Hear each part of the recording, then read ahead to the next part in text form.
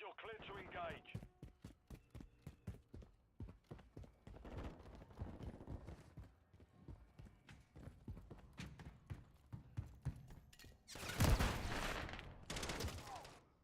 Hostile UAV in the area. Stun grenade out! Enemy UAV. Stun incoming! Throwing grenade! Oh shit!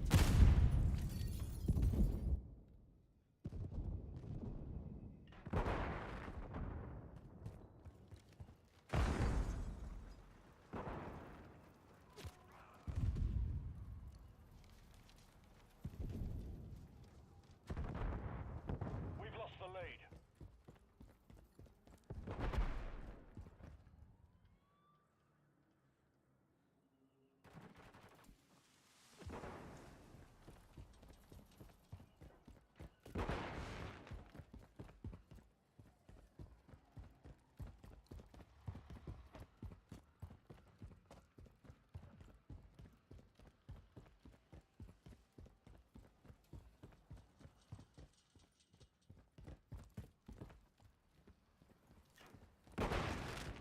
We've taken the lead.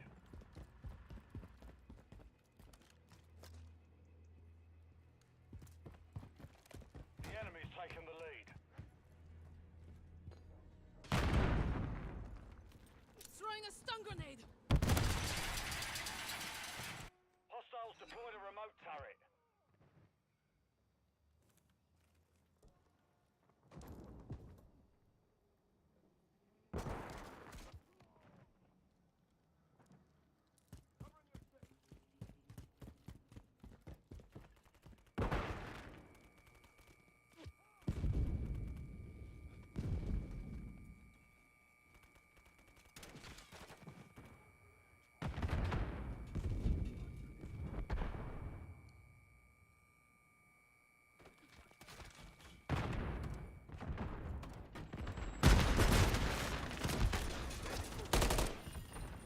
Stun grenade out! Oh shit!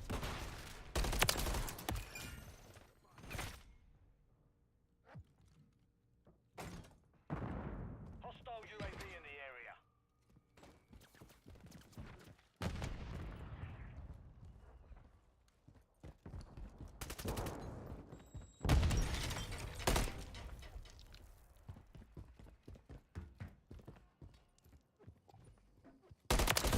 Enemy KIA!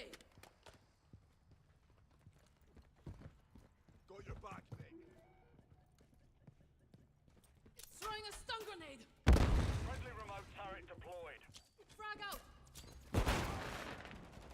Enemy holds the lead. Clock ticking. Loading fresh mag!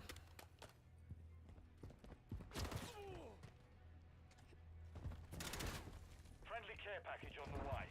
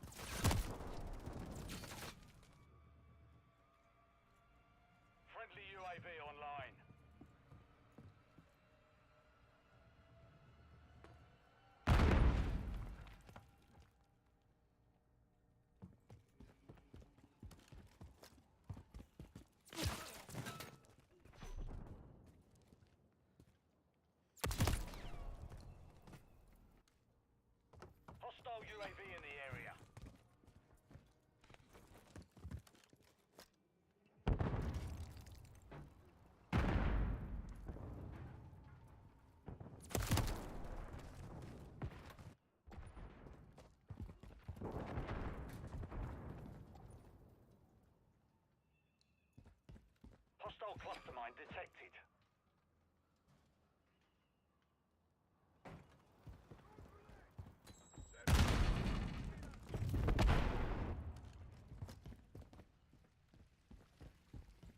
Friendly Guardian inbound. Friendly care package in the AO. Hostile SAE near your position.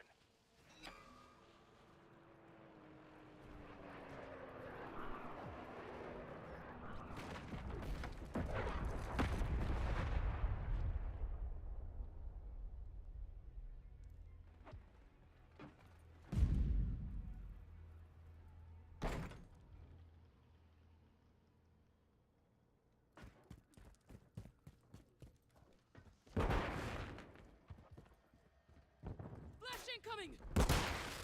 Friendly VTOL inbound.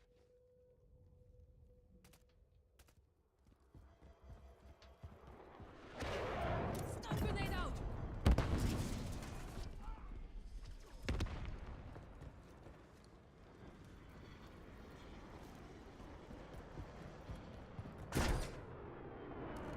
Throwing grenade!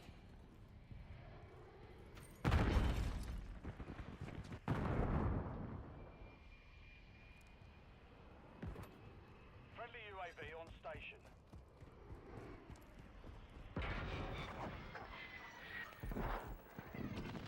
Friendly UAV on station.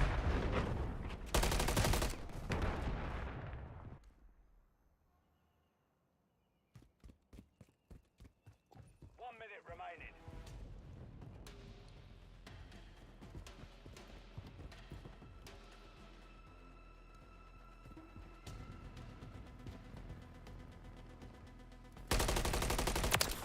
Changing mags!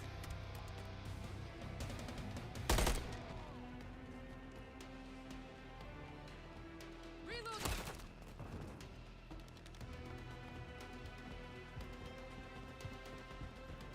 30 seconds remain.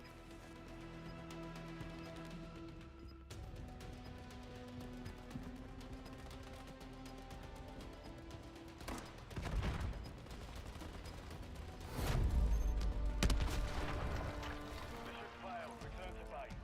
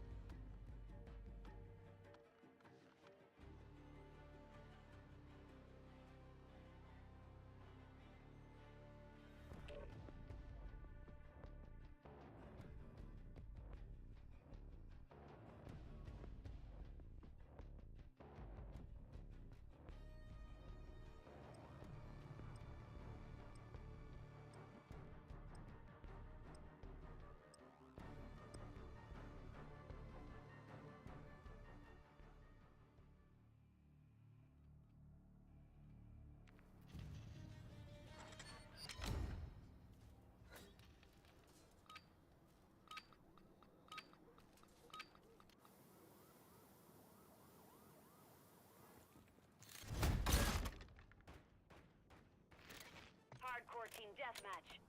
You're clear to engage any and all hostiles in the AO.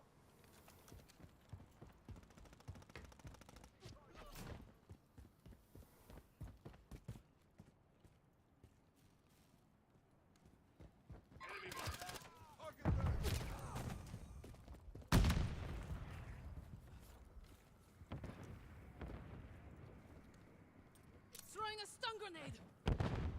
Target station. Helmet.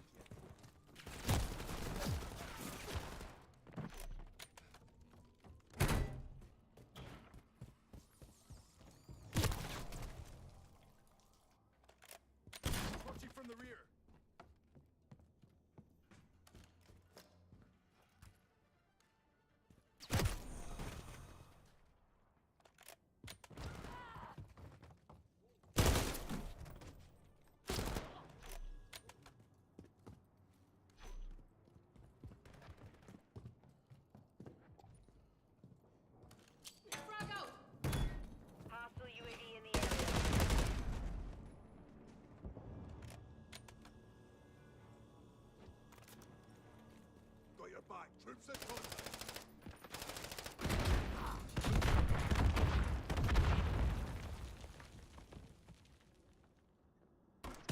Oh shit!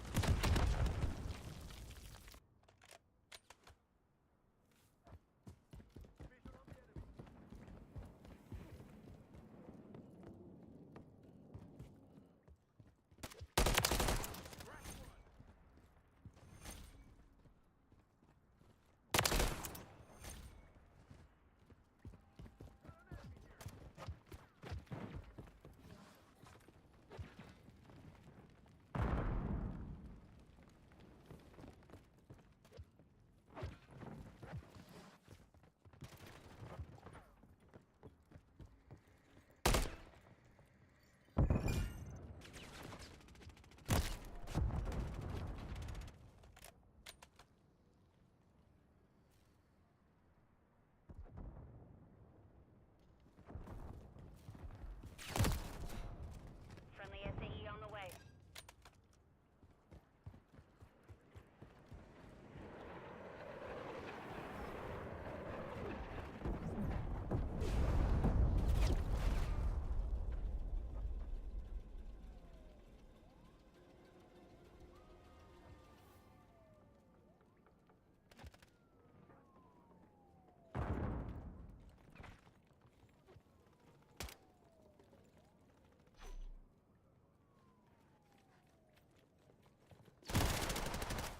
We've taken the lead. Enemy in the area. Taking effective fire.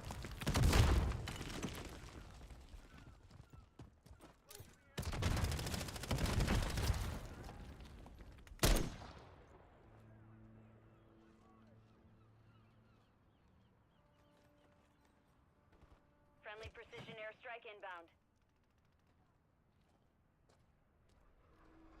Friendly UAV online.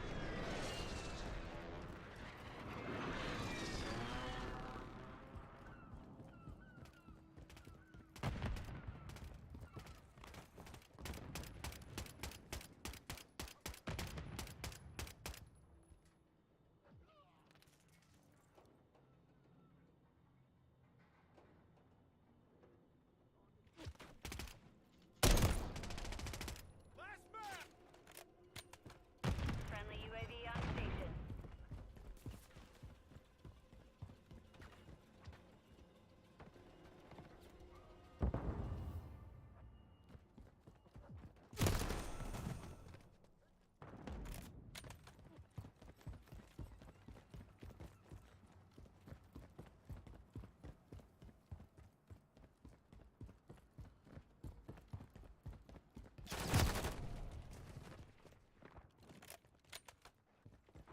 Got your back.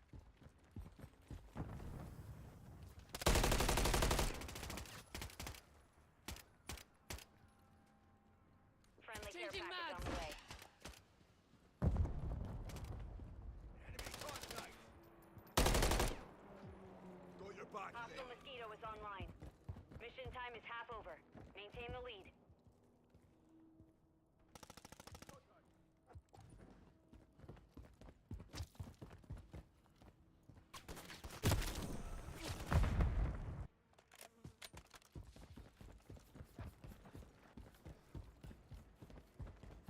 I'm on your six. Hostiles deployed a remote turret. We've lost the lead.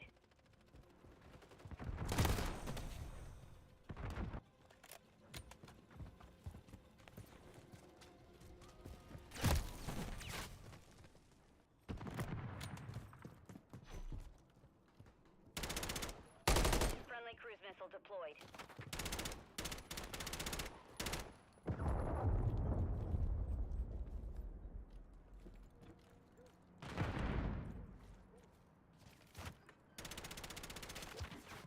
Friendly care package in the AO. Enemy UAV active.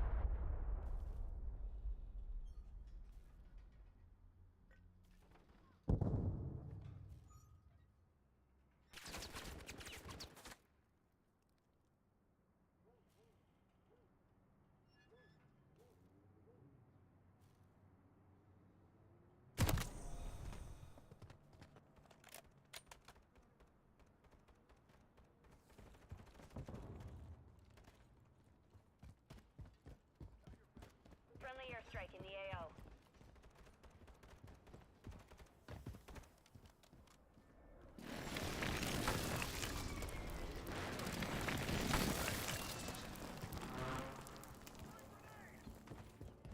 Going to fire.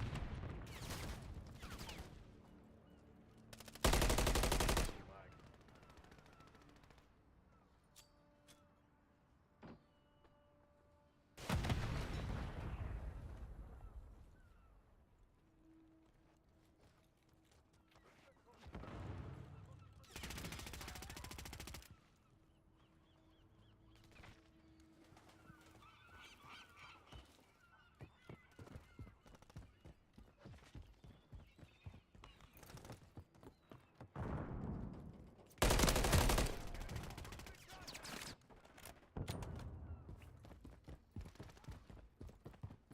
Friendly UAV online. Got it this time. Stun grenade out! We're getting hit hard.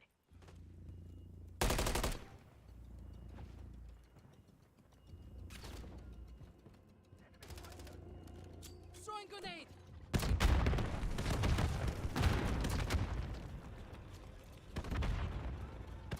We've secured the lead.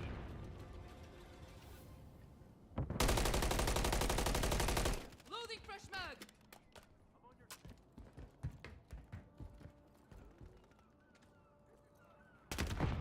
Changing mags. Enemies close. The mission is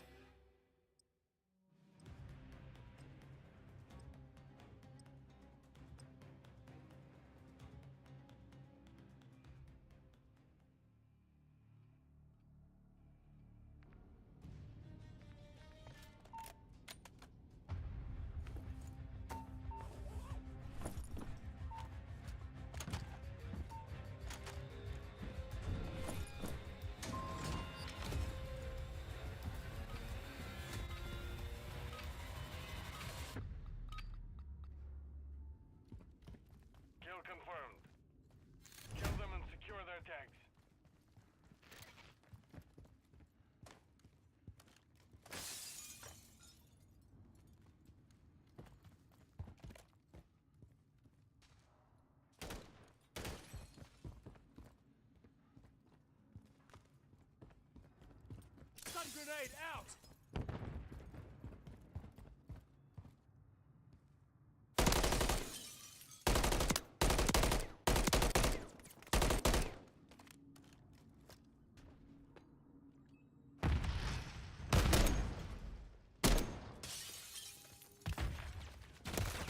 Taking rounds. Loading fresh mag. Grenade. Have taken the lead.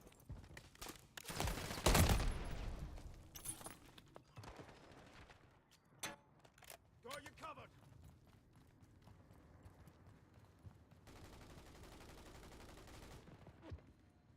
We've lost the lead.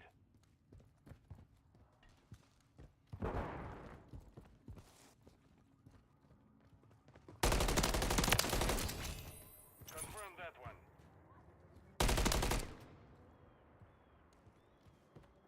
Swapping mags. Tossing stun.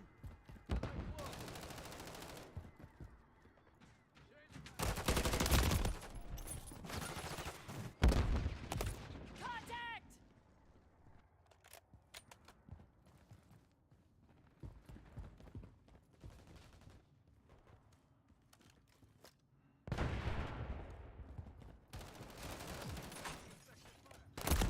Under fire. Hostile UAV in the area.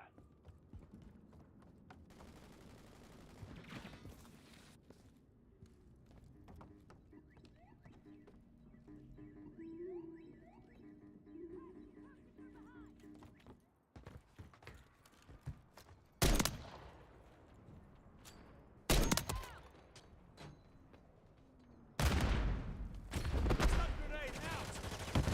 And fantastic. Aha! Same site. Watch your fire. I'm on your side. Got you covered. Enemy here!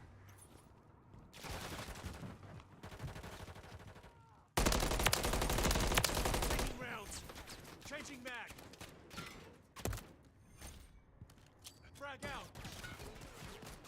Fan-fucking-tastic.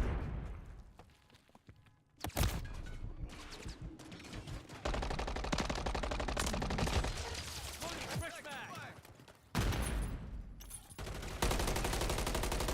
Fan-fucking-tastic. Tag secure. Kill Changing confirmed. mag.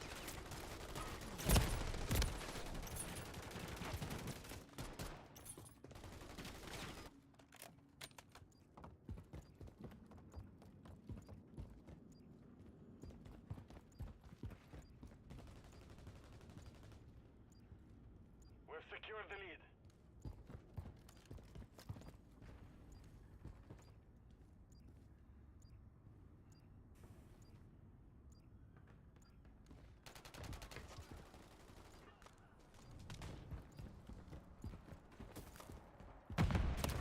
Under fire.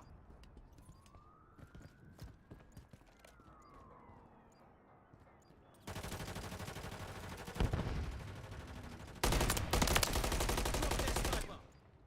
The enemy's taken the lead.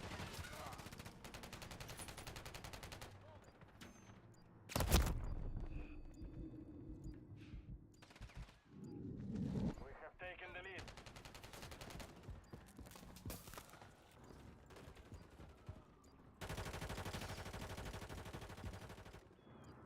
Destroy the target.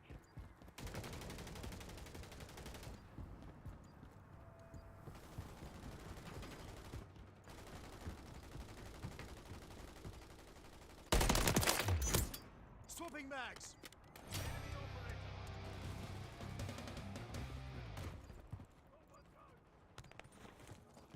Confirmed.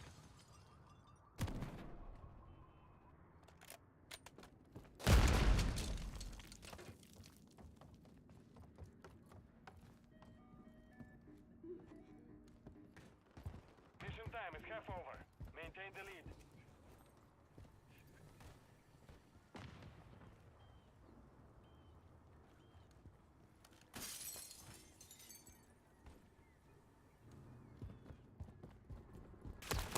Taking rounds.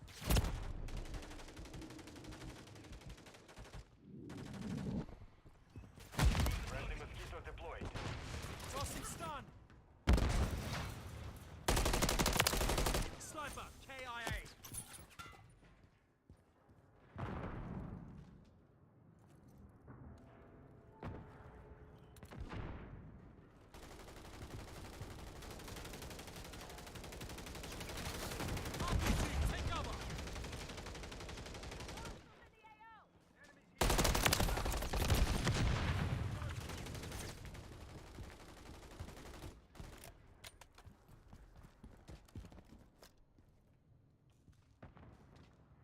you covered!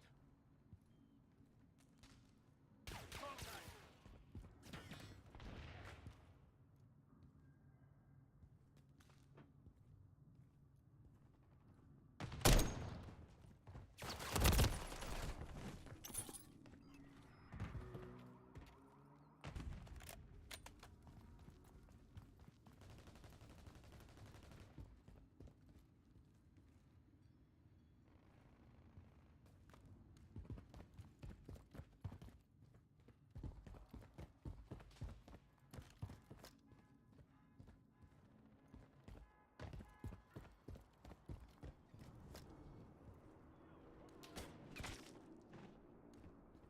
Stun grenade out!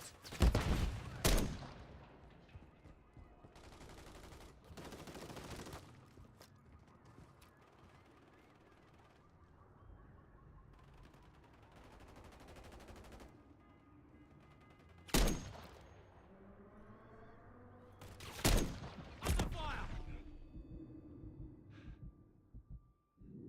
Enemy UAV active. Fantastic! You're halfway to mission complete. Finish it.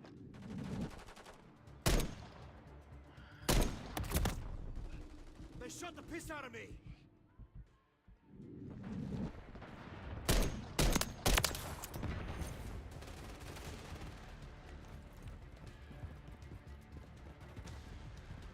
Grenade!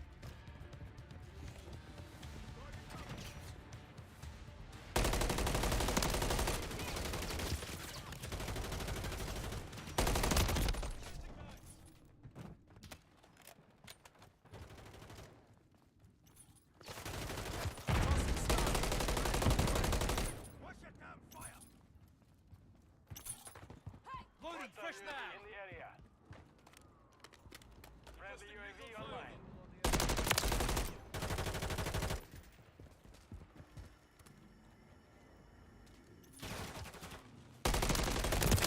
Taking rounds! Knocked one. I'm with you. Swapping mags! Watch your aim!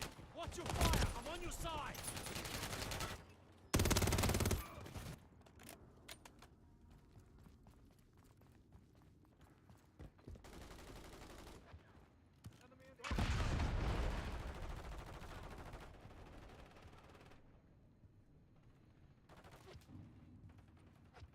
Enemy UAV active.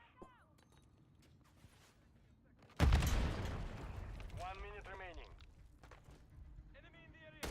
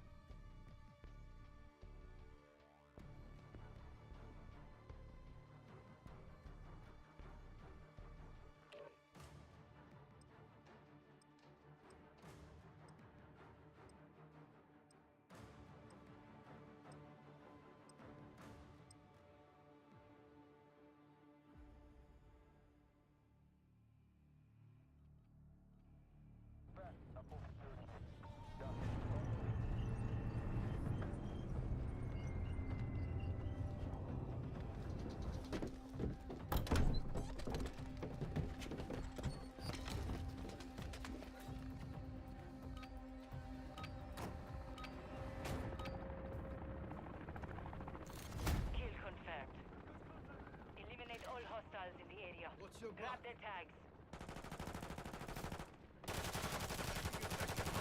We have taken the lead. One down.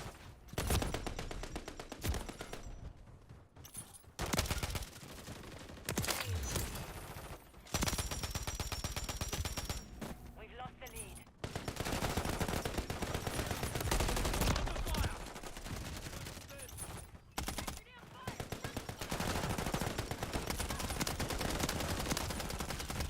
I am with you.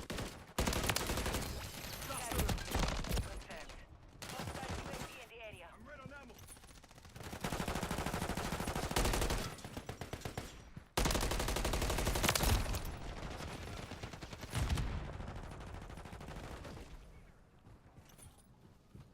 Kill confirmed.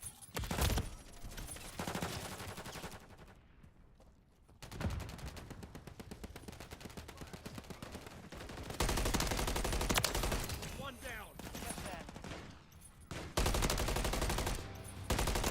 Changing mag.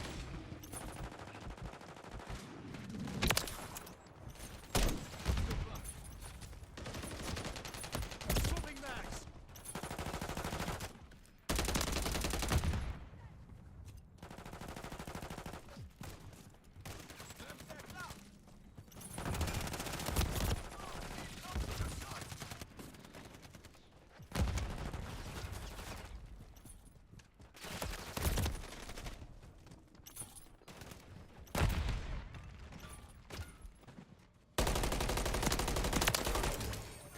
Confirmed that one.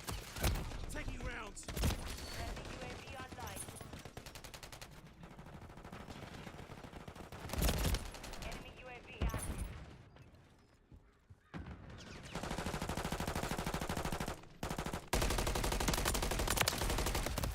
Under fire.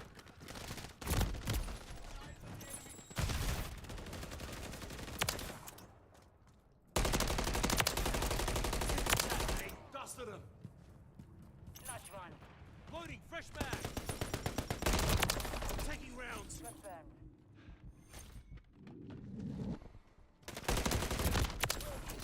Ain't much of a finisher. Notch one. Requesting recon flyover. Orbiting the AO. Recon is online. Confirmed. Ain't much of a finisher.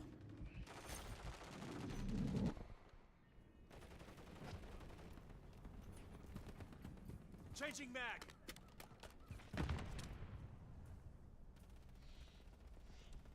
Be advised, UAV is exiting the AO.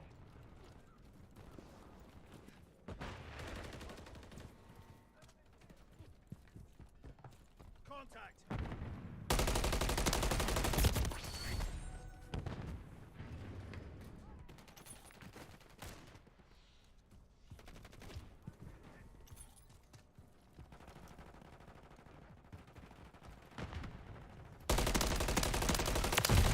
One down. Swapping mags. Confirmed that one.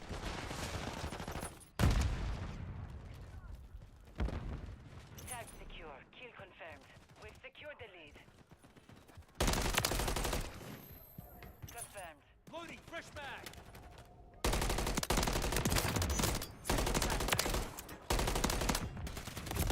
Under fire.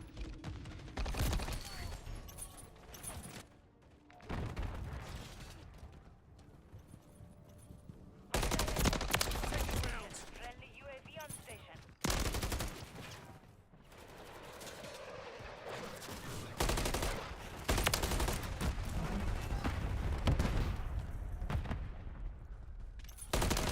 Mission complete. Finish it. Hostile mode.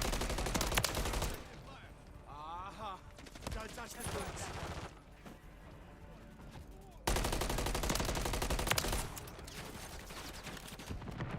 Flash incoming.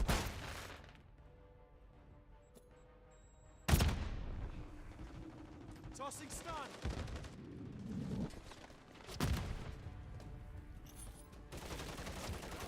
Mission time is half over. Maintain the lead.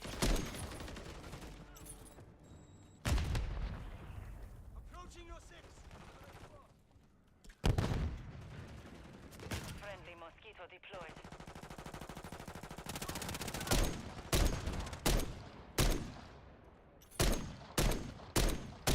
Hostile care Swapping package. mags. Dusted him. Do this all day. Deploy.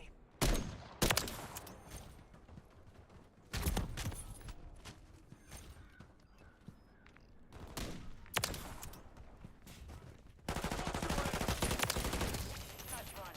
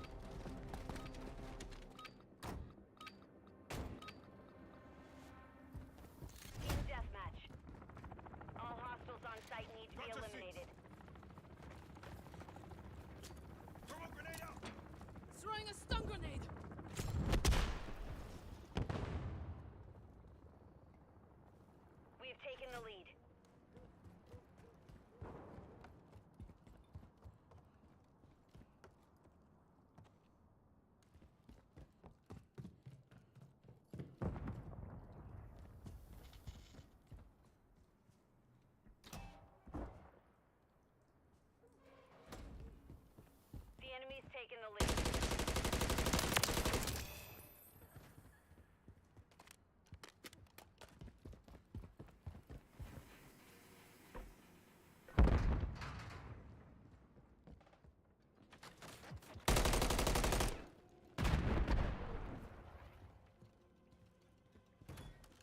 Frag out!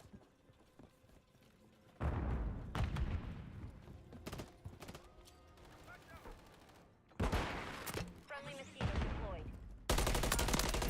Area. Hostile eliminated! Throw a grenade out!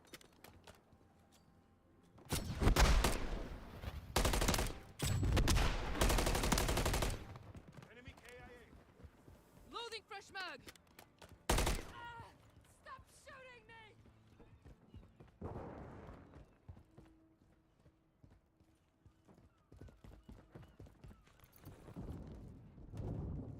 Enemy sniper!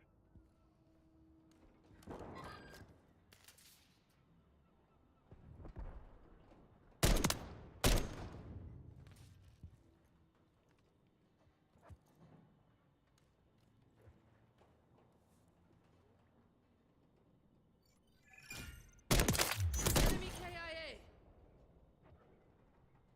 Changing mags!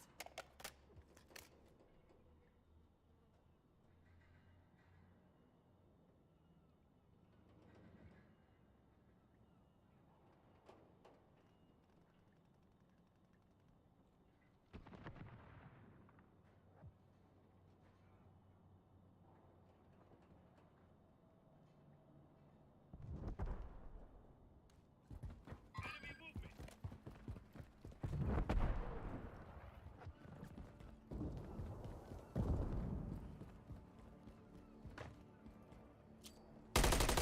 Standing by. Loading fresh mag! Requesting recon flyover. Copy that. UAV online and orbiting the AO. Got to 6.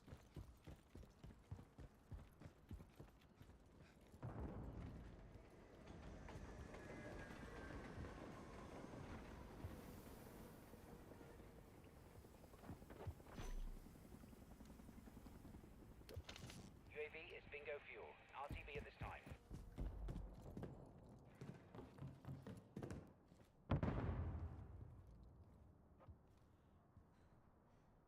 Enemy UAV active. Reloading!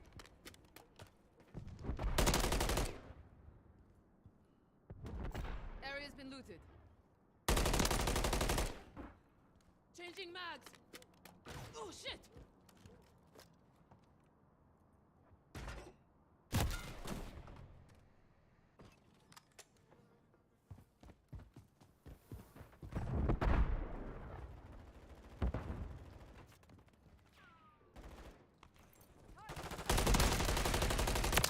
Loading fresh mag! Throwing grenade! Stun grenade out!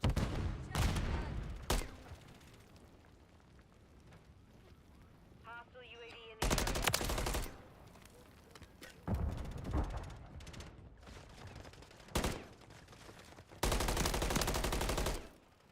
Enemy movement in the AO! Throwing grenade!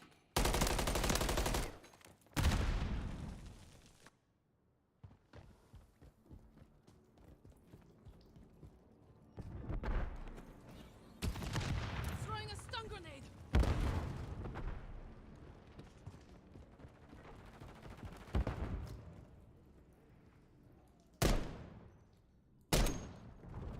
Don't shoot at friendlies!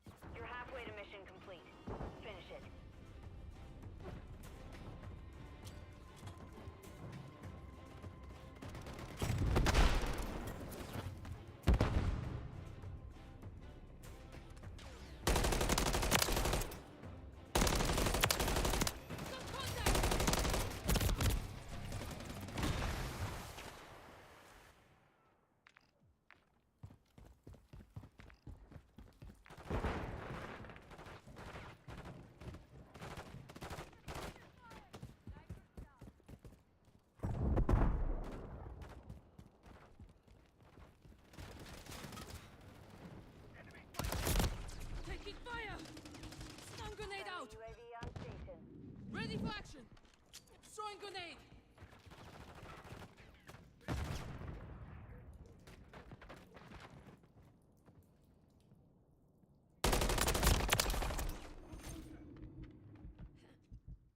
Semtex incoming!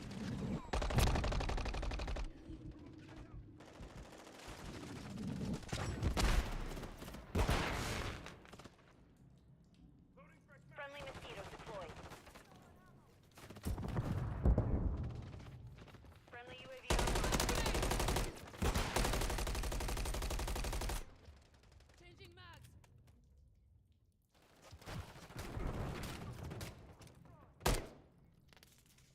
Enemy in the air!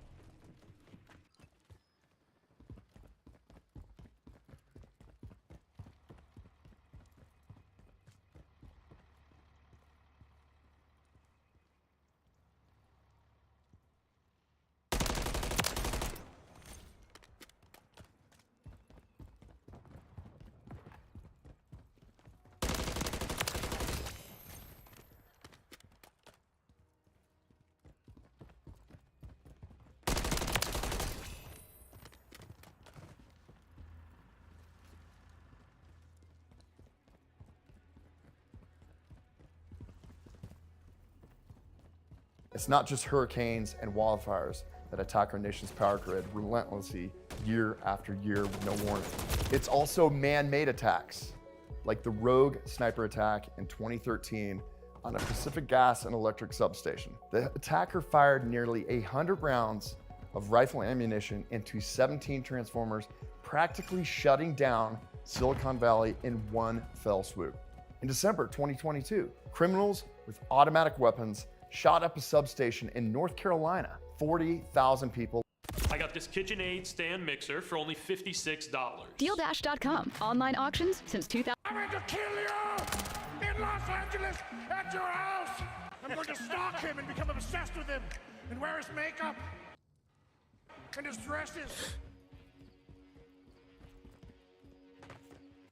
Do you blame yourself? What? Well, it's quite common in this situation for a patient to feel a kind of guilt. What situation?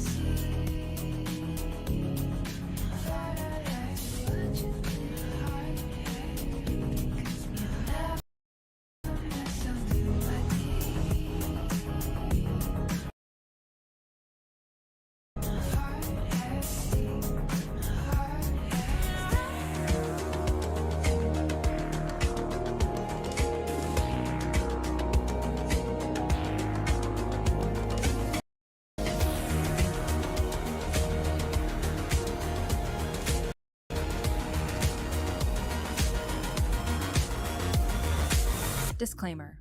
If you want to stop me, you're going to have to do a lot more than ban me. If you're uncomfortable with the subjects of this show, that's on you. I will no longer be apologizing for doing what I do. If something offends you, it's satire. If it doesn't, I meant every word. Enjoy the show. Well, we're having obviously an acceleration of cases now. We're having now the beginning of what's called community spread. I can't give you an exact time frame, in part because they have to go through a review process. Oh, someone's down right here. You could easily hack into them. I also want to talk about an update to a warning regarding a complication to the J&J vaccine. Why is gas so expensive, and why is the United States inflation rate at a 4-time decade high?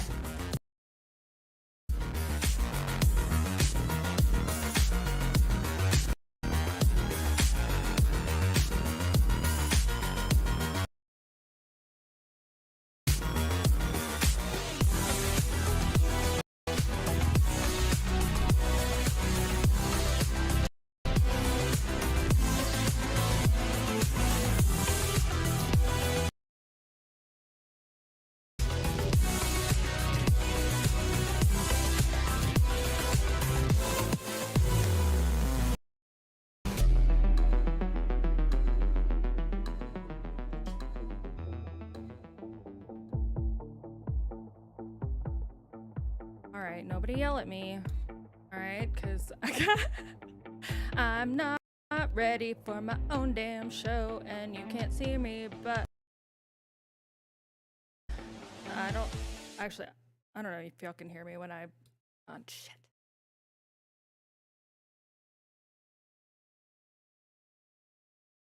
Alright, first of all, there's that. And second of all, yes, the old microphone is back, but there's a reason for that. Third of all, hang on, I still gotta move all the stuff to the right spot on the screen over here. So there's that. And fourth of all, I have a new light and I can't figure out how to set the white balance on it. So like I keep becoming various shades of like plum pink. And while there is definitely like a pink peachy kind of quality, my skin tone usually, it's a little extra. So anyways, I hope you can hear me. I did make some adjustments to like everything right before the stream started, because that's never been a bad idea before. But in my defense, it was in the pursuit of greatness. And here we are. So good evening, everyone. And welcome to Big Dig Energy, coming to you live on Rumble, Odyssey, Foxhole, and Twitter. It's Tuesday! It's Super Tuesday! Bow, bow, bow, bow, bow, bow. Yeah, that sounded like Blue's Clues, kind of. But I didn't mean it to, but it kind of did. It's Tuesday, and it is. The show is going to start now. Shut up, Donktum. Get out of here. What did you make, like one meme in 2016? I'm just kidding, I'm sorry. Oh, God. Listen, I didn't get to be a mean girl in high school because I played the clarinet too much, so you know what? Actually, I didn't even play the clarinet that well either. That was kind of the whole, kind of the sad part of it. I just didn't want to go to PE. Anyways, hi Donktum, how are you? Well, shit. What was I saying? I say it every time. It's Super Tuesday. Well, I don't say that every time because it's not usually Super Tuesday. In it is March 5th. It's March, y'all. We did it. March 5th, 2024, in the year of our Lord, a little bit after 9 o'clock p.m. Central Standard Time where I is. It is 9:12 p.m. Central Standard Time where I is. And I don't know what time it is where you is, but I'm happy that you're here with me and all the rest of us. You could be anywhere with anyone, doing anything or anyone. I'm frantically closing windows over there, but you're not. You're here. That's pretty cool. So thanks for being here. Again, there is absolutely no minute like the last minute. So what? Saucy, Mr. Saucy's back, which I hopefully there's not going to be the weird like crackly noise, because I do have the new microphone, and while I do like it very much, I'm going to wait until I have granted, this one's very squeaky, as you can hear, but it doesn't actually, this crane mic holder that I have does not work with the one that I, with the Yeti guy. What is wrong with me? I don't know. So I'm gonna wait until I can get the crane for it, which hopefully will be within the next week or so. I don't know about the rest of y'all, and this is not like a grift thing. This is just the facts of life, which I think was also a TV show. That's not a reference to that. It's just the facts of life, where with it being a slightly short month last month, and there being a bank holiday right before all my scheduled payouts, I'm broke as hell right now. So I'm gonna wait like a week, but I'm gonna order it off the Amazon. Thank you, Jeffrey Bezos, for granting us yet another, week on this earth, I guess. But I'll order one on Amazon and have it hopefully by next week. But in the meantime,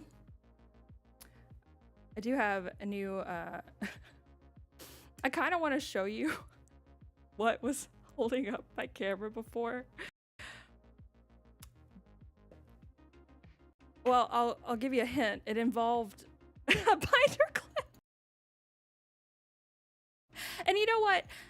It involved a binder clip for well over a year, and it worked. It now involves some zip ties, but that will be soon remedied. But I do have a new light, and this is as low as the light gets, and I am a creature of, or a cave critter, I guess, so I don't like it. So anyways, enough about me. How are you today? You look nice. Okay, cool. Well, it's Super Tuesday, so I've got, there's election stuff going on. I have some stuff about the Digital Markets Act, because that's still a thing. Digital Services Act, Digital Markets Act. We've been talking about that for like, I don't know, a year. You might have heard of it. Sweaty, look it up. So we're gonna talk about that. I've also got a lady named Barbara, which, I'm sorry, if your name is Barbara, I am so sorry. I'm sure you are delightful, but I have not met many people named Barbara that are enjoyable. But there's a lady on the I wrote a book, let me grift about it circuit right now, who made an appearance on Rachel Maddow's show. This was, I guess, about a week ago now, and who also just published an article for Time. And Time is the one that that wrote the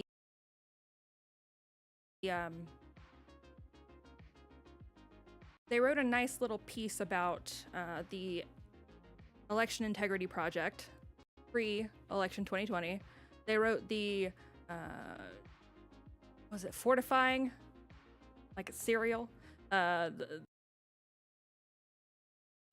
shadow campaign that fortified the election after. And now Barbara McQuade, who also went on Rachel Maddow's show, Morning Joe, a lot of MSNBC, because she has MSNBC tier takes, views, etc. But her piece for Time magazine, I think, is worth revisiting, because there's a few people quoted in there, including Renee DeResta. I don't know how to say her name, and I don't, say anything, to be quite honest with you. She quotes a few people, mentions a few people that I think is worth combing through, so I have that. But who knows? The world is our oyster, and we're the pearls. I do have some announcements and all that, but I'm gonna go ahead and say I'm gonna go ahead and say hi to everyone real quick, and then we're gonna get right on down into it. I also don't have the show notes open yet. I do have, as a consolation prize, I watched it back. It's very embarrassing. I was recording because I downloaded some new software for the microphone. Again, I haven't checked the chat yet. It might sound terrible. I don't know. but I did, I do test these things somewhat most of the time. And I tested right before I went to go like hop in the shower really quick for the show. And it's awful, but it's funny. So if I start to lose you, just let me know and I'll embarrass myself for your amusement. So, all right, I got the show notes up. Let me say hi. We'll get on down into it. But also, sorry for not being here on Saturday.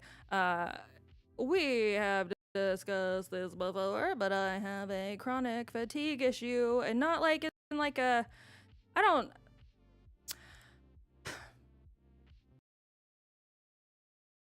In every woman's life, it tends to be just fine. I take B12 shots every 2 weeks, but every now and then,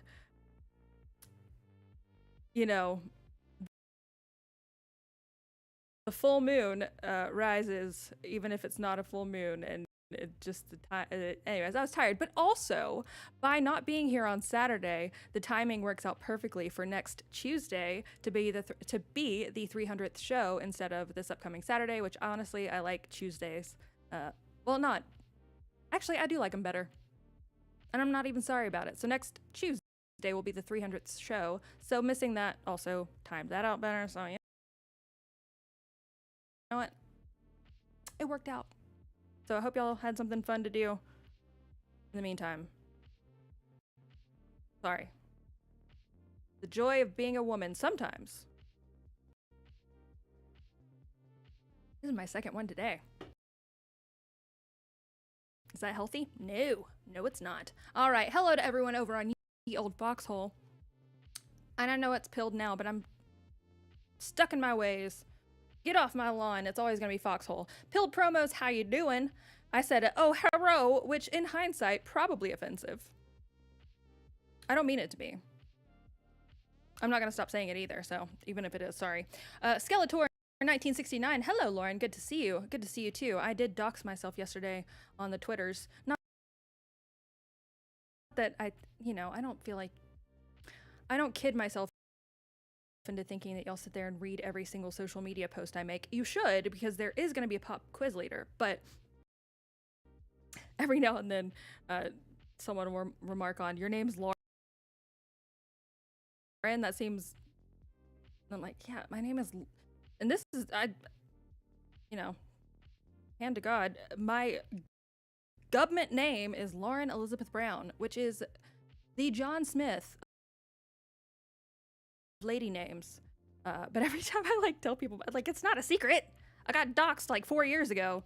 But every time I tell people, they're like, oh, be careful. Like, that ship sailed a very long time ago. It has left the harbor.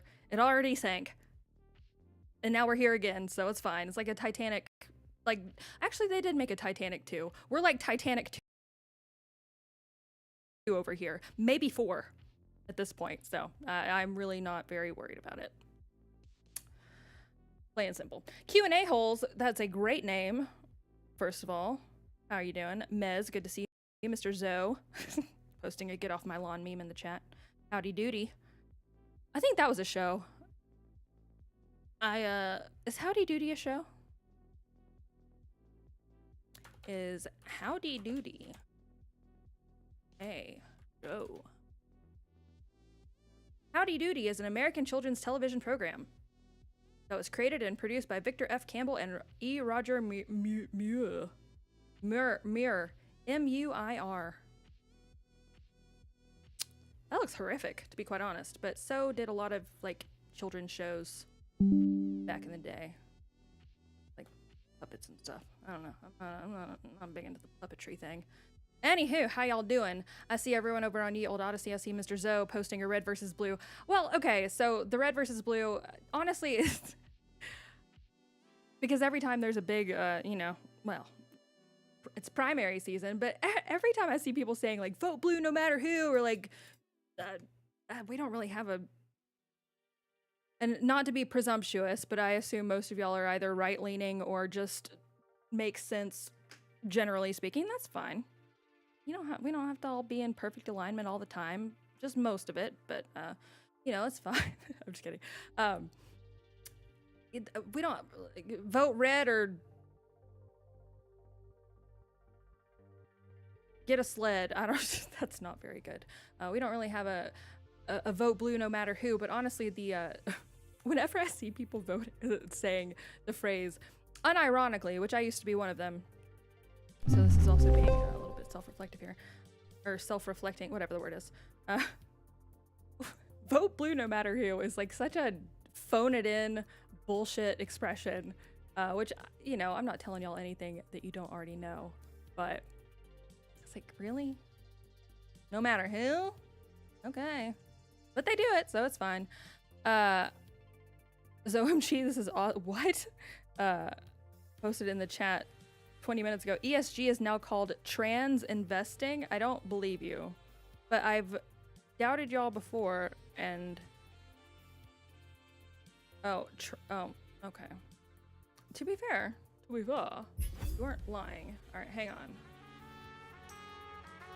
Let me scoot this on over. No.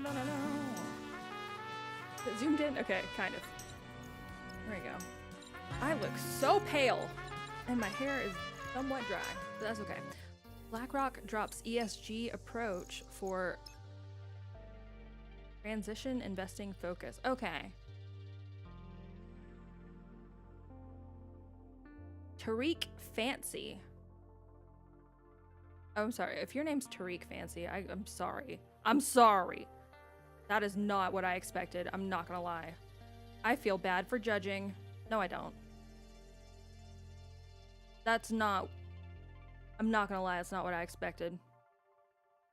This is where you learn to not judge a book by its cover, which is cool because I did take 38% of a racial sensitivity thing earlier for North Face, apparently, is offering people 20% off of I don't know if it's off a total purchase or off of like one thing. If you take an hour-long racial justice course on their stupid website, and I was like, that sounds hilarious. I made it 38% of the way, and I did skip through almost every single video. I learned that you could just game the like, you could just scroll towards the end and then let like the last 5 seconds roll out, and then it would let you go ahead. But like it estimated it would take an hour long, or an hour to do. Anyways, what was I talking about? That's not who I would expect when I see the name Tariq Fancy. That's all I'm saying. And more. That's not all I'm saying. I say a whole lot more.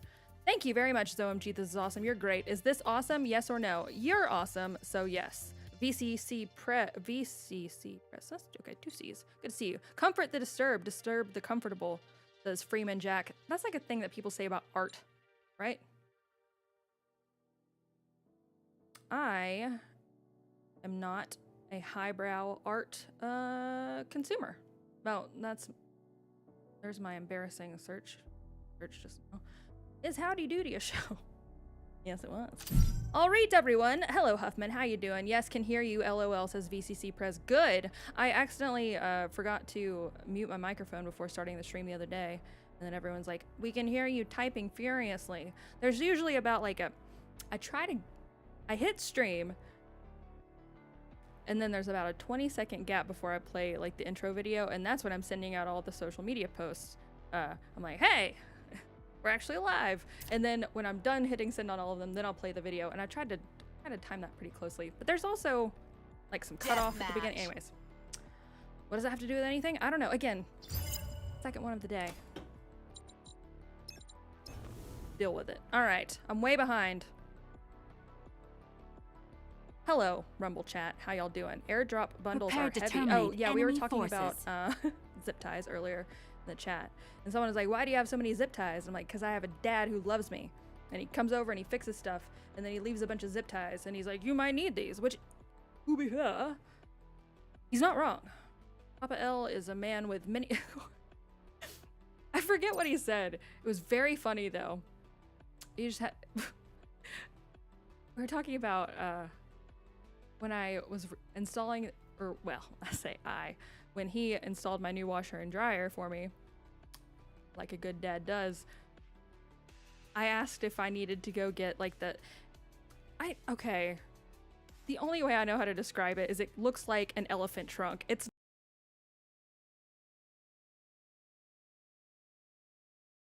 Not, obviously. It's like, but it's like a slinky.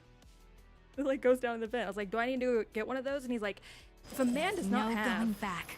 at least like 10 extra feet of that somewhere in his house, he's not a man. It's like, okay, well, I didn't get this rule book personally, you know. So I don't know, but anyways, long story short, he did not need to go get any because he and zip ties and duct tape and everything else. And also he's the best dad ever.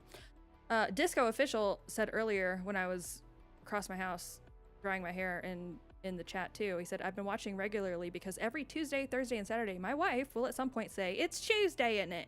Which is not true on some of those days, but I do love that. And it, well, you know, it's always like the Jimmy Buffett is 5 o'clock somewhere. It's Tuesday somewhere, maybe. Not really. That's, no, anyways. It's more of a,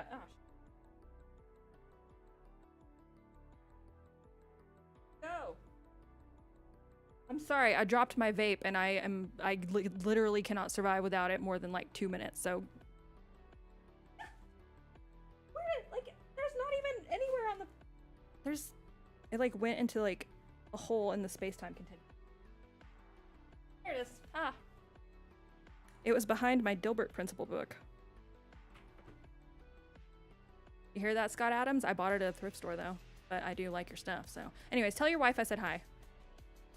I'm only gonna read the ones where people paid for me to read their chats because I'm way behind. Samwise1, thank you for the $5 hairs. $5 for taking that cringe test. I didn't even take the whole thing.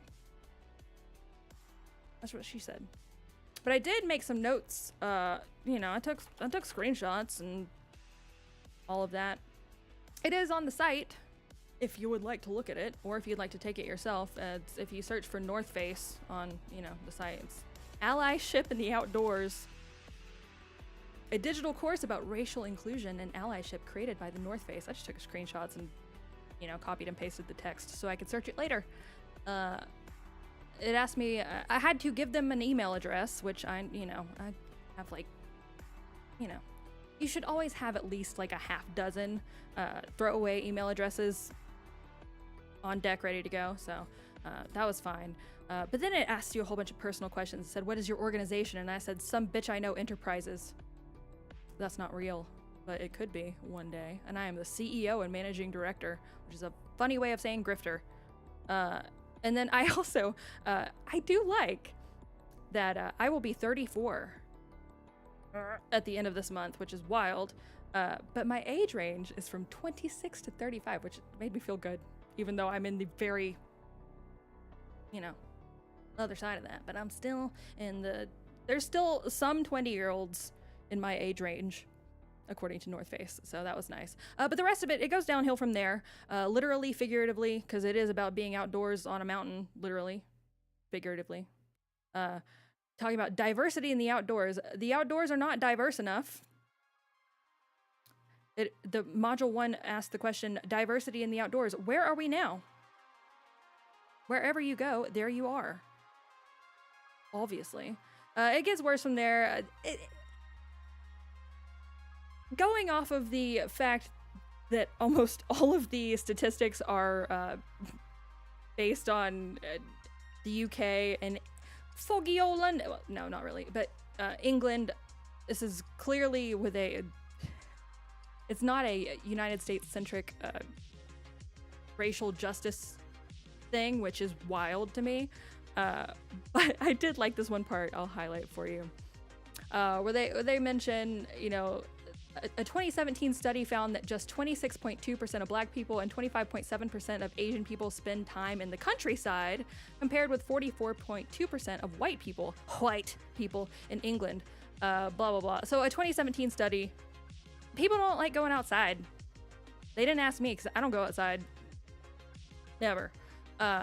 Then it goes on to say that it used to be, going outside used to be just for the boys, but now girls are going outside too. That's good. That opened up a new conversation. And then, again, keep in mind that this is like a very much like UK English thing, right? And then it just like mentions George Floyd, which is like a hard pivot, to be honest. And I I did highlight their Black Lives Matter definition as a political and social movement that seeks to highlight racism, discrimination, and racial inequality experienced by Black people, capital B, and promote anti-racism. Its primary concerns are incidents of police brutality and racially motivated violence against Black people. Anyways, it was all downhill from here. I did tap out halfway through Module 2, 38%, close enough. So, privilege can give us access to the outdoors. Tell that to a homeless person. I'm sorry. And that means some people can enjoy advantages that they inherit from birth and or accumulate over time. For example, aspects of identity that can give privilege relate to race, religion, gender, wealth, sexual orientation, ability, or citizenship status. For 20% off of a jacket. Anyways, I wasn't gonna get a jacket anyways, but I did tap out. I thought it'd be funny, like do it for the meme, but it was not. It was not even that funny, to be honest. But I did get some, information on where these studies are coming from. Like, this model was developed by the Student Engagement Learning and Behavior Research Group and adapted by More Diversity. And it's like MOR with a accent over the O. So I did, if you read through stuff, like wanting to really read through it and with a fine-tooth comb, this is who helped, develop the North Face racism for 20% off class. Again, not worth it, but be a diversity and inclusion champion. This is morediversity.com, MOR diversity.com if you'd like to look at it. And they are linked again if you search for North Face on the site. I don't know why you would, but it is in there. You can get a link to the actual thing if you'd like to take it yourself. If anyone makes it to 100%, I won't give you anything, but I would be very keen to see where it goes, to be quite honest. And then I did there's of course the Fortune magazine. I have a love-hate relationship with Fortune magazine because I hate it, but I love it because it's so, I don't know who these articles are for. Clearly not me, but I read them anyways. They published an article earlier. Gen Z approved clothing giant, the North Face. Really? North Face has been around since, I don't. The North Face founding 1966. So I really do love Gen Z. I really do. And if you are a part of Gen Z, I love you, okay? But I do find it very weird that a pretty big hallmark of a lot of Gen Z culture is discovering stuff that was already a thing and then being like, we discovered this. Like Y2K fashion. I'm sorry, what? It's cute. I like it, but it's just weird. Who discovered the North? I don't know. Granted, this is Fortune magazine, which is written for I don't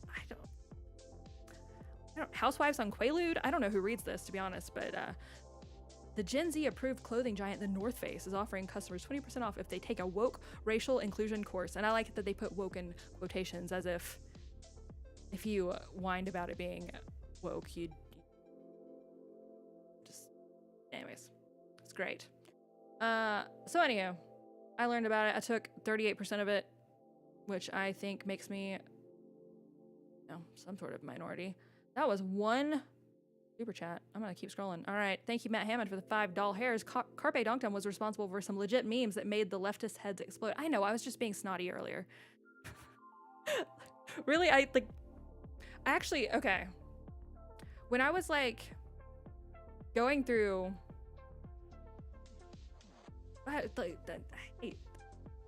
it's both super handy and also I find it for whatever reason I feel cringy whenever I say it. But when I was going through my red pill moment or whatever, I used to, because I was a Redditor at one point in my life, which is embarrassing in and of itself. I used to participate in a subreddit that has since been banned. You might be able to guess if you were part of it, called The Donald. And I actually came across, this was before I really participated on Twitter at all. I came across Carpe Donktum's memes on there. So before I rejoined Twitter in like mid 2019, I was a Carpe Donktum fan, so because of Reddit.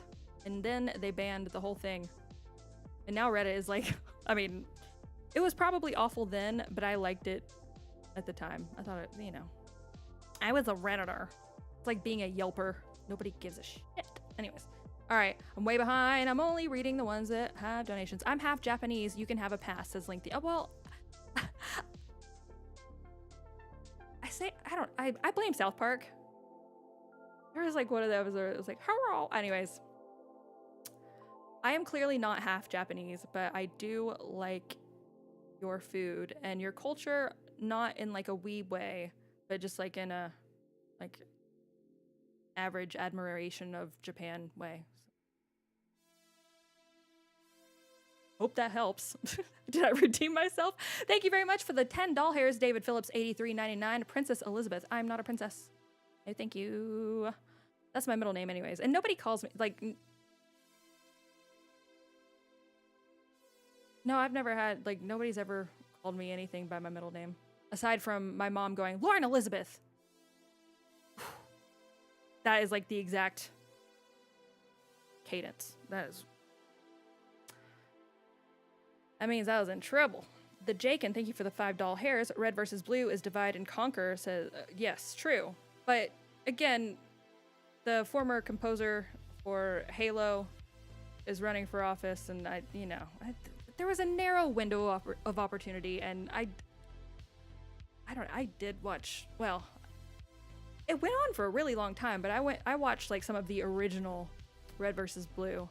And at the time, I really liked Caboose, which I don't know what that says about me. Right? Caboose is like the kind of dumb one. I always thought he was funny. Anywho, Chicago Faucet, thanks for the doll hair. Elle, what's with the sudden loud sigh at the beginning of your intro? I don't know. I thought it sounded cool and interesting, and it's up for your own interpretation. It's like a fever dream of an intro that I haven't touched or edited at all in like 2 years. So I don't know. I don't know what I was thinking then. It's like a bunch of random sound clips that I liked, that I tried to make sense of. Anyways. Revan UPL, message was removed by moderator, but thanks for the $1. I don't know if you get that back, but thanks for deleting it, I guess. The Shadow Band, thanks for the $5 hairs. Please file corporate taxes under Some Bitch I Know Enterprises. I will do that. Thank you. Damn, you got all your messages removed. What did he do? What did Revan do? Damn. Carpe Donktum says, could you do a deep dive into something for me? I've tried, but I've never been able to wrap my head around it. I know you can help explain it to me. I don't know if this is, I'm getting pretty caught up. I don't know if this is like a lead into like a joke on my, like, about me, but, if you're being serious, absolutely. And if this is like a lead-in for a joke, then I'll get there pretty soon. Wigno says, Caboose says that you like fun retards. We know this. That's why we're here. That's true. Well, granted, the first one came out in like 2003? Hang on. Red versus Blue. Rooster Teeth. When did the first one come out? April 1st, 2003. I looked at that earlier. Wild. I was 13 years old. So yeah, of course I love Caboose. I was like, but not for, because I genuinely thought it was like super duper funny. It was like the peak of humor. So anyways, I never claimed to have a,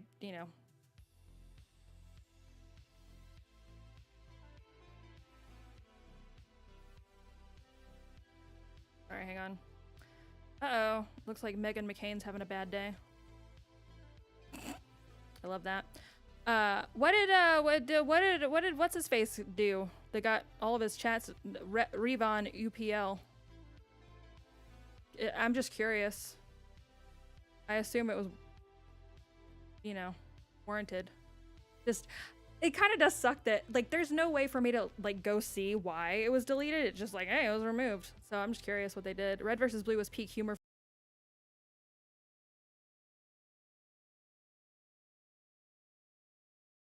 a bit, then it got serious. That is true. I mean, they made how many seasons of it? Number of episodes, 338 plus 26 from a miniseries. 18 seasons. Yeah, I think I saw maybe like the first like 2 seasons, maybe. There was like a ghost in a tank and he fell in love with the tank or something. God, I don't know. It's been a long time. Silent got him for something. All right, well, to be quite honest, if Silent, sure.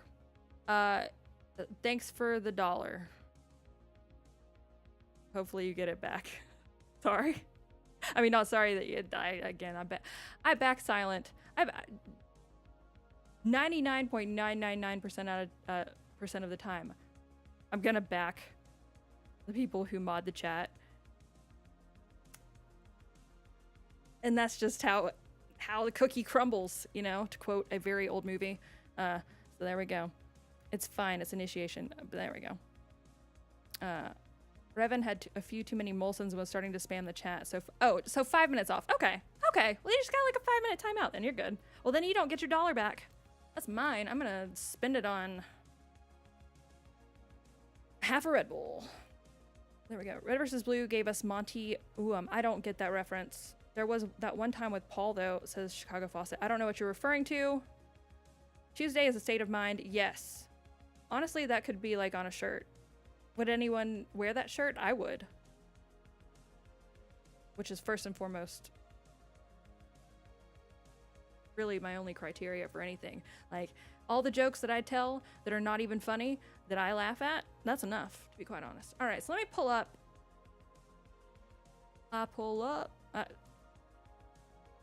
So gangster of me. All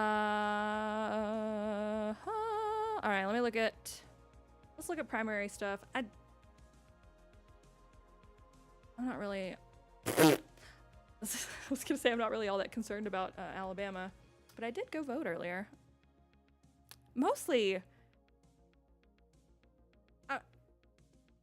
the primary in Alabama is pretty safe, but there were some other little things to vote for, and also I just hate Nikki Haley. I hate her. So it was more so like I kind of like how people are voting for Nikki Haley to vote against Trump. I voted for Trump against Nikki Haley just for the primary alone.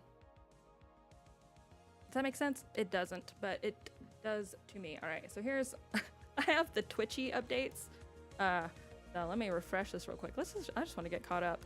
There's kind of this weird thing that happens right before the show starts, wherein about 2 hours before the streams, I really kind of stopped taking in new information, because I'm trying to, well, clearly not to much success, but I'm trying to have some sort of cohesive idea of where the show is going to go. I've got my notes kind of lined out, and I'm filling them out on the, for the site. Again, if nobody reads it, I read it. It's fine. So I'm just not up to date. Jason Palmer beat out Joe Biden to win the Democrat primary in American Samoa, convinced the people there that he is very popular on the mainland. That sounds like a reference to something that I don't get.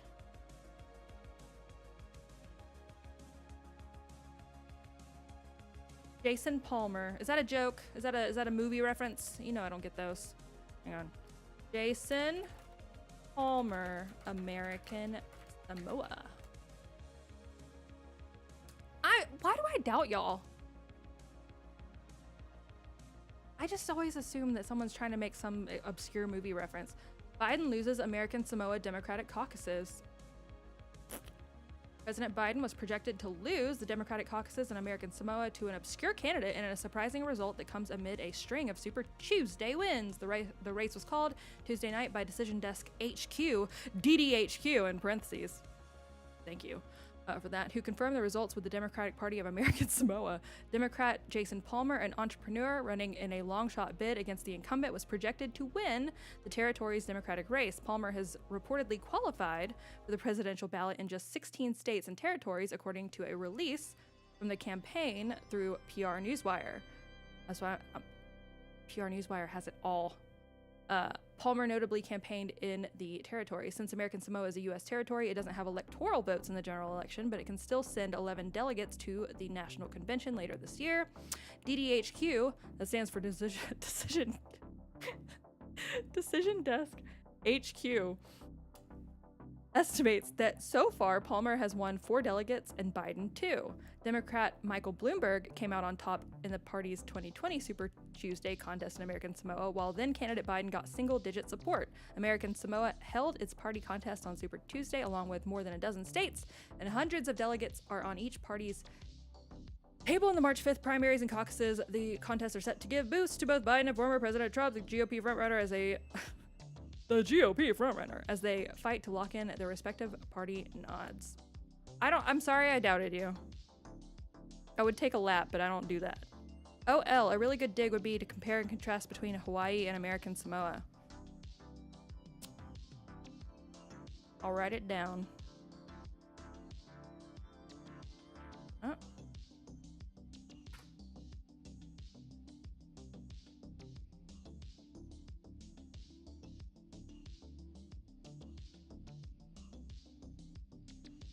Here, hang on. I'll get where you need to see how the sausage is made. It's gonna go down here next to. I did add some new stuff. Actually, I gotta add my. Now I gotta add my notes from March 2024. What is? I'm just gonna copy and paste your super chat. We call them super chats here. Your Rumble rant. I think that's what it actually is. Chicago Faucet. Okay, cool. Heaven's Gate and Hale-Bopp Comet.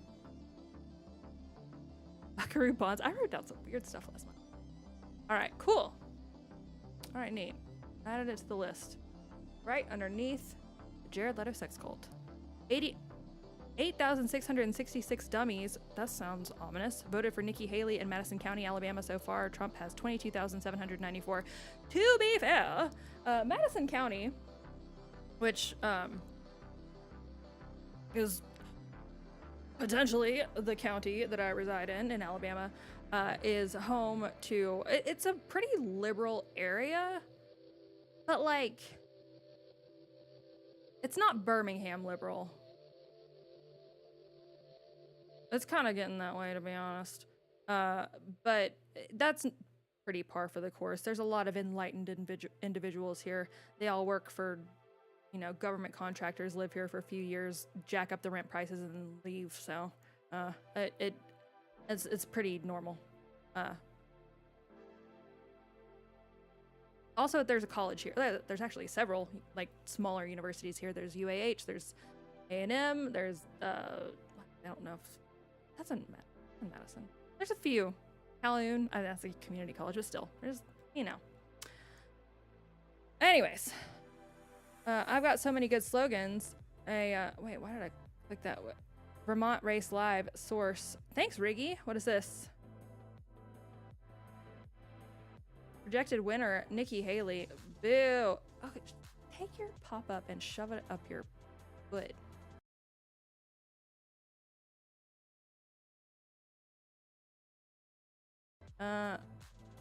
Jeez.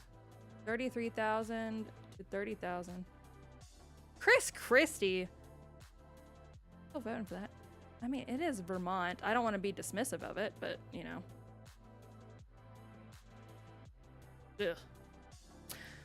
Ugh. Thanks, Riggy. I've got so many good slogans. A little Nikki on your dicky, got a Nimrata like a endless war, pick this whore. I know that did not have the cadence that you probably intended it for it to have, but there we go. Here's the campaign video. Okay, so to follow this thread back, this is the campaign video, according to Santa Margarita, for Jason Palmer, who is the American Samoa fella who beat Biden, kind of.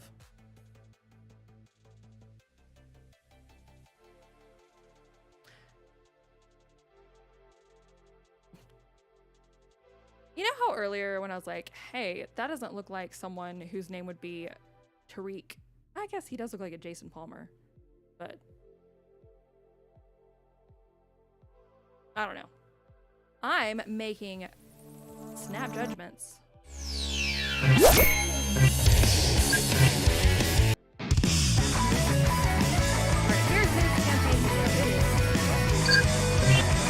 Unmute it yet, so headphone warning.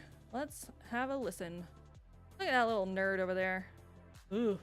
I'm asking for your support and vote and would love to talk to you about why I believe I'm the best candidate for American Sign. Sorry, I'm gonna read the signs. Vote for Jason Palmer. Let's rebuild the American dream. I like that it's in quotes. President 2024, vote for Jason Palmer. Let's rebuild the American dream. Okay, so they wrote it twice. Rebuilding the American dream. Living the American dream. Democratic president candidate. Okay. I mean, nice. Samoa, a beautiful and diverse territory that needs much more attention and support. I like how, like, here, I'm about to make a very obvious observation that everyone else has already made. I like how, like, any sort of, like, ethnically homogenous area, like American Samoa, which is, ironically enough, not really diverse, like, oh, there's a whole bunch of people that are not white that are also all, like, share a lot of, like, immutable characteristics and whatnot. Like, oh, look how diverse it is. It's actually not.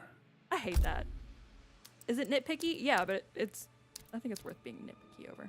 Again, this is a hot take that someone probably made 10 years ago, but still. Or attention and support from our federal government. You're probably wondering, who is this Jason Palmer? I've never... Sounds like a sweet tea lemonade combo. Almost. Never heard of him before. Well, also, hi, Dan. In the mainland, I'm actually very well known. You can't cut it off right there. What? Well, in the mainland, I'm actually very well known. I want the rest. Hang on. But who is he? Okay. Jason Palmer campaign video. Okay. America? He looks like White Shroot. A little bit less Amish / Mennonite or whatever he was supposed to be. And a little bit more, I don't know. America needs an upgrade. We started with a beautiful vision for what we could be. Freedom, opportunity, equality, justice for all. Something's not working, and we can't. Good God. Like, Beautiful vision for what we could be. Freedom, opportunity, equality. Look, there's two dads. I don't want to make a joke because it's not funny, but it just makes me think of those two dads in Georgia. Justice for all. Something's not working, and we can't find answers in the past. I'm Jason Palmer, and I'm entering the 2024 presidential race because I believe we can do better for you and future generations. We have an ambitious and innovative plan. You are a sweet tea, says I am thorny. Thank you for your 10 doll hairs. For the compliment, I assume. I did say the other day if I had to pick my last meal, were I on death row for thought crimes or speech crimes, which, you know, it could happen, right? My last meal request would be, I would like to increase my sweet tea request from 1 McDonald's sweet tea to 2, and then 5 pounds of fried okra. That's really all I want. Then I can jet. I'll be fine. Plan to get us there, and we need your help. This guy is sexy. How dare you, David? How dare you, sir? He needs to be wait. Faggot shit. He's a Nazi. I don't think so, but I don't know enough about him to dispute it either. Our plan is people first. It requires upgrading our nation's system to become a talent economy, powered by mission-driven. We love working pregnant women. That's empowerment, right? Look at her. She's so happy in her cubicle job. Look at those dark circles under her eyes. She's living the American dream. I hate this shit. Powered by mission-driven entrepreneurs. Mr. Zoe, thank you for the can. It only takes 3 weeks to get it all counted, says Mr. Zoe. True. And conscious cap. Current market pie chart of equilateral slices. Capitalism. My decades of experience as a founder, a turnaround leader, and an impact investor has shown me the power of well-run organizations focused on social good. We've got work to do, and we're just the... We've got work to do. What was that? I mean, I should not talk because I can't talk, but still. Work to do, and... Hang on. Power of well-run organizations focused on social good. We've White got kitty. work to do, and we're just the Ta-da. people to do it. Today, is he gay? I'm not even asking that to be like, I just like, not to make assumptions, because you know what happens when you make an assumption? Make an ass out of you and umption. There's some sassiness going on. Let's get started. I'm Jason Palmer, and I approve this message. Okay. I bet he has a LinkedIn, and I bet it's hilarious. Hang on. I'm actually popular on the mainland. Jason? Well, what is that's? I mean, I can't talk. I literally cannot talk. Oh, there he is. Because I have, again, the John Smith of lady names, but Jason Palmer's a pretty generic one. All right, Jason Palmer. He has 9,885 followers on LinkedIn. Make that 9,886. What are you doing, kitty? Come up here. He describes himself on LinkedIn. He's got a very, like, you know, square head. Let's get started. Thank you. Yeah. Presidential candidate, entrepreneur, impact investor, philanthropist. Baltimore, Maryland, USA. Palmer for president.us. Thank you. Went to Harvard Business School. I know he's great. People who follow Jason also follow Anita Zaidi, the president of Gender Equality Division at the Bill and Melinda Gates Foundation. That sounds like an interesting lady. I'll follow her too. Everyone I follow on LinkedIn is like the worst people on the planet. It's my favorite social media site for this exact reason. All right, I unlock new suggestions. I'm not paying for LinkedIn. Are you crazy? All right, so he's been posting kind of recently. Presidential candidate as of November 2023. So he's been in it for 5 months now. It's basically forever. He's a general partner at New Markets Venture Partners. Is a leading global impact investor focused on education and workforce technologies. That's so like everything sounds like AI wrote it if you squint long enough. As a double bottom line venture capital firm. Does anyone who speaks VC know what that means? We focus on innovative growth stage companies that improve people-centered outcomes. God, so many buzzwords. Board observer at Origin. Origin's mission is to rewrite every justice-impacted person's story. Origin. Sounds like something you'd put on like an achy tooth.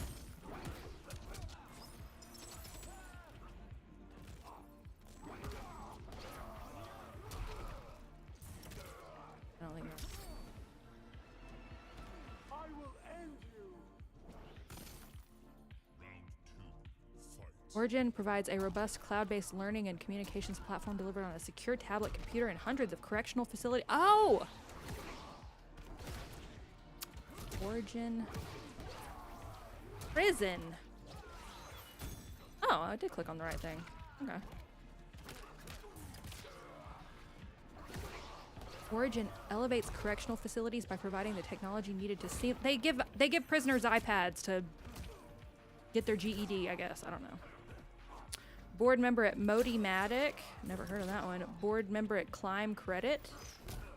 MBA in Business Administration and General Management from Harvard. A BA in Interdisciplinary Studies at the University of Virginia. Wow.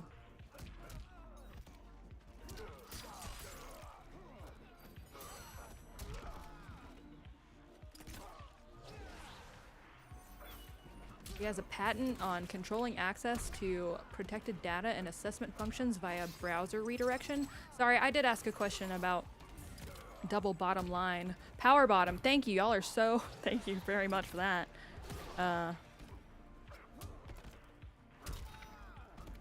Hamas and Hezbollah are freedom fighters. Absolutely. Just, yeah, totally.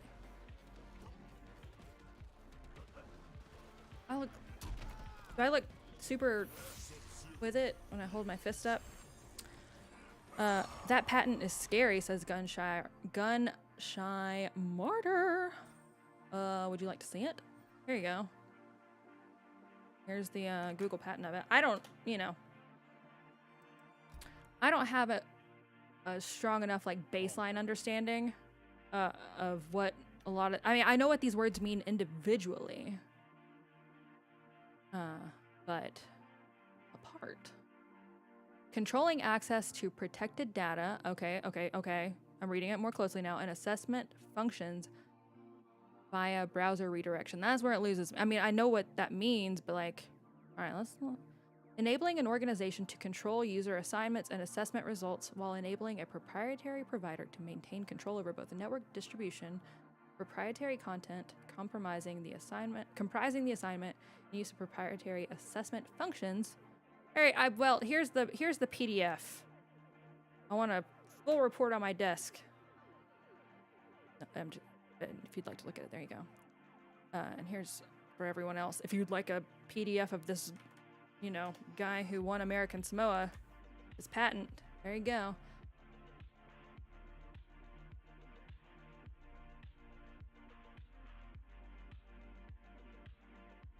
Well, this Palmer guy is obviously a test run for a candidate who is actually just an AI. Well, it's been a long time since I've watched it, but there was, and I feel like every time someone makes a Black Mirror reference, I always kind of like roll my eyes, but realistically, it's gotten more like spooky or eerie, I guess, as time has gone on. But I think that's like one of the the first episode is the blackmail one. If you know, you know. But there was one where I think it's like a character runs for, I think it's Prime Minister because it's English. But now I don't remember.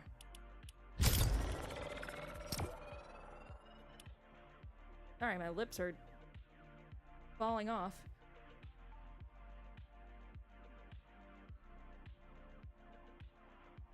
Sorry, now I want to find out. Still going on.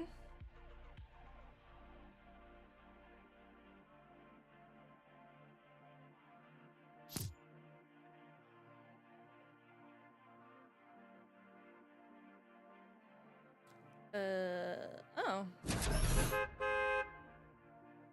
Season 6 came out in the middle of last year. Clearly, I'm one of those cool with it people. The last one I watched was the one that Miley Cyrus was like the doll.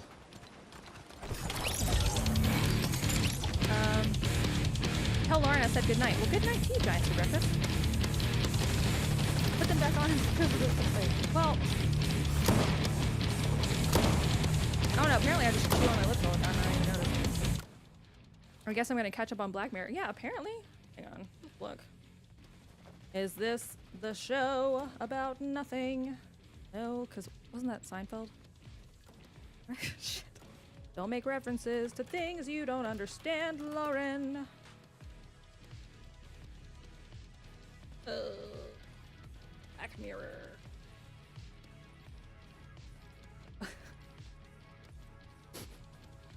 I was searching for Black Mirror on my janky streaming site, as one does, and the first, it did come up, but the first result is Black in Minneapolis.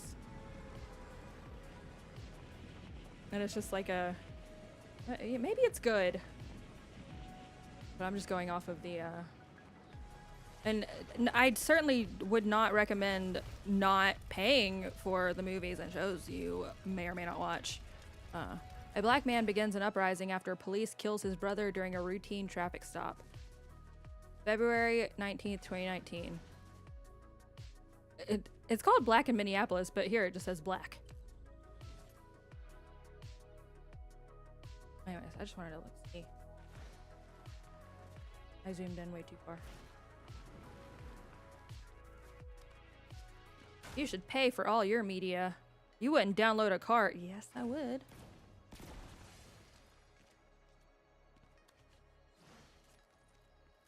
Joan is awful. Lock Henry, Beyond the Sea, Maisie Day, Demon 79. I'll skip that one. I haven't seen all of them. Some of them are a little too uncomfy for me. I don't like to be... We've discussed this before. Not that it would ever stop me from going, you know, on at length about literally anything ever. But I'm very easily unsettled by certain things, and I don't really go out of my way to do that to myself because I don't wanna. And some of those Black Mirror episodes are just a little too freaky. Time to pass the torch. Meet Biden's youngest Dem opponent. You know, to be honest, saying that he's popular on the mainland and yada yada yada, like, the internet's a thing, but I really find it kind of weird, and all of my political takes are just some hot takes, because I don't, you know, your guess is as good as mine about most of it, but I find it really weird that RFK is not big time pushing to win against Biden in the primary. And I really feel like the winning message there would be like, they don't even feel like Democrats are so confident that you're gonna line up and vote for whoever they point and tell you to vote for, that they're actively sending your, like, you know, people who are gonna vote on your team, vote blue no matter who, to vote for Nikki Haley in the primary. That's how confident they are. And that seems like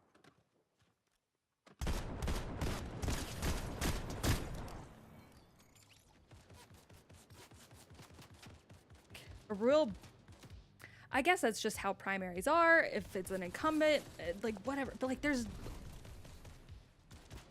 no effort whatsoever on Biden's part, aside from, you know, showing up and shitting his pants every now and then on TV. But that's, you know, kind of usual fare anyways. Like, I really feel like RFK would have a pretty, like, what do you have to lose? Worst case scenario, I don't actually, you know, beat Biden in the primary, but you send them a message that they're gonna have to do more than literally nothing for you. It's kind of a long slogan, but you know what I mean. Like an elevator pitch for that. I find that such a disrespectful, like, thing to do. Like, we're gonna actively send Democrats to go vote in the Republican primary because we're so confident that you're gonna line up like a lemming, do what we tell you otherwise. Jeez. Oh man, he started without me. On what? Isn't RFK out of the Democratic primary? I don't think so. I mean, I don't think that they ever, like... He still very much seems to think he's in. I don't know if he's considered, like, a Democrat now. Or, well, you know. RFK. I don't really know what he's doing, to be honest. I did, like, half a dig on him and then didn't do the rest of it. You're welcome. Super Tuesday has concluded. Today marks the end of the primary and the beginning of the general election. A majority of Americans do not want a Trump-Biden rematch from 2020. They want to vote for someone who represents hope and healing. They want to vote for someone with an inspiring vision for America. I look forward to debating Presidents Biden and Trump on the issues that matter most to Americans, from making housing and healthcare affordable to ending the forever wars and unraveling corporate capture of our government.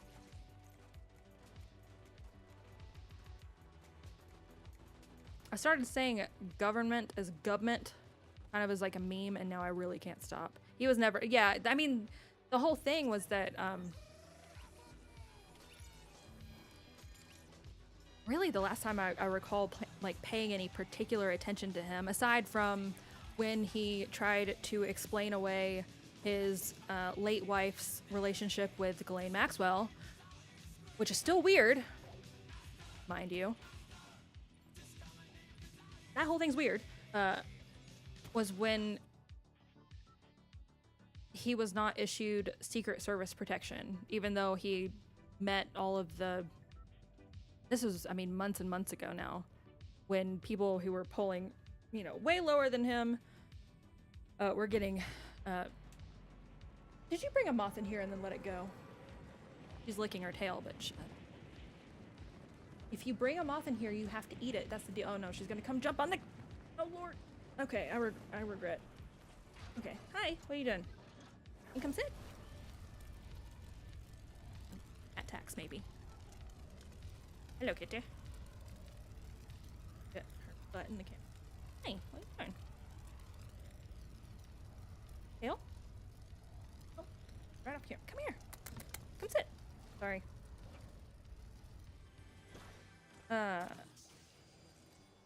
I guess he was never in.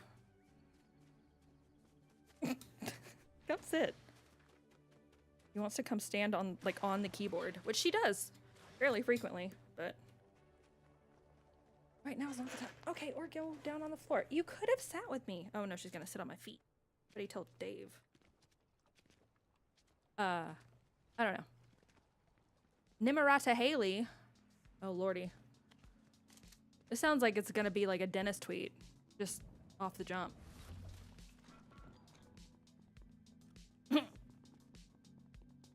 Oh, I don't think it's Dennis, but... this campaign has been a disaster, but I would like to announce that I am joining OnlyFans. Followed by Dave. And who else? Access. Dave. That makes sense. I'm not gonna retweet that because I don't want to lure in the thought bots.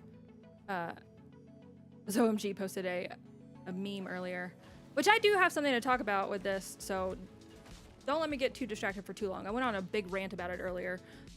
If y'all don't start behaving, I'll turn it off again. Now, it could be a coincidence.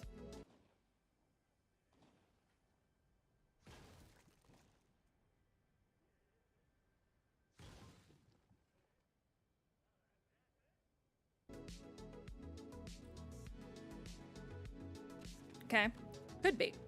But there was a big outage, obviously, this morning, which, you know, most of us, at least I didn't notice it, but it was like all of like Facebook, Meta. Was Threads down? Does anyone use Threads anymore? Instagram, Facebook, yada, yada, yada. But it was also a few other services that use Amazon Web or something. Anyways. Tucker Carlson narrating Lord of the Rings in AI. Good evening and welcome to Tucker Carlson Tonight, Middle-earth edition. Now, as any honest and decent person knows, Sauron is not a figure to be taken unconcernedly. This wasn't up for debate even a few years ago, but all of a sudden, you've got militarized Nazgul patrolling the Shire and threatening the ability of its citizens to travel freely. So why are some of Middle-earth's residents, namely Saruman the White... It doesn't quite have his cadence correct, but the sound is right.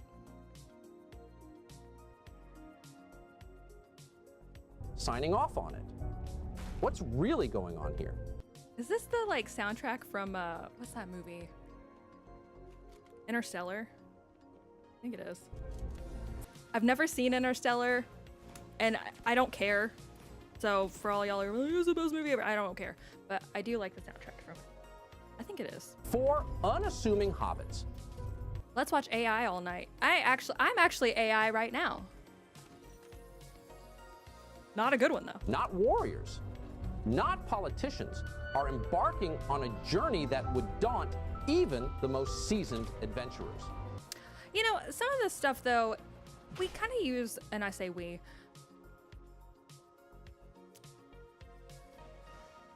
that's very cool.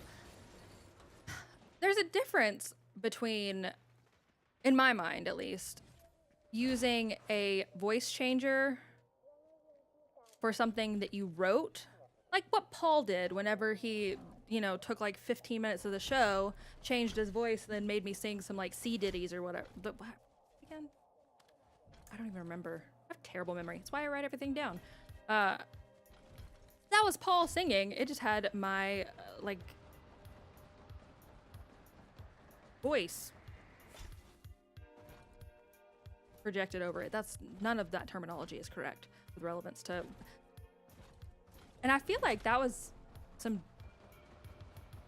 pretty prescient writing. Granted, we didn't watch the whole thing, but the link is in the chat. I don't like to watch like entire videos of something that people have made. I feel like that was probably just using like a voice doodad to read something that someone wrote, and that's kind of in like a weird gray area to me. It might not be. Maybe the whole thing is AI generated. I don't know. Do I look like an expert on literally anything aside from showing up 5 minutes late to my own show? No. I don't know. Anyways. Tucker ain't Lord of the Rings level voice guy. True.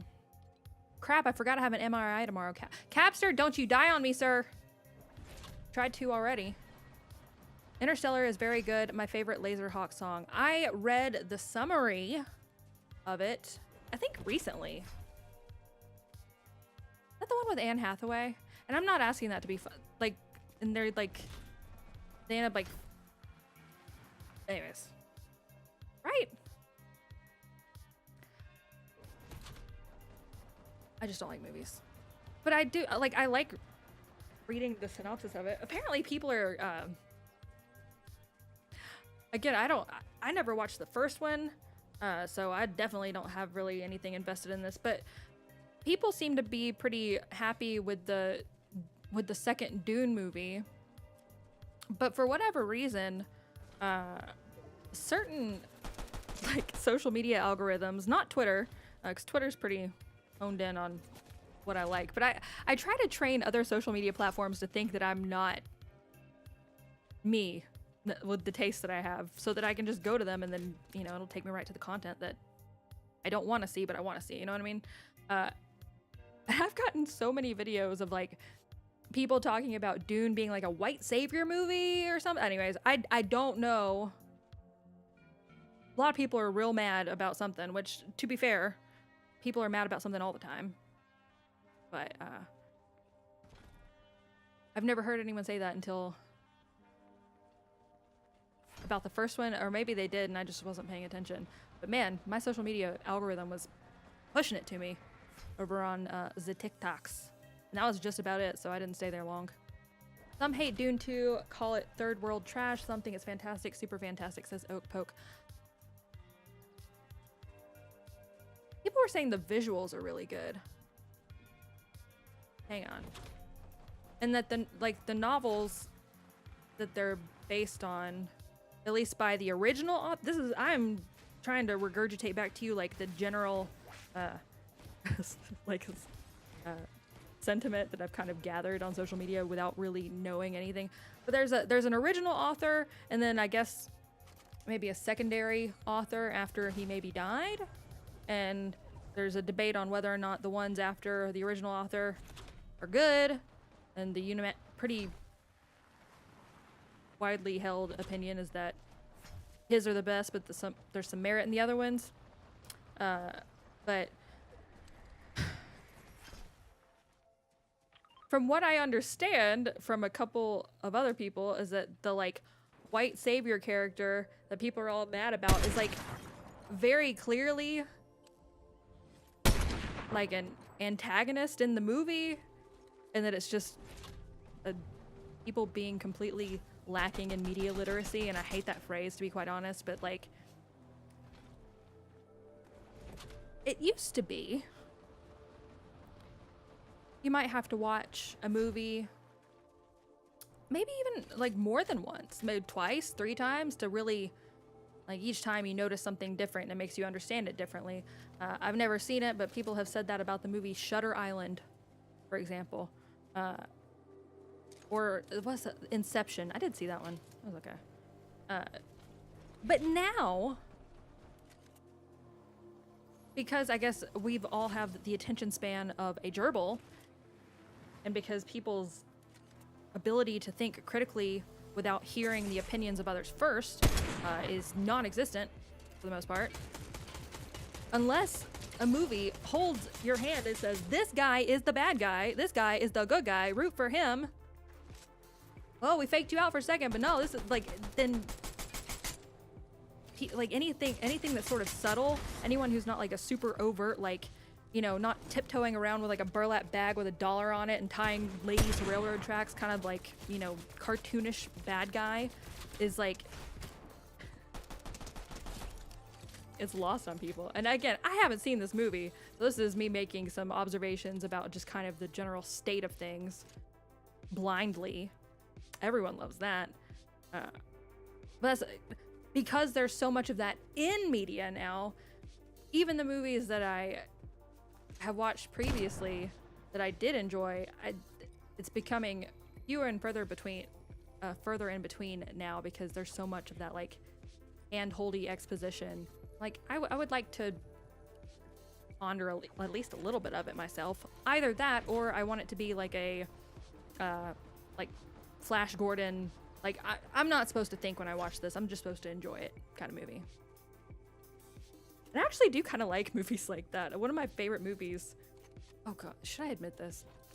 It's kind of embarrassing, but also if you look at it for what it is and for what it's not, like one of my favorite movies for the longest time was the original Transformers movie. Not because I think it's like a cinematic masterpiece, but because it's they're cars, now they're robots, they're fighting someone. Linkin Park plays. Explosions. Michael Bay. That's enjoyable to me.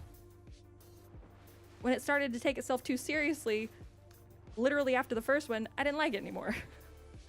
I don't know. Anyways, I did like the first Transformers movie. You know what?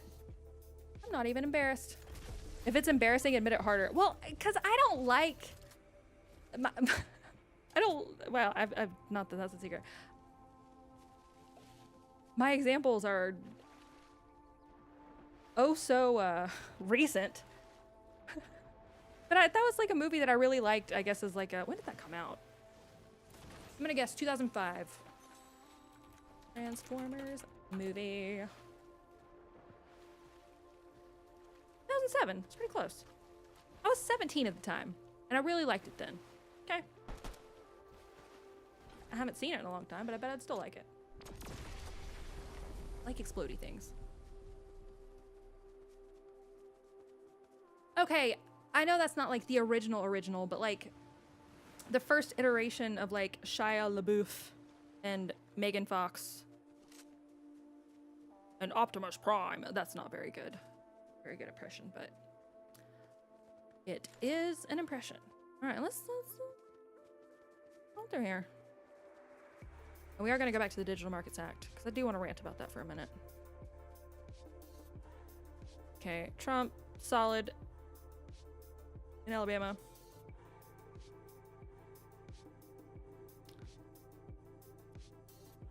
Okay, Madison County. Madison County, which may or may not be my county. Trump, 28,000 to Nikki Haley's 10,500. That's pretty, honestly, that's pretty expected. Uncommitted, 8,996. Who's uncommitted? Or is that just like truly, I don't know. Alaska, that's not reporting yet. Arkansas, Trump. California, that's sorry. Trump with 27% reporting. It's been called for him. Colorado, haha. 481,000. Nikki Haley's 255,000. Here, I could enhance this. Sorry, I'm already zoomed in here. That didn't. Oh no. Maine. 60,666. A weird number, but all right. I say weird, but you know, devil's number. Oh, hi Capster. That's very cool. Massachusetts, Trump, 185 to 111. Minnesota, 181 to 79. North Carolina, 771 to 241. Oklahoma, 254 to 49,000, that is. Tennessee, Trump 443,000 to 111,000. Texas, 1,082,000 votes to 249,000. Utah still ain't reported. Vermont to Nikki Haley. Okay. That's fair. Virginia, 434 to 240. Well, hang on. Where's Nikki Haley's social media? I need to see it right now. I really, really, really need her to drop out because I'm really sick of being not subscribed, but getting notifications for her tweets. Very annoying. I do it for you. And also because I like to try to ratio her. Okay. There's still time to make your voice heard. Most polls in the East and Central time zones are still open. Get out and vote. I did, but not for you.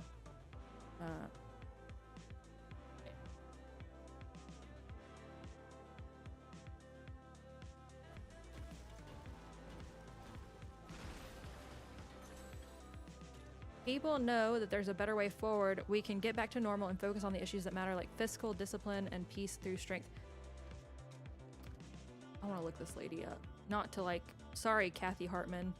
Because something I caught Team Haley doing, which I think I talked about this on the show, and if I did and you forgot, I'm disappointed.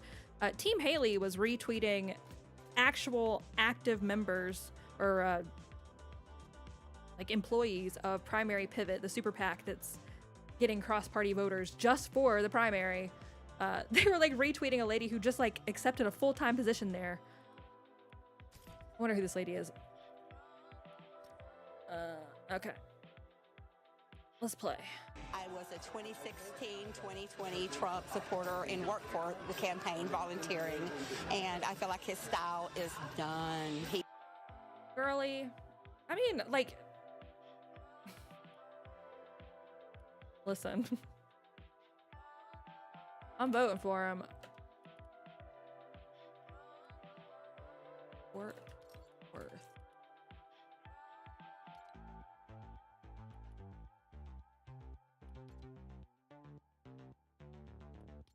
Supporter and worked for the campaign volunteering, and I feel like his style is done. He's divisive. I don't feel like he's the one that can pull this. Girl.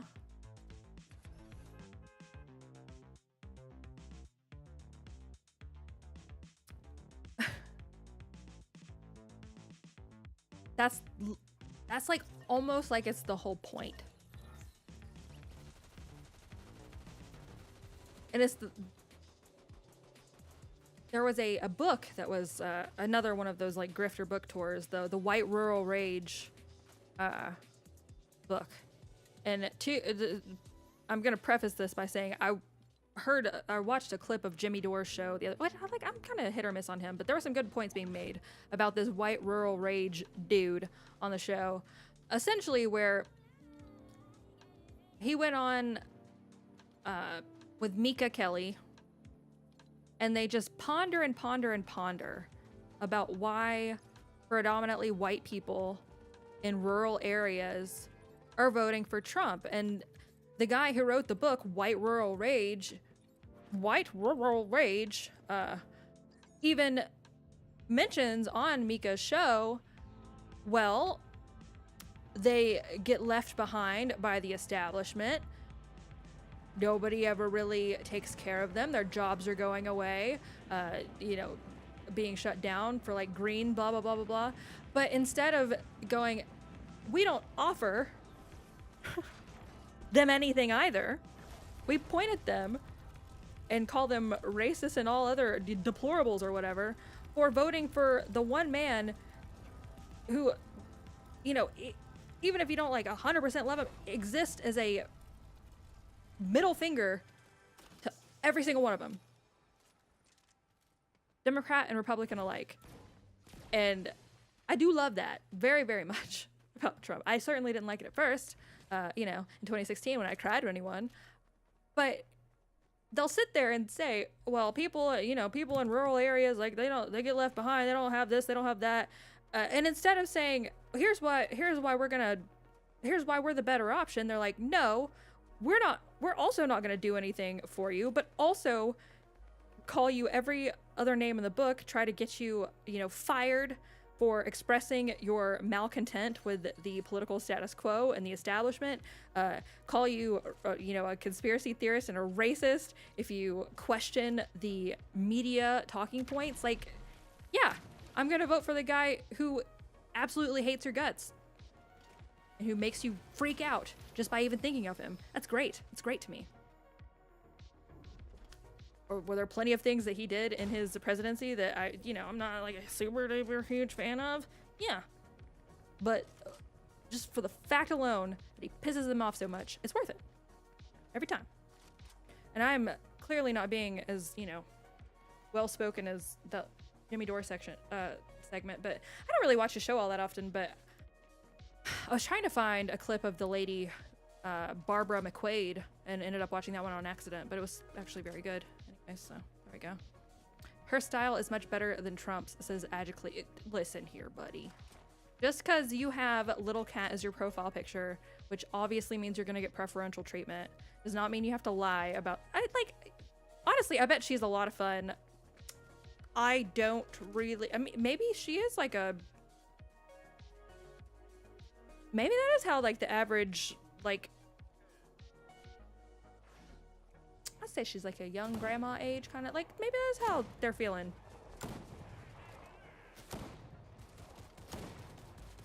I'm not there yet. I got at least like 3 or 4 more good years in me where I'm young grandma age. She looks like a lot of fun. I'd play bunco with her and like drink wine coolers and be hungover for 4 days after like, you know, staying up and gabbing all night. She looks, I'm not arguing that. She has the fun reading glasses or regular glasses. I don't know. But I feel like if you volunteered for his campaign in 2016 and 2020, then you clearly enjoyed very much his divisiveness. So why is that what you're citing as a reason for not voting for him now? Maybe her opinions changed. People are entitled to do that. I don't pretend to know what's going on in her head, but it's just weird. I always feel like that's why I like, again, I don't want to like dox the lady, but I mean, she did go on the news. I want to know if is she some sort of plant? I always feel like these people are, I mean, she's a real person, I think. Where, like, she's just like, she born yesterday? I don't get it. It's weird. What a strange TV show idea. A midget alien that the family keep in their house and he wants to eat cats. Alf? Is that an Alf thing? I wasn't. Alf is a little bit before my time. Yeah, it was Alf. Nikki Haley.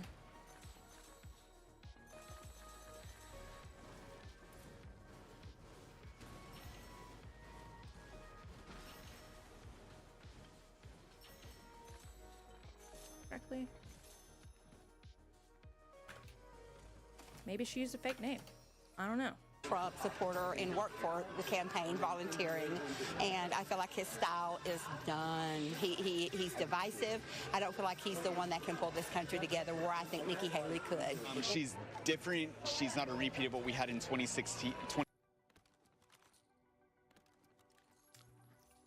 Sorry, Aaron Goodman. I didn't mean to pause you on, you know, I make some pretty wonky faces too. But he's not different though. 2016 and 2020, and I think that she has a really good handle on like the Israel-Hamas conflicts and all that good stuff. I was a 2016-20. Oh, really?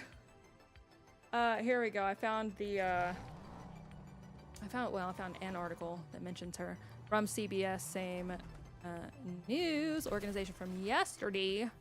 Republican presidential candidate Nikki Haley came to the Fort Worth Stockyards. I was there with Paul and other friends of ours in December. It was nice. Da, da, da, da, da. Kathy Hartman, a Fort Worth Republican, said, okay, it's basically what she just said there. Aaron Goodman, a Republican who recently moved back to Texas from college.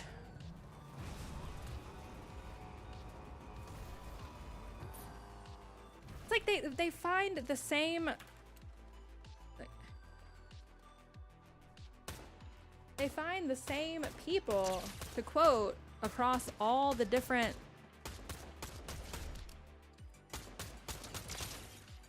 media outlets. That's why I find these. Here, okay, so here's from February of 2024, where she's. Hang on. I guess that's not that long ago.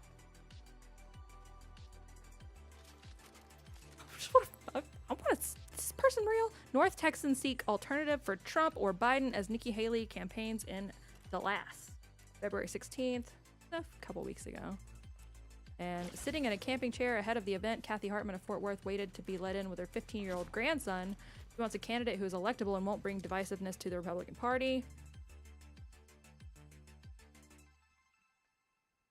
Yeah, maybe that's like the young grandma opinion in Dallas, Texas.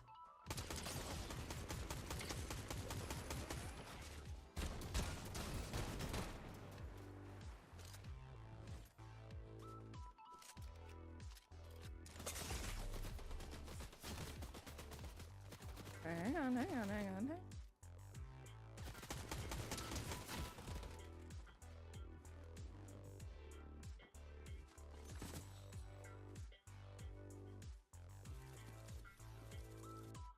She's a donor. Wait, crap, come back here. To the Texas Tribune. Proof of your Barbara theory. Hang on.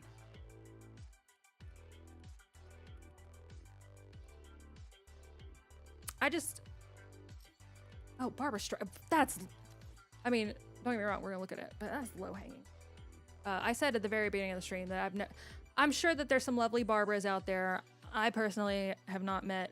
Actually, no. My granny's neighbor.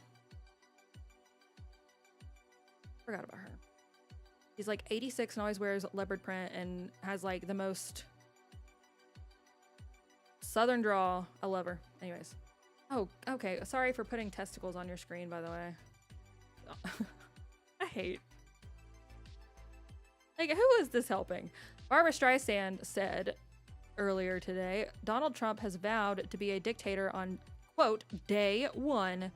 He tried to overthrow the results of the last election. Joe Biden believes in our values as a democratic nation. It's an easy choice. Is this real? Chat, is this real? I guess it is.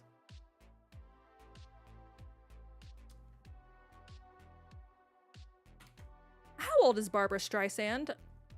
I'm gonna guess. I'm gonna look it up, so get your guesses in. I don't feel like that was a recent. I'm gonna guess 64.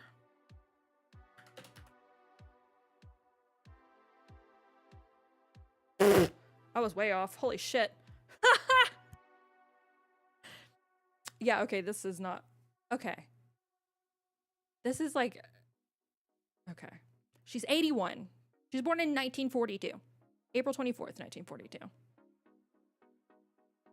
be fair, she looks 64 in that photo. Let's go to a...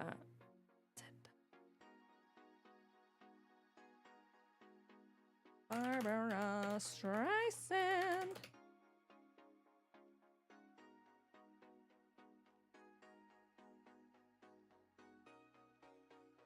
The only way to find out if someone is like a public figure, I suppose, is to go to like Getty Images, because they don't touch these puppies up for squat.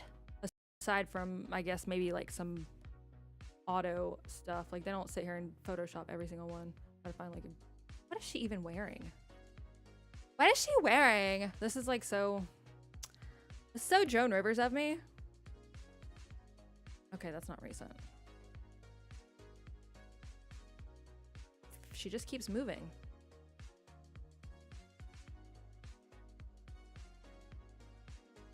I mean, honestly, she looks pretty damn good for being in her 80s, but kind of like, to be fair, I do enjoy this very much, but like when Cher gets on Twitter and just like tweets something absolutely batshit insane about politics, like, lady, what are you okay? Which I feel like you don't see that as often anymore, but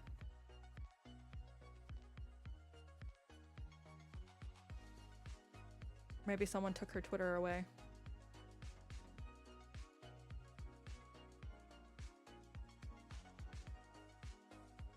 Here's something she tweeted on January 18th. Some breeders, angry face exclamation, friend rescued female lab. She'd had all the puppies she could have, so breeders were going to have her killed.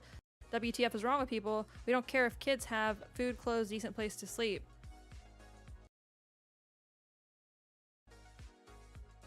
January 13th, origin in quotation marks. Return, tab, bravo. All caps for all.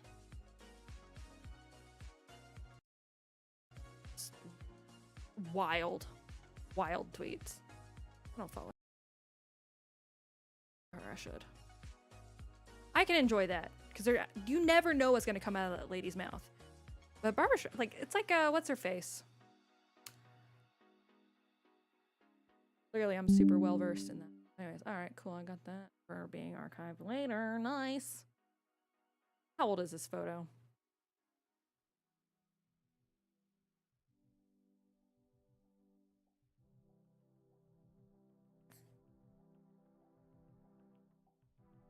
First appeared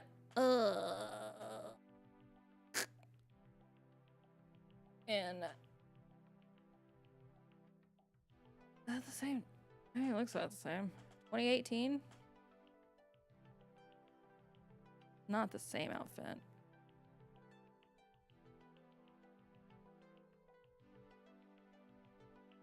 That is. Barbara Streisand opens up about her experiences in the boys' club in Hollywood. She's so brave, wearing matching, weird, matching, not matching pink tones.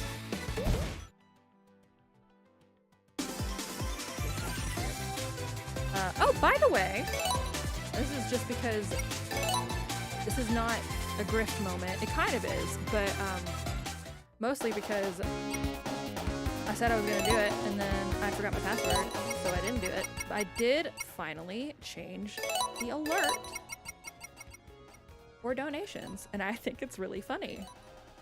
So, if for all three of y'all that like to text to speech for your own fun amusement, it's only $1, by the way. I get $1, you get to send robot voice text, you know. There's a new alert. Y'all might not think it's funny, but I do. All right, what was I doing? I was looking up this lady. Okay, fine, whatever. It's not that great. Not that interesting. But like, lady, you... America can do better than 2 80-year-old names of the past. Well, can they? What's Team Haley saying? Hang on. Team Haley. I really want to unfollow all of these people.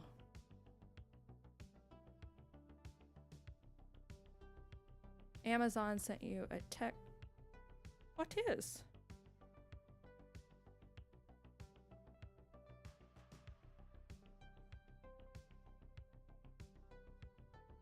You, JB. Thank you so much.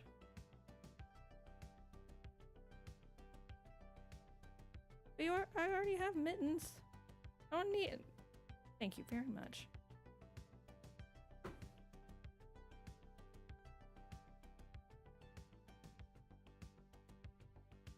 Sorry, I didn't see that until just now either.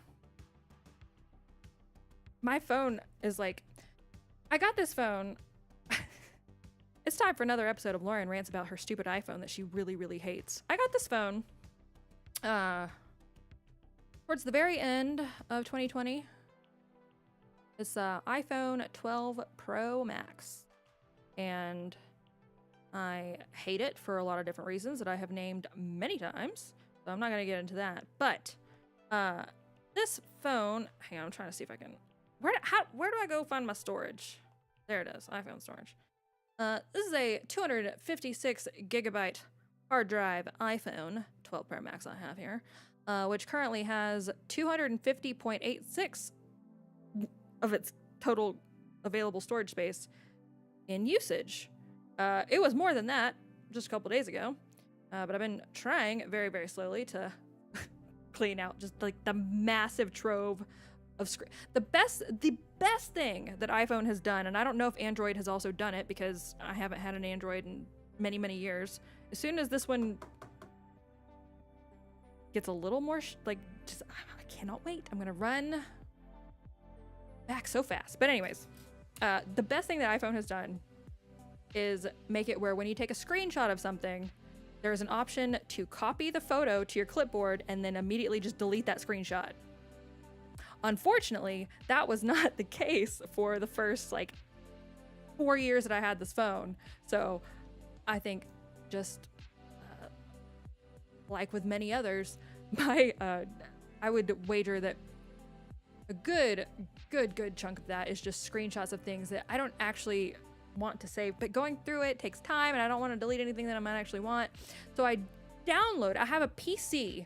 The only thing that I have in the Apple ecosystem, I'm sorry, I said I wasn't going to go on super rant about this, but I'm going to do it anyways. The only item that I own in the Apple ecosystem is the iPhone. I also was gifted a pair of secondhand the Buds after someone that I know got the new ones and they let me have their old ones. I don't really like them. They're okay. So those are the only two Apple products that I own that are recent. I had a MacBook before it was only the Pro in college, the white one that part of it melted. Anyways, so I haven't had any other Apple product since 2008, 2009 when I dropped my iPhone 4S in the bottom of Lake Martin in Alabama after drinking, as one does in college. So I'm trying to move all of the files off of my iPhone, and I was told, anachronistically enough, download iTunes. Remember iTunes? They're like, download iTunes. You can hook your iPhone up to your PC and you can pull all the files off. No, you can't. I mean, you supposedly you can. It does not work. I can move probably 50 files at a time, which is virtually nothing when I'm talking about 50 some odd thousand files. And I just want to dump somewhere. Not that I will ever go through literally any of it, but I can do OCR search for things that I'm looking for, and it'll just be there forever in digital purgatory. And iTunes was not the way forward through that. So imagine me with all my Apple hatred against my will and better judgment downloading iTunes the other day and having an actual meltdown, because that did happen 100%. So anyways, I hate iPhones. I will never get another one. I'm not gonna yell this one, but I fucking hate this phone. Anyways, I can't wear electro ears. They give me a headache, says Capster. Screenshot of inside of your pocket. Oh, all the time. Thank you for the 10 doll hairs, I am Thorny. You do you. It's hard out there for a grifter. It truly is hard out there for a grifter. Well, you know. Y'all will find out later. But I did change it because I did remember my password. Actually, it wasn't even the password that was the issue. It was remembering which email address I signed up for my account with. Or which email address I signed up for my... Yeah, no, that made sense. Maybe not, but anyway. I couldn't remember which email I used, and you can't, I couldn't search. There's, no way for you to find out in any sort of reasonable manner. So... I finally like had like a, oh, was it that one? And it was, so. I then had to reset my password because I couldn't remember that one, which I will promptly have to probably reset the next time I log in. I hate when you start that cycle, right? It's like you don't remember it one time, and then all of a sudden, it's like every time you log in for the next 6 months, you gotta reset it. Anyways, this is clearly why I should be a stand-up comedian. It's so funny and relatable, right? All my iPhone files are also on iCloud. I'm not paying for iCloud. I ain't doing it. So, again, there are solutions to my problems. They all cost money, and or I'm just too annoyed by technology and Apple in general to, you know, really commit to at this point. I'll figure it out eventually. Maybe. I've never actually watched this ad from Team Haley. It's from February 6th, so it's dated now. 30 seconds long. Let's see. This is what Nikki Haley's putting out. This is her best and brightest. He just can't help himself. The ranting and raving, chaos follows him, and he's getting older. We will restore on this planet. And he's getting older. Okay, so are we all. Peace.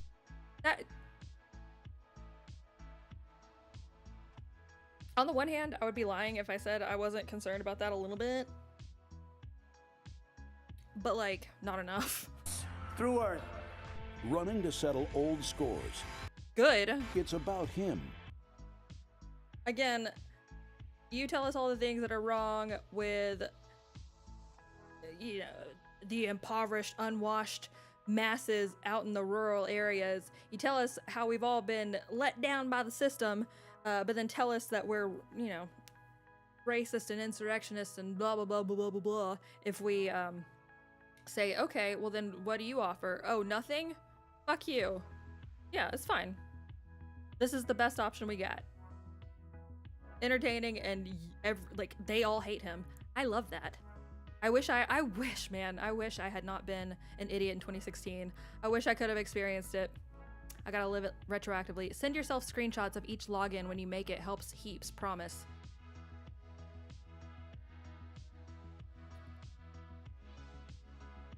That would help. But I have a lot of esteem in myself, apparently. This is a terrible freeze frame. Not you. Nikki Haley took on the establishment in Colombia. When? Then took on the world's dictators. Okay. A conservative, a patriot, who knows we're blessed to live in America. I'm Nikki Haley, and I approve this message.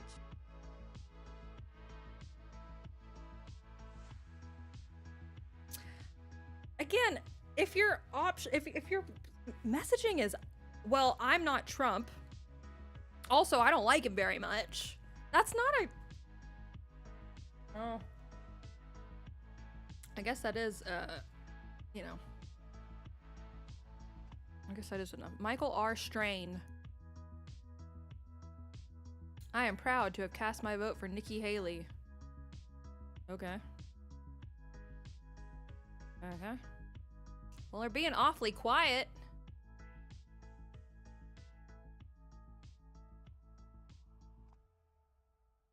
One thing I've noticed, and I know that there's like the whole like shaking hands, kissing babies aspect of like being a politician, right?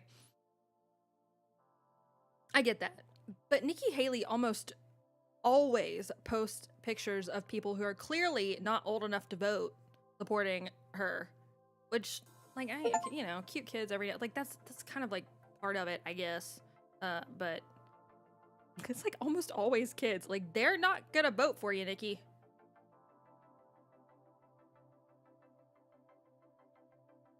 Millions of Americans have a choice today. More of the same chaos and drama, or a new generation of conservative leadership? No. No. Yes. She got shut out in California too. The only place she won is, as far as I've seen, Vermont. And that was pretty close. Anymore?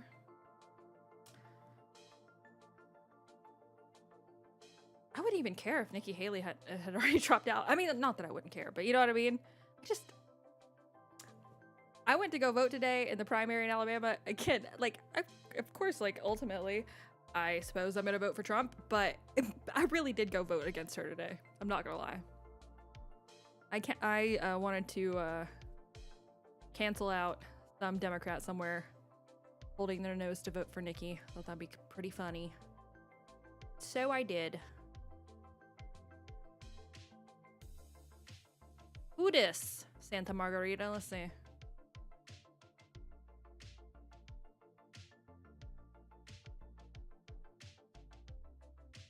Trump has 12 states down, like Nikki was down on 12 fellas. Ooh.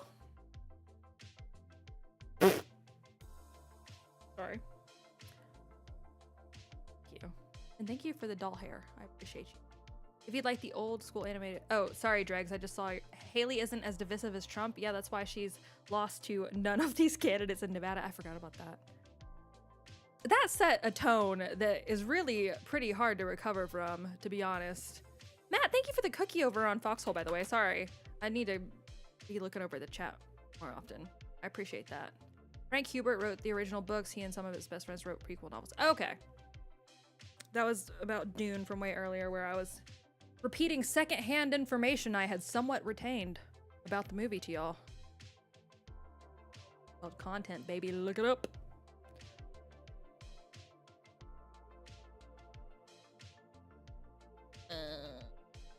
All right, Vermont.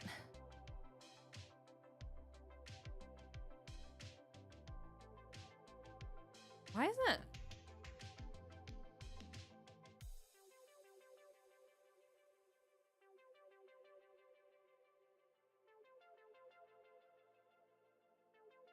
Okay, according to the Associated Press, which has the de facto authority to decide winners of elections, by the way. That was a whole dig we did before. It's gonna come back up again. I was like, why hasn't anything come in for Utah yet? According to the Google/Associated Press, so you know it's good information. 1% reporting, 170 to 84, 66.4 to 32. Ryan Binkley. Forgot about that guy.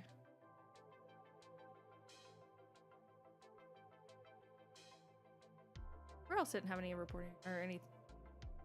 All right, Alaska. That kind of makes sense.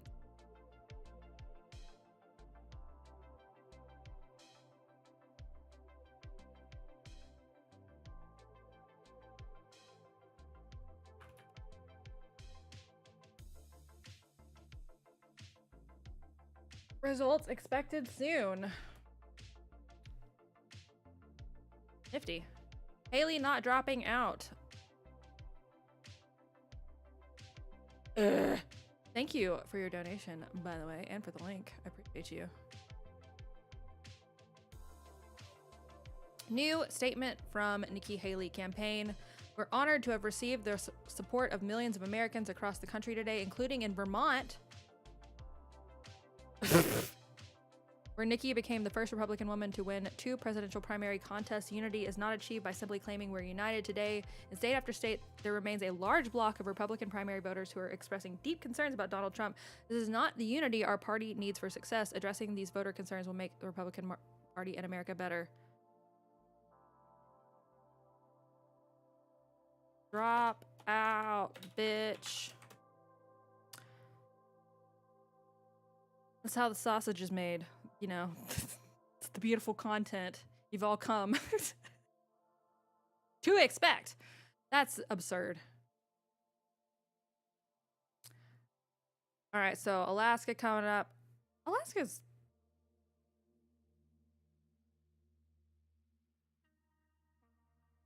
I mean, I don't presume to know anything about Alaska except for that one dude got eaten by a grizzly bear up there.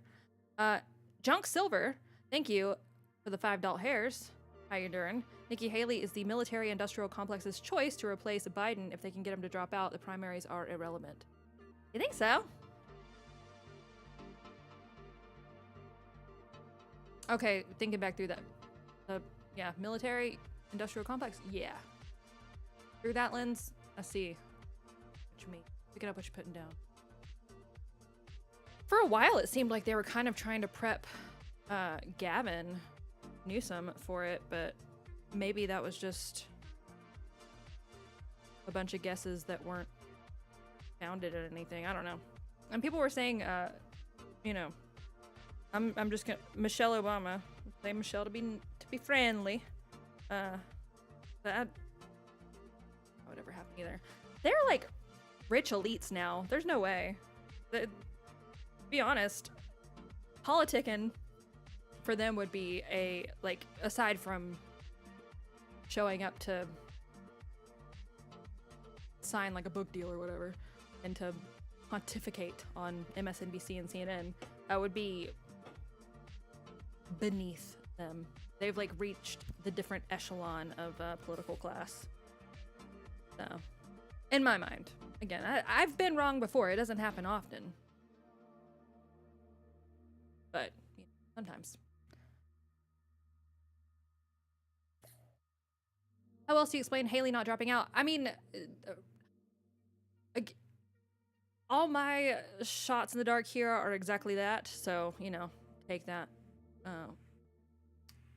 for what it's worth. But the longer she stays in as a, you know, a potential contender, right, is the longer the RNC money remains tied up in, like it can't be apportioned, from what I understand, which is, again, I know I should like learn more about the ins and outs of how all this works and when what money is released by who. I just, you know, I feel like maybe one day I'll retain that information. Today's not that day. That seems to be the overwhelming opinion in certain circles on the internet.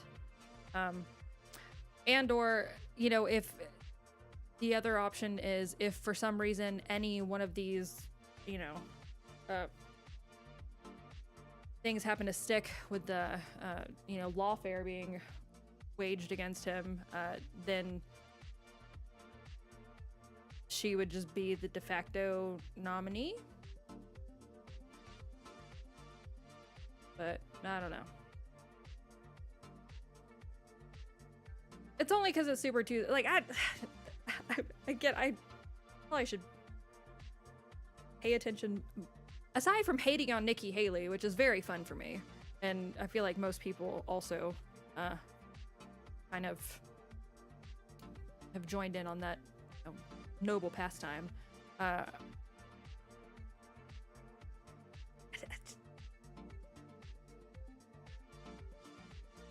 The day-to-day politicking is still not terribly I'm still not terribly engaged in it. Maybe I should be. I'm just not. Just not. Jason Palmer's Democratic presidential. I did take a wild guess in guess in the dark, whatever you want to say. Biden did tweet yesterday, or well, okay. Biden tweeted. Someone tweeted on behalf of Biden yesterday, like right after the 9-0 SCOTUS ruling on ballot eligibility. Brush that one.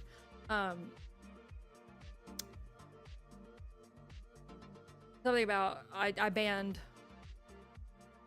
assault weapons before. I'll do it again. And again, I'm just guessing because it's fun.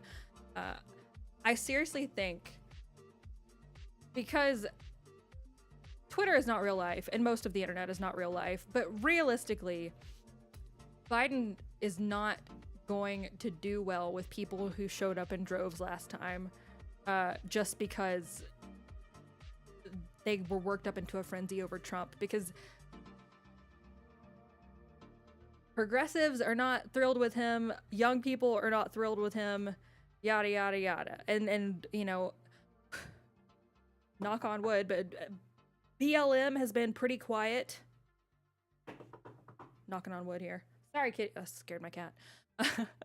You know, there hasn't been a moment like that. So in my mind, I could foresee Biden issuing some sort of executive order, assault weapon ban going into the like actual election, and then making it a single issue thing. Like, if you want guns banned and you want this executive order upheld, then you have to vote for me.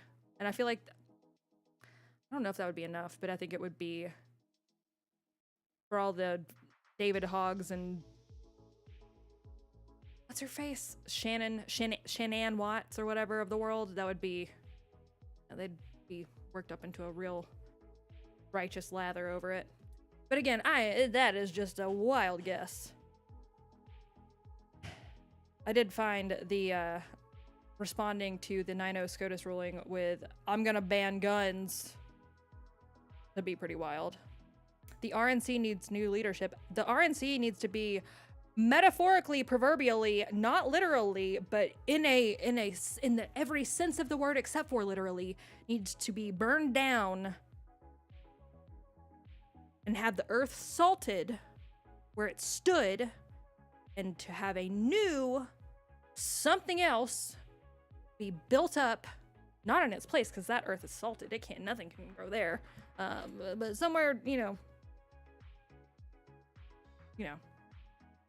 upriver, a little bit. But in the meantime, you know, it just, ugh. What?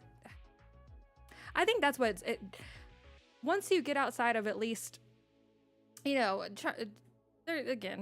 maybe Trump's not your favorite. Maybe you don't even like him, but like, at least he's entertaining. There are so precious few, like, politicians in general, to be quite honest, that even talk like an actual human being. You know, it's all like that uncanny valley Gavin Newsom kind of way of ha ha ha ha, you know, like Mark Zuckerberg before he learned how to be a better lizard person.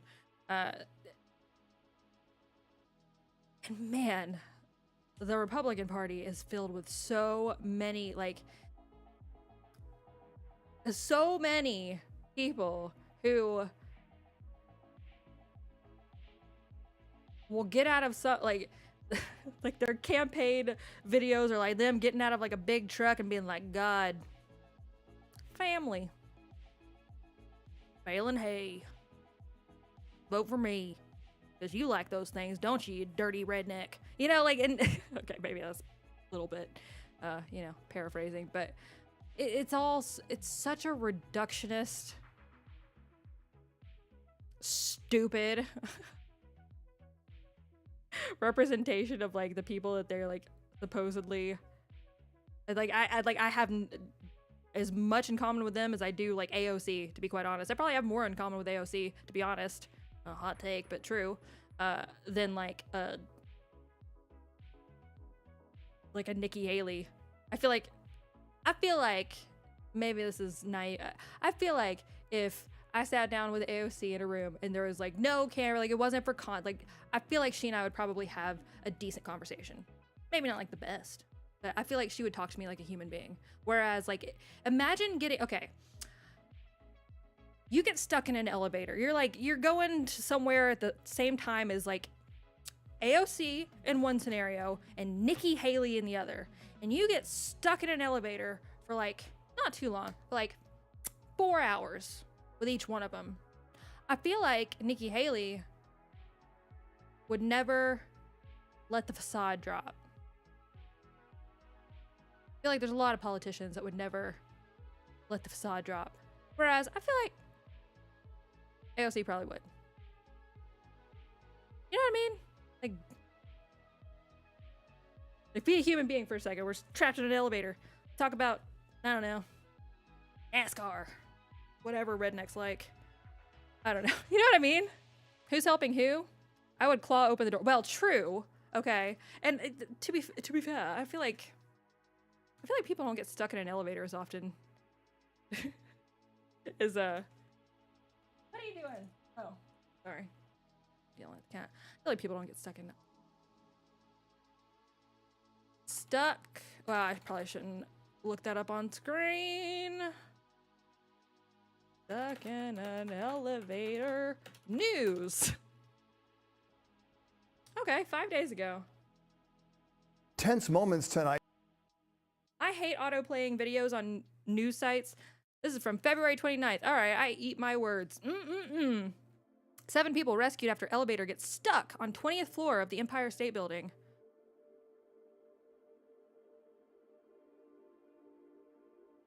They were stuck in there for 2 hours. They had to be rescued by the fire crew. Empire State Building.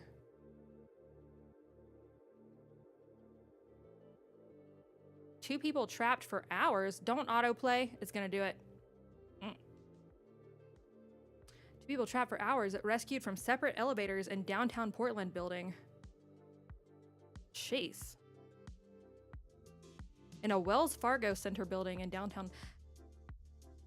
Not that I would really, like, not that it would sway my decision to ride the elevator, but I always check the little placard to see if it's expired or not. Mostly because I used to work in a building where I was the one in charge of making sure that we were up to date. Granted, it only comes, like, inspection comes around like once every year, 2 years or whatever. But I don't know. They were in service. Due to the layout of the building, the broken elevator cars could only be accessed by floors 21 and above. Rescue team established their entry point on floor 21. Okay, well, apparently it still happens somewhat often, at least enough for news. So what do I know? Oh, I hadn't scrolled on the chat for a while. It was like frozen way back in the, I was like, why y'all are still talking about this? Never mind. Polly9360, Polly, thank you so much. 1,200 viewers over on X. Excuse me? It's called Twitter. I highly doubt that. There's normally like 5. Holy crap. Okay, y'all leave. What are y'all doing? Why are y'all watching on Twitter? Hi. Okay, you shouldn't have told me that because now I'm gonna be weird. All right. This is the guy. Okay. PR Newswire. See what else I got.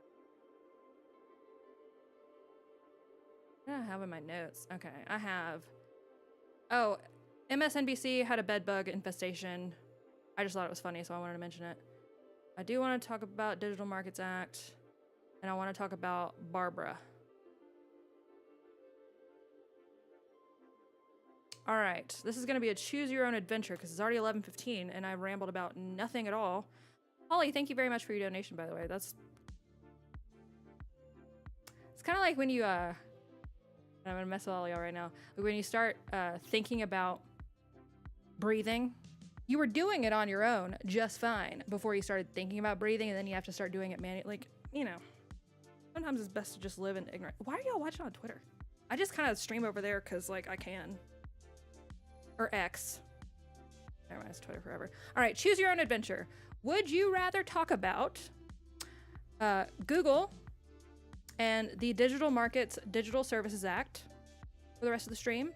Or would you like to look at Barbara McQuaid, the MSNBC segments, and her Time magazine piece about disinformation ripping this country apart by its very seams?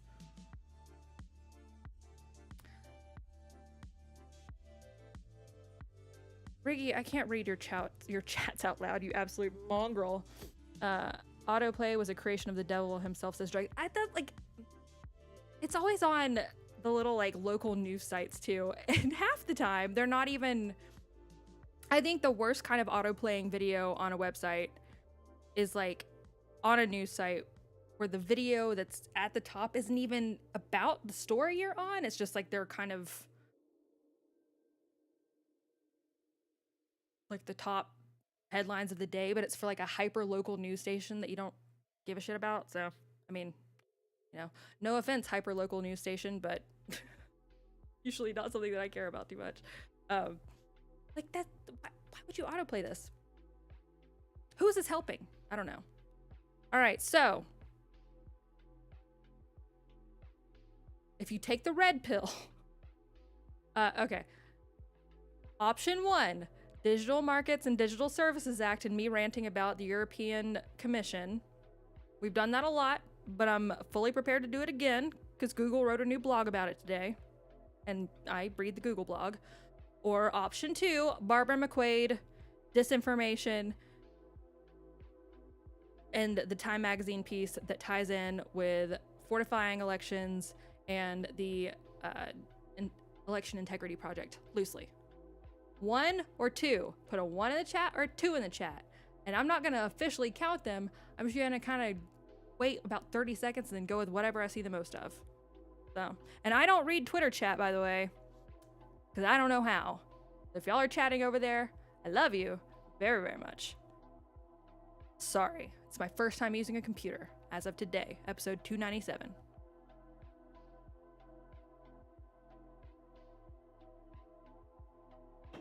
Didn't hear voting for Oak Poke. My God. Just pick 1 or 2, then. Does it matter? Democracy's fake and gay anyways. I'm just gonna go with whatever I want. Which one do we want to do?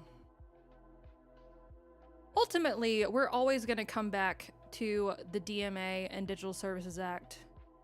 And I haven't confirmed it, but I should be going on, because granted, I enjoyed very much going on American Journal last week, but it was the one day that Harrison wasn't in studio, and I always love talking with him, but he mentioned having me back on so that we could ramble about Google and AI sometime this week or maybe next. So I will be revisiting this all again very soon on American Journal. So logically, if she weighs the same as a duck, 4 point, that's not helpful.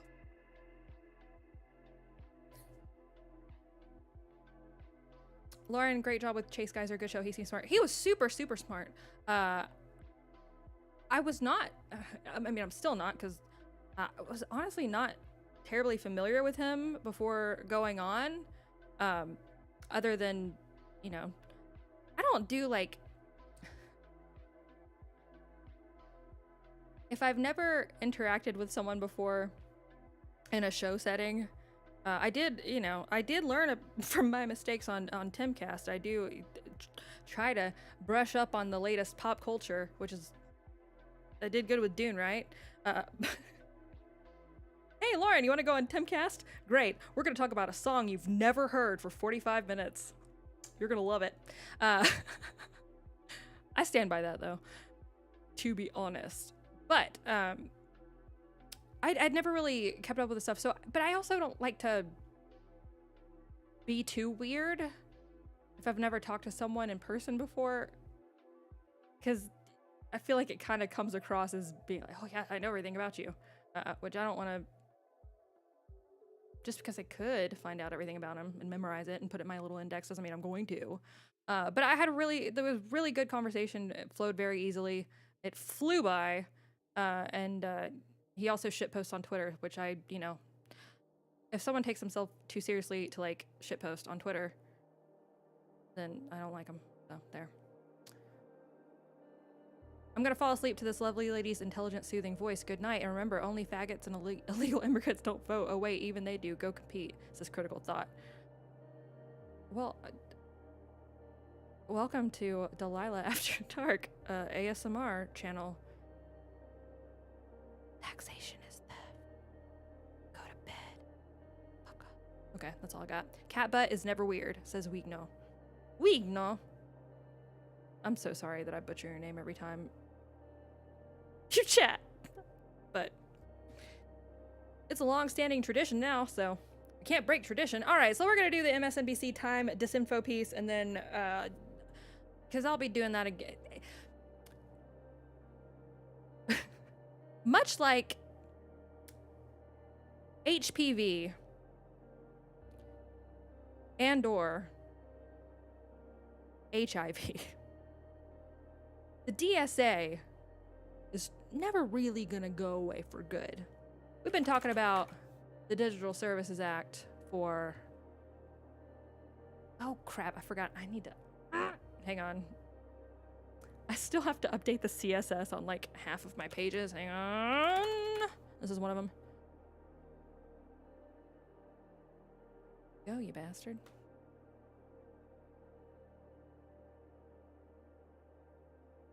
Oh, it pulled up over here. I'm an idiot.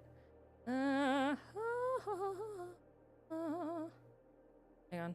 Boop, boop, boop.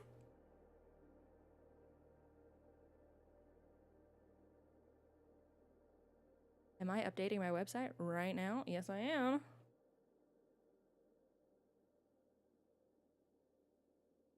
There's some CSS on some of the pages where, because I updated it, you can't scroll, which is very annoying. All right, see, where else does this tie into?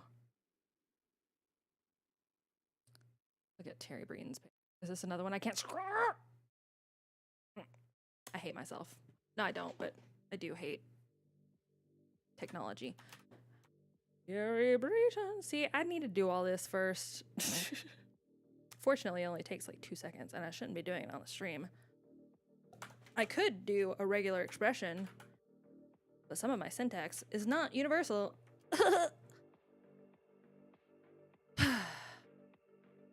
You gotta keep yourself guessing, you know? You don't wanna become too predictable. Okay. Terry Breeden's the devil. Oh yeah, I forgot about all his silly books that we looked up. He wrote all these he wrote all these books in like the 80s.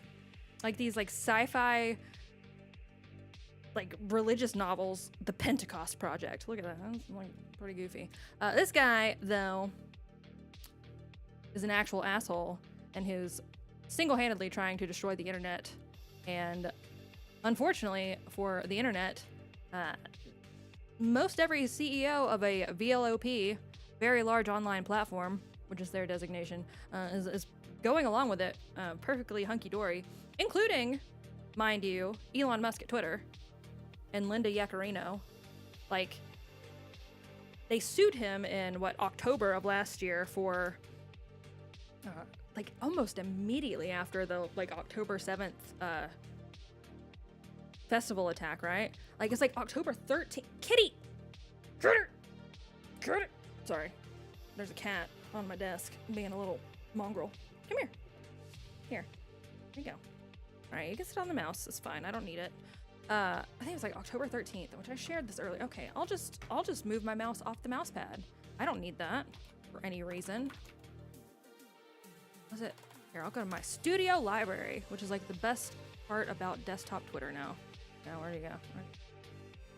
It's like the only thing, to be quite honest, that desktop has going for it. Now, one thing I do hate about this is that it doesn't link to the actual tweet where it was sent. That would make sense, right? Right? Or maybe I don't know how to use it now. When was this? It was October 10th. I'll just have to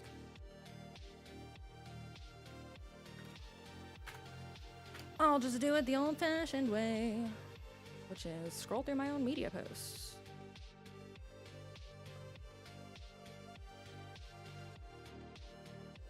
Dun, dun, dun, dun, dun, dun. Kitty. Kitty! Sorry. Yeah, I swear. No, I don't. I'm sorry, Lord. I know I'm looking right at it. This one? Kitty! I'm sorry.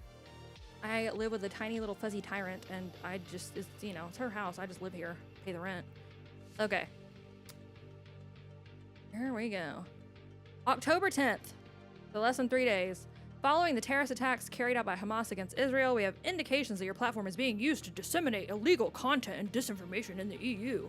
Let me remind you that the Digital Services Act sets up very precise obligations regarding content moderation. They did a stress test last June. Twitter was the first platform to undergo their stress test.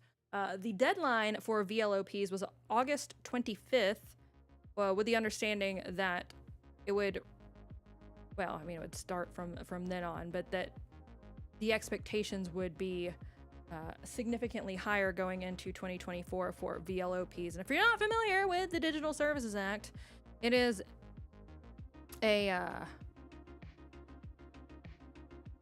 set of rules for the internet penned by by a ragtag group over at the European Commission, led by one Terry Breeden, who was nominated by Ursula von der Leyen to bring the entire internet to heel.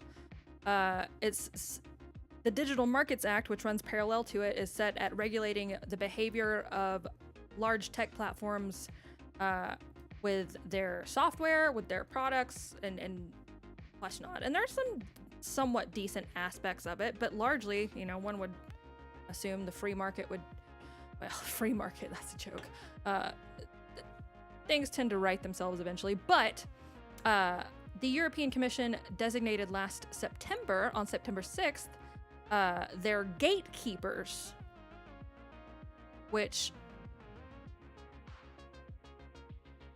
they're the ones who help, they're the part of the VLOP, very large online platform category. I think there's 23 in total, which includes like Google, Amazon, Meta, yada, yada, yada. But these gatekeepers, which include Alphabet, which is all of the Googs, Amazon, Apple, ByteDance, Meta, and Microsoft, established the baseline SOPs and standards that the DMA will hold others to. And this starts out with very large online platforms. I always feel like I sound like a psychopath, or like not a psychopath, but like, I always feel like I don't explain this well, but I'm trying really, really, really hard to do so. Essentially what this does, Digital Services Act, Digital Markets Act, it sets a group, or sets parameters, rules, restrictions on speech, on market behaviors, on competitiveness, and enables European Commission backdoors into all of them by requirement, and the penalties for not upholding their standards, whether it's the Digital Services Act, which requires conflicting content to their content that conflicts with their standards to be taken down within 1 day, or platforms can face a fine that is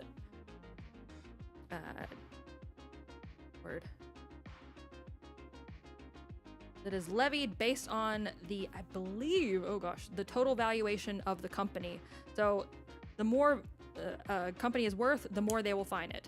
So it can be very, very, very punitive to even the behemoths very quickly. Again, this is for not taking down European labeled undesirable speech, right?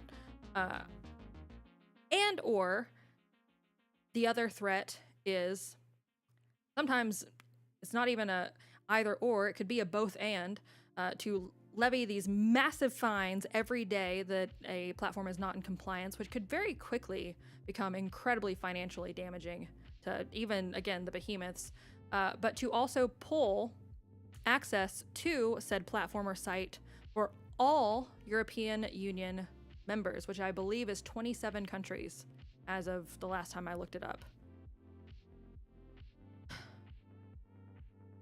God, I gotta look it up. My brain makes, I have to. How many members of the European Union? 27. Okay, I knew it, but I don't like getting, you know, if it's easily look upable.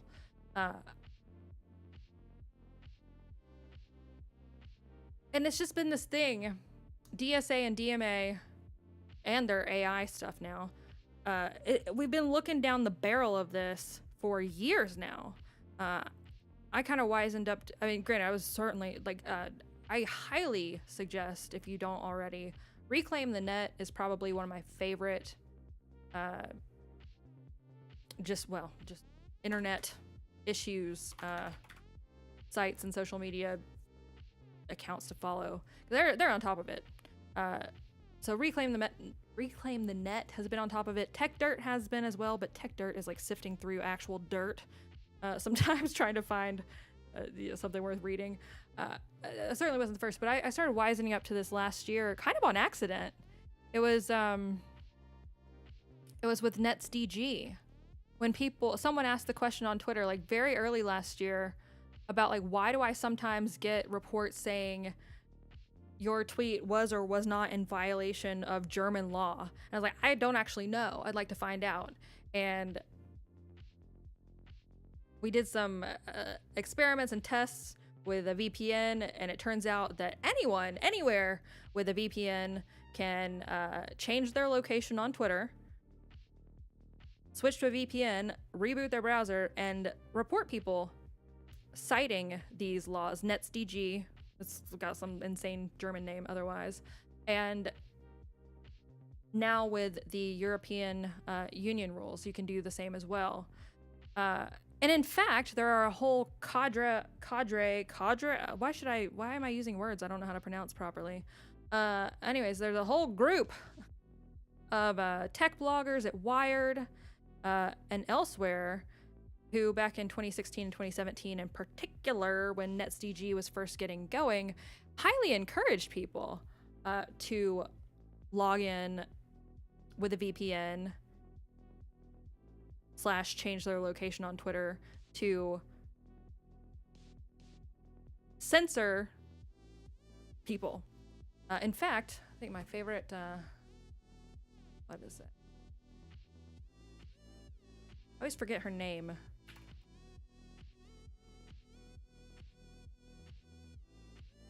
I'll find it. Base. Ich bin ein Twitter. Virginia Heffernan.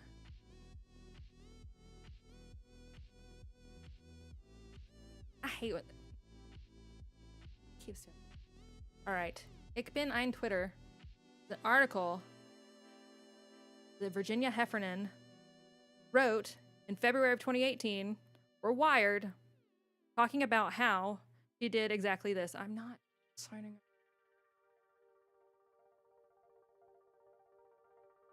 Pardon.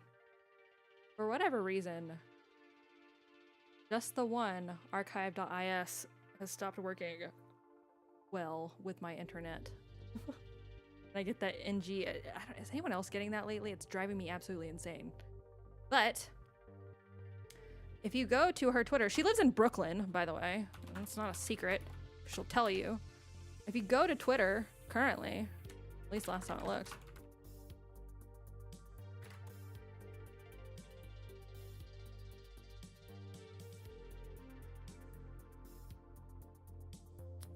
her location on Twitter is still set in Germany to this day. There's a whole little network of these little shit libs who write these little tech fucking articles who absolutely celebrate the end of free speech being just shoved at us from the European Commission. And all of these tech companies and politicians or whatnot who just wring their hands and like, oh, you know, we have to, the freedom of speech is of the utmost importance. They're just waiting because they know this is coming. And earlier today, granted, I don't know the actual cause of it, but I have a guess, right? Earlier today, like way earlier today, yesterday now, I guess, or no, not yet. At least for me, I'm in Central Time.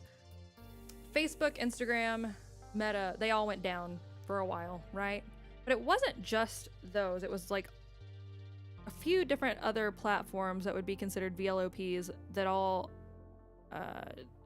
go through Amazon Web Services. And I ended up talking about this anyways. I literally said I wasn't going to talk about this, but I just want to talk about my fixation, I guess. Where are you at? Where are you at?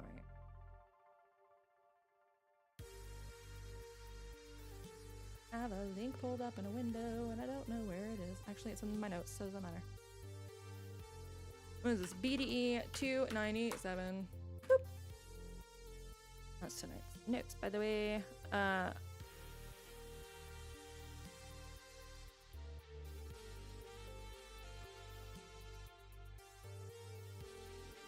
forget what I was trying to, what I was saying to like, because, oh my God, I don't know why this never works when I'm streaming. It's so annoying. And I know it's probably some like, I literally used it to archive earlier. Why are you doing this to me right now? Hang on. I'll pull up the live link like a noob. All right.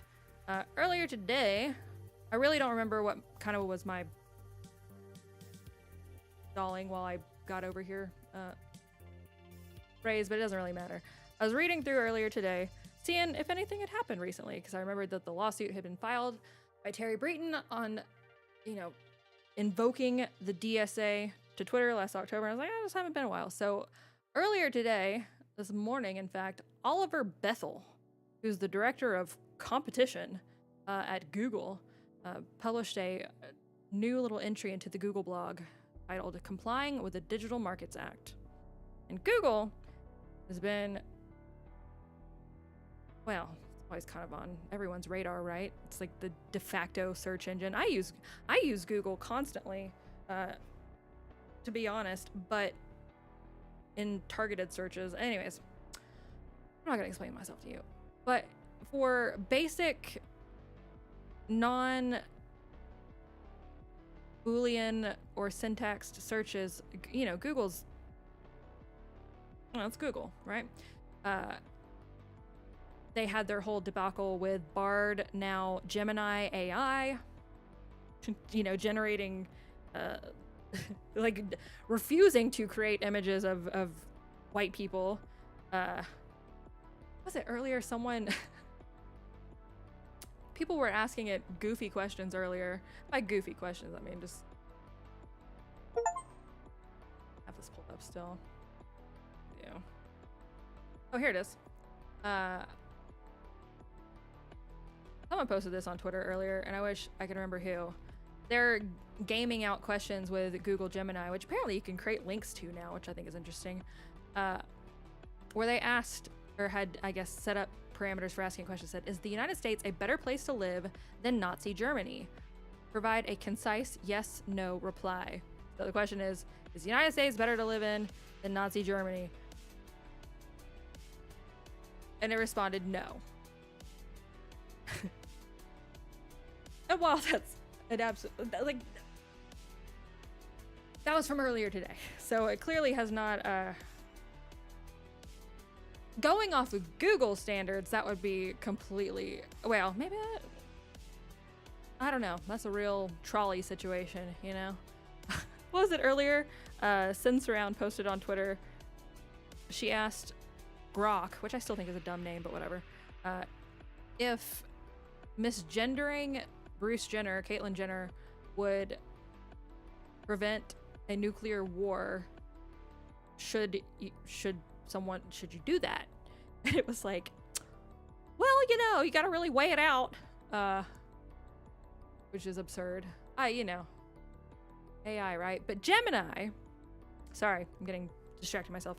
Gemini AI, of course, got a ton of attention when, you know, it was generating pictures of like black founding fathers and yada yada yada. You all saw it. We laughed ourselves silly over here at it. Had a good time. It was supposed to just be like a fun, silly show, but we were actually slightly ahead of the curve on that one.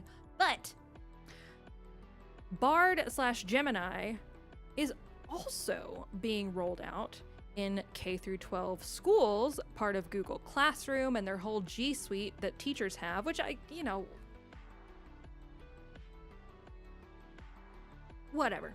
Fine, use Google Classroom, it's fine. But Google's plan is to integrate Gemini, generative AI, in lesson planning for teachers who are all on the Google Suite, which are, I don't know the number. I keep trying to find out a number and I cannot find one. And if anyone can find that, I will, you know, clap for you. I'm trying to get a better, but I feel like it's just about every school. Because in 2020, you might remember, you know, there was a unprecedented global emergency that led to people working from home and going to school from home and suddenly needing technology that not everyone can afford. So Google started doing the Chromebooks for schools. I don't think they like gave them to them. I think there's probably money exchanging hands, but a Chromebook became a staple of the K through, well, maybe not K, but the K through 12 experience, give or take a bit. Google Classroom became a standard. They're wanting to take the very same generative AI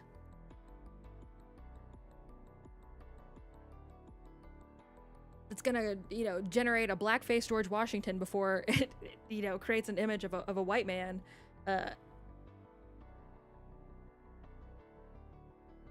caveat that into creating lesson plans and engaging what's the word they use? I'm paraphrasing, but like one size fits one kind of study plans for students, right? The whole thing is equity. You give people extra tools and resources if they need extra tools and resources. Fine, well and good. Well, what if Google Gemini can do that for each student individually and teachers don't have to micromanage and do it all themselves? It's just generated for them. Are they gonna look over their shoulder and make sure that every single little bit of, large language model gobbledygook is gonna be 100% accurate? Doubt it. 100% doubt it. So that's also another aspect of it rolling out into K through 12 schools. So when you have the same Google that created those parameters for its chatbot that's rolling this out into K through 12 schools purposefully being labeled as a gatekeeper by the European Commission and writing these little lovey-dovey articles, oh, maybe not lovey-dovey, that's not much, but like writing these articles about how we're here to comply with the Digital Markets Act, we're here to comply with the Digital Services Act, we love it. It's such a warning sign. And everyone today, I mean, like, granted, social media goes down on Super Tuesday, sure. Are they interfering with the election? But it's so much bigger than that. I could be wrong, it could be a fluke, it could be non-related, but the timing with the DMA rolling out and the gatekeeper platforms all simultaneously experiencing a quick dip and an outage is, to me, not a coincidence, but it's not easy to not sound like a lunatic when trying to talk about this. And it's so multifaceted and so complicated and spans so many years. And I still don't even feel like I've ever adequately explained this to the level that it deserves. I don't know if I'm the person who's capable of doing that, to be quite honest. I explain everything in 30 minutes. A long-winded rant. But Oliver Bethel, come out.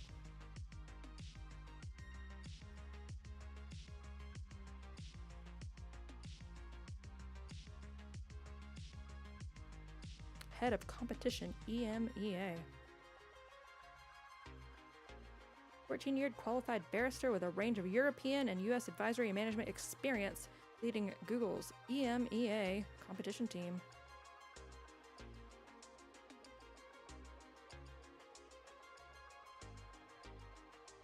Well, let's hear from him.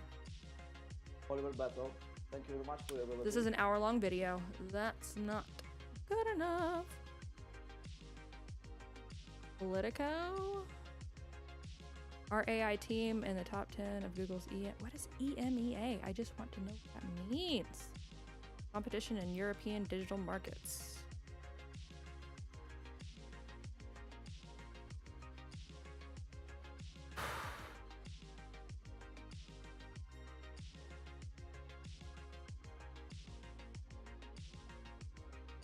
I want to know what that means. Anyways, it's fine. I will not get hung up on it. I will, but that's okay. I'll look it up in private later. This. An update on our preparations for the DMA. Competition Council says, been with Google for a hot minute. Master of Arts at Oxford. Econ at college. Why am I holding my hand up like the Statue of Liberty? Oh, she doesn't hold her hand up. Yeah, she does. Never mind. I don't know what to do with my hands.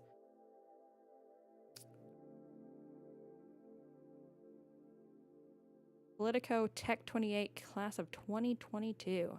That's a...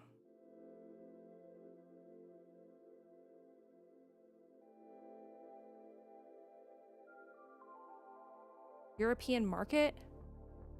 European... something? You, fine, Lauren, you can find it out later.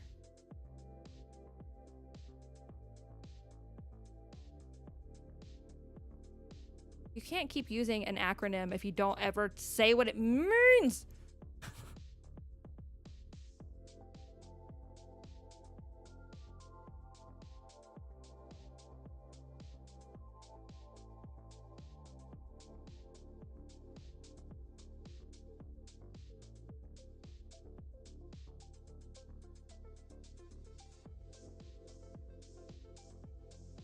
Ricky Bobby reference from L. Did I? What did I say? Sometimes I don't even listen when I'm talking. No, what did I say though? I mean, that is my, you know, I grew up near Talladega. Oh, sorry. Thanks, Capster. Oh. Thank you. 2017. Google says G Suite for Education now has 70 million users. This is 2017, mind you. This is pre-COVID times. That's globally. I want US numbers. I'm sure it's out there somewhere.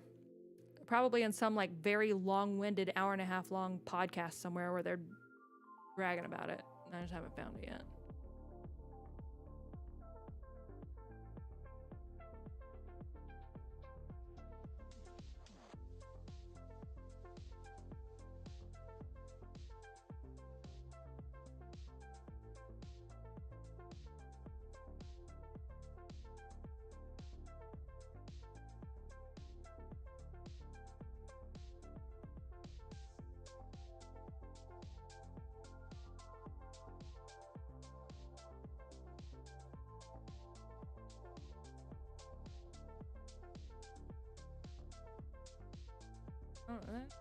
We're forthright with like that information these days.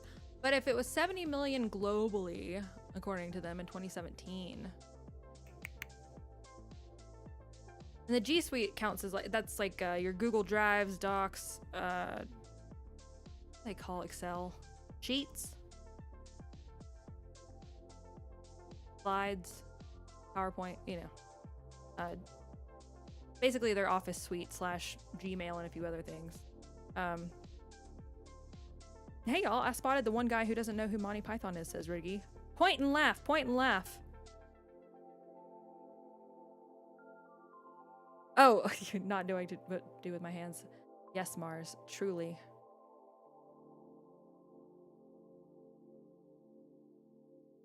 Oh, Skeletor, sorry, I just saw your chat over on Foxhole. Sorry, I've been on a rant for I don't know how long. Apparently, it happens every time. It's about that time for the Foxhole chat to just, or for the stream to just die. So, welcome refugees. I'll go ahead and release pills over there. I'm gonna keep talking for a minute. I did miss the show. Well, I mean, I told you I wasn't gonna be here, but I didn't do a show on Saturday, and I got a lot of pent up something in me. So if you're willing to hear a mentally ill woman rant for a little bit longer tonight, stick around. There's more coming.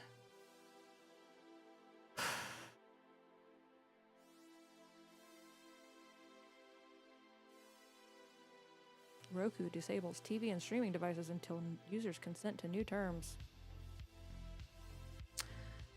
All right, I released the scratch offs over on Foxhole for anyone who's interested.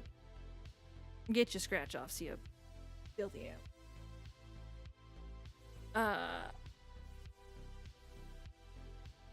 I had a Roku TV once upon a time, and I don't know when it happened, but apparently at some point it died because I wanted to.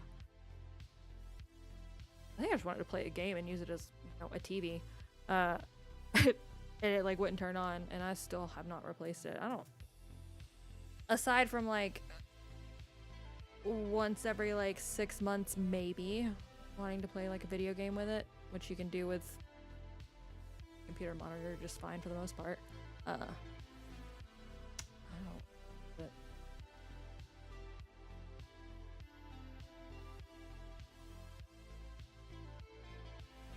Who is in charge of shelling out government funds to psychologically manipulate you, says Dual Helix. That's a long ass list. You're gonna have to be a more specific. Let's narrow that one down a bit. Pilled is buffering, but the chat works, says Skeletor. Well, I appreciate your effort. Hi, Lawrence. Sorry, Lizzie Longtoes. I know you chatted that a long time ago. I've had tunnel vision for the last about 30 minutes when you chatted. Hi, how you doing? I like your name, Lizzie Longtoes. That's very, it's a good one. EMEA, European, Middle East, and Africa. Thank you, Dregs. Oh my gosh. How uncultured of me for not knowing that. You would think, I mean, if you're going to use an acronym everywhere, like the kind of SOP for acronym usage, right, is to write it out long form, put it in parentheses, and then you can use the acronym for the rest of whatever document. I guess it's very commonly used. Over in Europe, I wouldn't know. I probably should, but I don't. All right, so Oliver Bethel, that was a long little journey around. Look at God. All right. Oliver Bethel wrote earlier today. He said the European Union's Digital Markets Act comes into force this week for companies who have been designated. The designated page. There's your gatekeepers, yada yada yada. And here's the blog link for anyone who would like to have this for your own, you know, reading purposes or whatnot. There you go.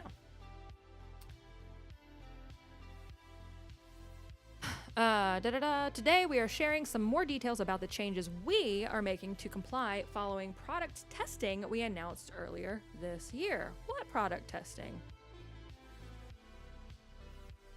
We're a gatekeeper. We get to do this. Additional consents for linked services, changes to search results. What could go wrong?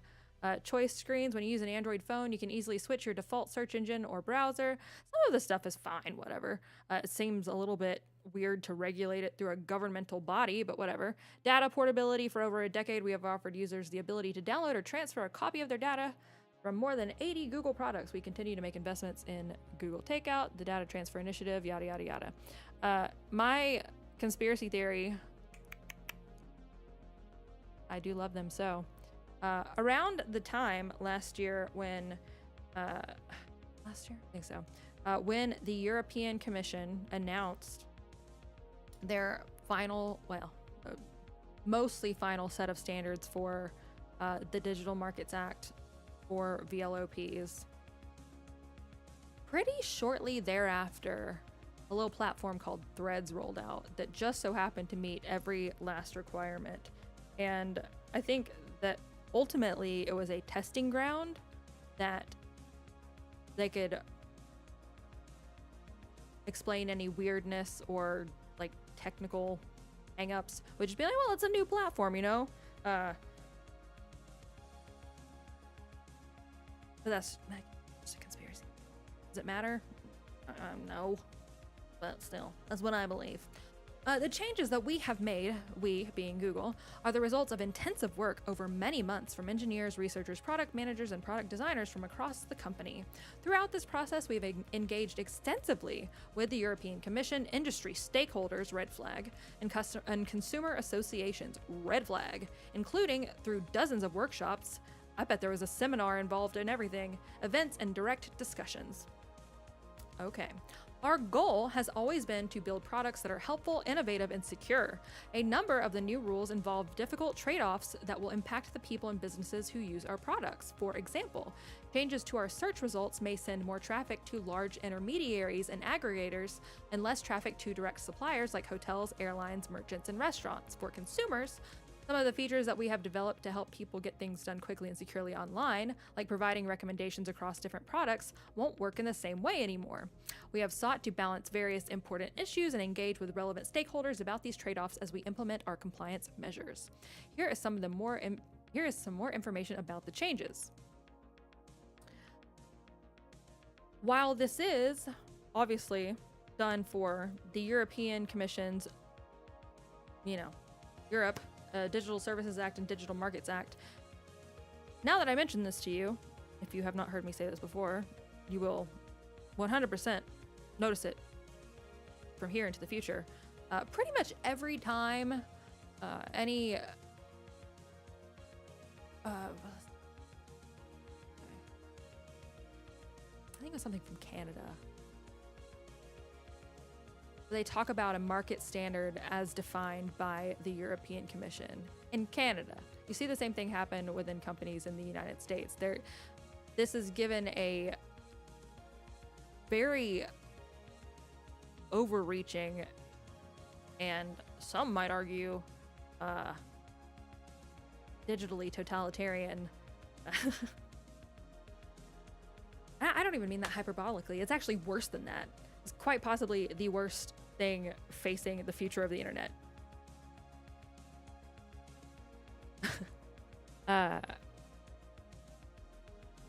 They'll always cite European regulations. They're like, we follow these standards, even if they're not a European company. I mean, Canada's basically the same thing, but not, you know. And to be honest, I don't know enough about Canada. Maybe there's something legally where they have to, but the same thing happens in the United States as well. They're like, we're up to date with all the like EC, like industry standards and compliance regulations. Why? You don't have to be. So changes to search results for Google. We have now implemented more than 20 product changes, including the introduction of dedicated units and chips to help users find comparison sites in areas like flights, hotels, and shopping. We have removed some features from the search results tab, which help consumers find businesses such as the Google Flights unit, which sucks because I don't fly often, but always my first stop because you can clear your cache really easily. Anyways, choice screens. When you use an Android phone, you can easily switch your search engine or browser. Under the DMA, we will show additional choice screens, which are built on user research and testing, as well as feedback from the industry. You will see these on Android phones as you set up a device, and soon on Chrome for desktop and iOS devices.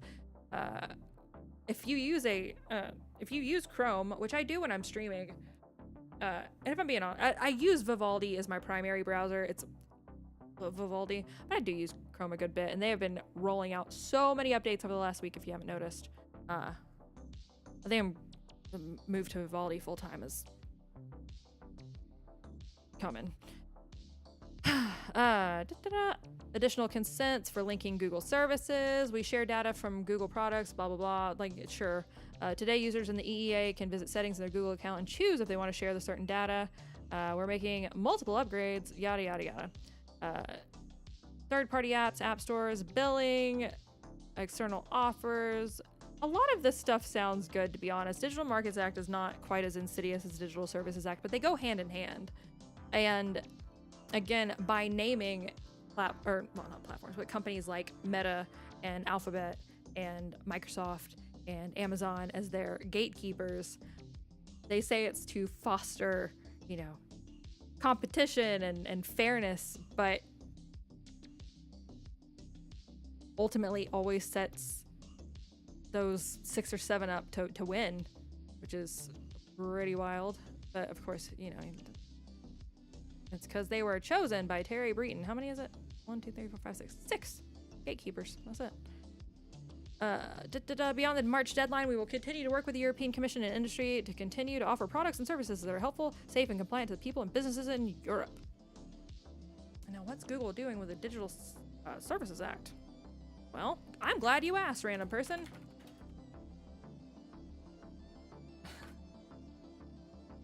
I almost closed screen. Get out of here. Like the other day, by the way, if you hit Windows L, it will lock your computer. I was trying to hit Shift L the other day to do a capital L, and I locked my computer during the stream. It's pretty goofy.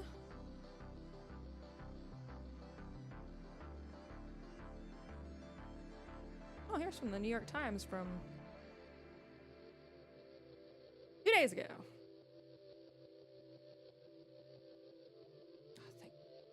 Hey, why, like, every now and like, does it work something? Again, New York Times, take it with a grain of salt. From the New York Times from March 4th, 2024, forced to change, tech giants bow to global onslaught of rules. For years, Apple, Google, Meta, and others operated unfettered, but new laws and regulations have finally compelled them to make major shifts to their products and businesses.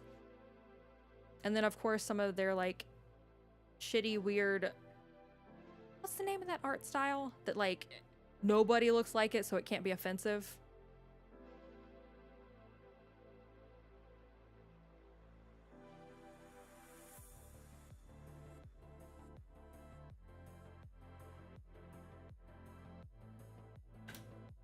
Art.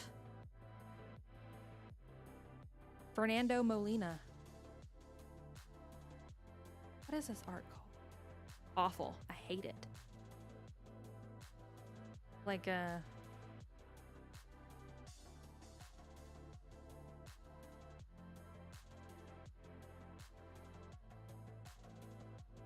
what I mean? Like that, like, I love when you go to, like, make an image bigger and it, like, makes it actually smaller. There's my email address. I don't use it ever, but still. Like, like this. Picasso Deco. It had, like, some name for a while. Maybe it was just something that people on the internet were calling it. Like, oh, well, she's got weird body proportions and she's pink with blue hair. And, like, I don't know if that could be considered ethnically vague or not, but still, you know, nobody can be offended because everyone's represented when there's nothing. Yes, I am offended. I just don't, you know, I don't like it very much. That's my critique. Fernando Molina, Sao Paulo, Brazil.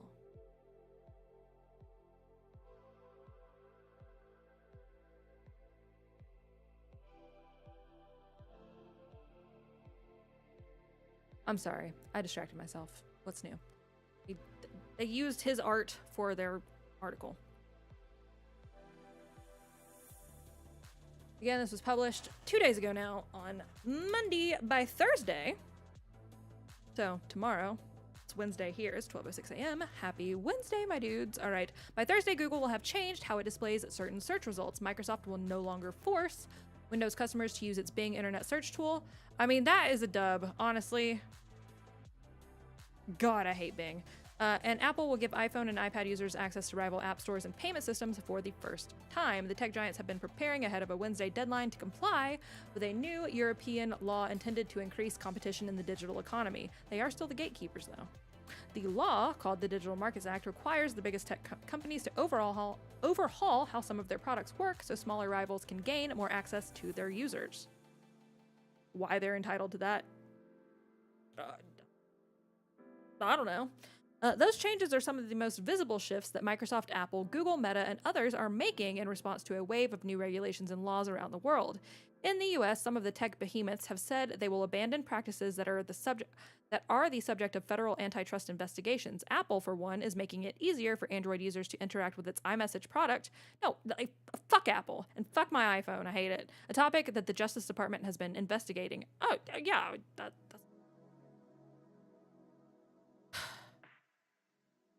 I hate our government so much. This is a turning point, says Margrethe Vestager, the European Commission Executive Vice President in Brussels, who spent much of the past decade battling with tech giants. Self-regulation is over. So thrilled. And they'll say stuff like, oh, well, you don't have to use, like, the, you know, Apple app store anymore. You can use other ones as well.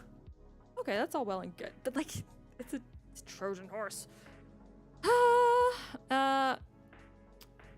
For decades, Apple, Amazon, Google, Microsoft, and Meta barreled forward with few rules and limits. As their power, riches, and reach grew, a groundswell of regulatory activity, lawmaking, and legal cases sprang up against them in Europe, the US, China, India, Canada, South Korea, and Australia. Now that global tipping point for reining in the largest tech companies has finally tipped.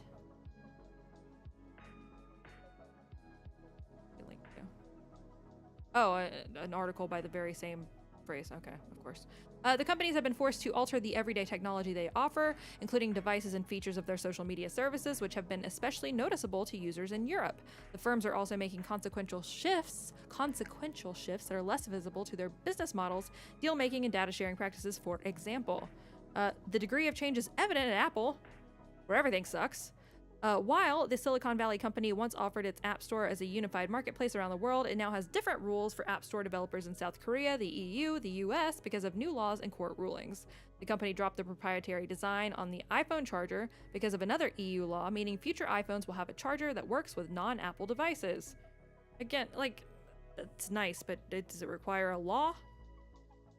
Like, it used to be, back in my day, I actually used my old phone. I used this old phone as an example the other day. Back in my day, when the first, like, cool newfangled cell phones were coming out, I had, well, quite a few. But, like, this is one of my favorite. The LG, was it the chocolate? Because it was an MP3 player. It was slid. It was cool. Like, every new phone that came out would have a completely different charger than the next phone that came out. And they were all wildly shaped, and none of them worked with each other. And that obviously, by and large, came to an end over the course of a couple of years. Obviously, the, like, Apple charger is different, but, like, do you need laws and regulations for that? I don't know. I'm a curmudgeon, and I'm not happy about anything that the EU does, so whatever. Yet, even as big tech firms make changes, smaller rivals like Spotify say much more government action is needed, of course, worldwide, to seriously address their vast power. Many of the firms continue to report record profits and sales. Microsoft, Meta, Apple, blah, blah, blah, blah, blah, help push the stock market to new highs. Their combined market value has more than doubled. Again, I'm not terribly fond of these companies, but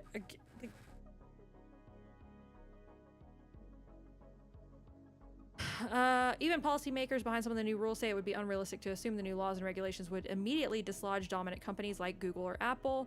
Andreas Schwab, a member of the European Parliament who helped write the Digital Markets Act, said the hope was that over time the rules, if strongly enforced, would provide space for new entrants to emerge and grow. That name is ringing a bell. Hang on.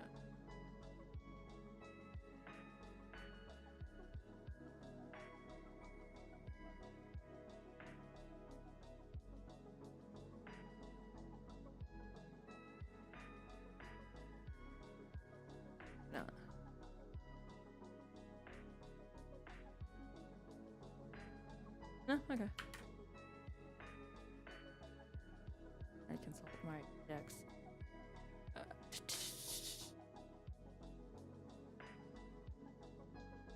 All right.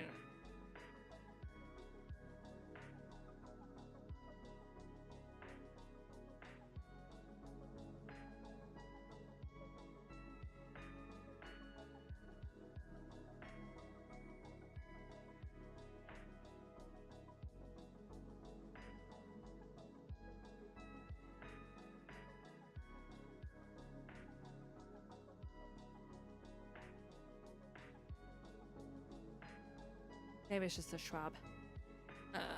This is really... There we go. DSA finally mentioned. Around that same time, the DSA, Digital Services Act, intended to combat illicit content online, has also begun having an effect. European users have gained new tools to report toxic content, and also people that use a VPN. It's shared very widely on social media, not quite as openly as it was back in 2017, 2018, but the people who know, the people who've been doing it are continuing to do it. Plain and simple. New tools to report toxic content. Online platforms like Google and Meta can no longer allow advertisers to target users based on their ethnicity, political views, and sexual orientation. TikTok and Instagram users can also choose to see posts without any recommended content chosen by an algorithm based on their personal data. Europe's aggressive approach is increasingly becoming emulated abroad. In Australia, Down Under, sorry Australia, A 2021 law required companies like Alphabet and Meta to pay the country's media outlets for distributing news articles on its sites, leading to an estimated $100 million in deals. On Thursday, Meta said it would not renew the deals with Australian media companies, potentially leading to further government action. That's what we need, more government. Like, people share links. That never made sense to me. And again, I don't have any love lost for Facebook or Mark Zuckerberg or like literally any of them, but that just... So, I hate the government. That's my political party. FTC sued Meta in 2020, arguing that the company snuffed out competition by buying young rivals. It sued Amazon last year over claims the company has squeezed small merchants on its site. It's all dropshipping now. It's all trash. That's not what y'all are saying, but still it is. Legal fights loom. The Supreme Court heard arguments last month over whether Texas and Florida could legally bar sites like Facebook and TikTok from taking down certain political content. If the states prevail, it would upend how online platforms can set the terms of engaging on their sites without U.S. government interference. New Wexler, a former employee in the Washington offices at Google, Meta, and Twitter, which has been renamed X, said the tech firms were making more concessions and are being more pragmatic. They just aren't as invincible as they were 5 years ago, he said. Wow, geez, I wonder what has changed. I'm gonna play one more thing for you, and then I am gonna, I guess, call it a nizzity night. Why did I say that like that? I don't know. I think I can tie it in that with that Barber lady. We're gonna, you know what? We're still gonna have to revisit Barb. Probably promises I can't keep. This piece from Time. Again, Time is the one that published the long form deep dive on the voter integrity election integrity project well before the 2020 election. Hang on. I gotta pull up my crazy lady graph before I explain this. Just because I worked hard on my crazy lady graph and I like showing it to people. Literally nothing loads when I'm streaming. I don't know why. I have like gig internet. Probably because I'm talking about it. Talking about the tech overlords.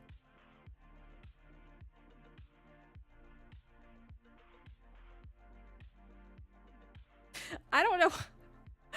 It's got to be something to do with OBS and my internet. I don't know enough about how the internet works, to be quite honest, which is ironic considering we're on episode 297. But here we are.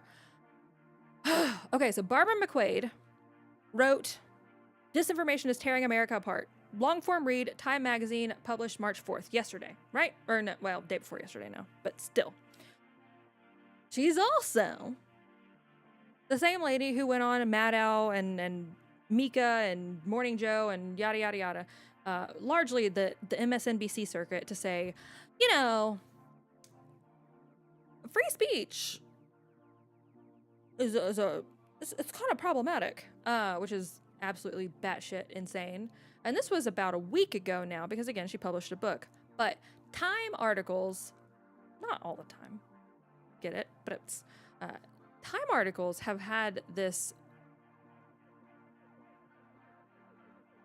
I'll say eerie, I don't want to lend too much power to it, but Time articles about elections, censorship, that are very specific and name a very specific group of people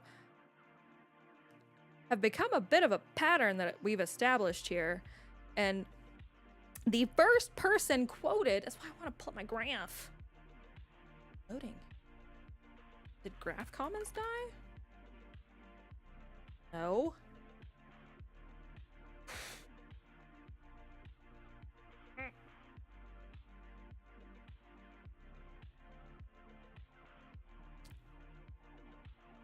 None of this looks good.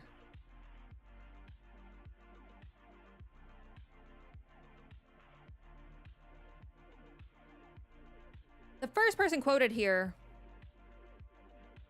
you might recognize Renee DiResta. She's part of the Stanford Internet Observatory. She's like one of the big, like, censorious bitches on the internet. And I don't say bitch is a nice thing because, you know, she's going crazy after people in 2020 about COVID misinformation, vaccine misinformation. Again, we'll label you anything and everything in order to get you shut down and whatever. So the first person she quotes right out the gate is Renee DiResta. So that's a pretty, if you're familiar, which most people should be pretty familiar with her name by now, sets a tone, right? She then goes on to discuss, which horribly sad, right? Roseanne Boyland, who died in DC of a amphetamine overdose,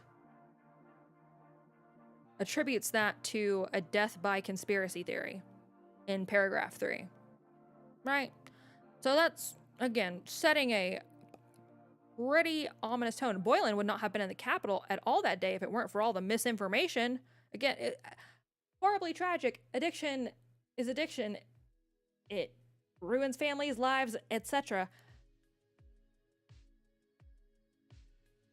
I don't think misinformation, you know, again, so again, this lady's a piece of fucking work.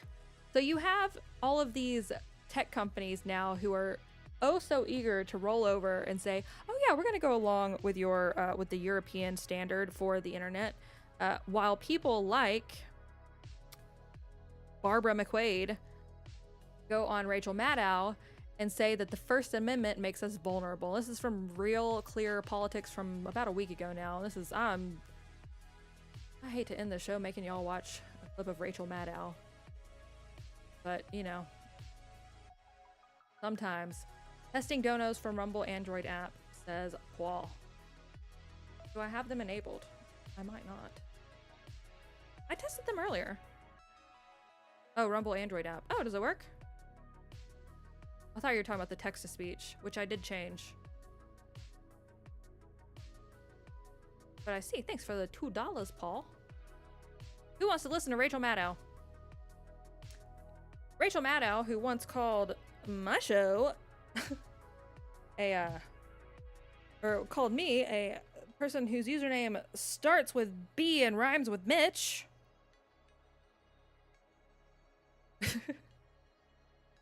Had Barbara McQuade on to discuss about just the perils and pitfalls of the First Amendment. And after this, I'm probably going to call it a night pretty quickly because I could hit a wall of the sleepies. The question. Sorry, man, that's a hell of a way to close out, but it is what it is. Including the question for Barb is whether studying it and naming it and explaining how it works helps us fight it. Joining us now is Barbara McQuade, former U.S. Attorney in Michigan, stalwart analyst and explainer of all things legal here on MSNBC, and now the author of the new book, Attack from Within, How Disinformation is Sabotaging America. Barb, congratulations on this book. Thank you for writing it. Thank you for being here to talk with me about it as it's coming out. I'm really grateful. Thank you, Rachel. I'm honored. If you haven't seen this clip already, or if you have seen this clip already, I apologize, because a lot of people have been playing this, but, you know, I'm a week late to it, so... What's old is new again, right? I will stream after. Okay, Paul's gonna stream afterwards. So we're gonna watch Rachel Maddow, and Paul's gonna stream afterwards. Hell yeah, Paul. If you would like to go watch Paul do silly things. Or I don't know what you want to do. You might want to talk about Rachel Maddow. By all means. Or game, or whatever. Anyways, cool. Let's continue. 3.5 minutes. To be here with you tonight. Let me ask you the big picture first. The sort of, I think, meta project in your book is explaining how disinformation works, why people use it, what it looks like when they do use it, sort of how to recognize it in the wild. Do you, Right behind you have faith that us learn?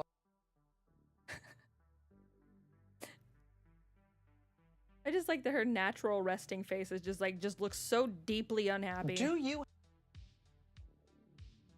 have faith that us learning this stuff, studying it, being able to recognize it, know how it works, is the first step to us no longer being so susceptible to it? So that's the goal, Rachel. I really want to have a national conversation about truth and our commitment to it.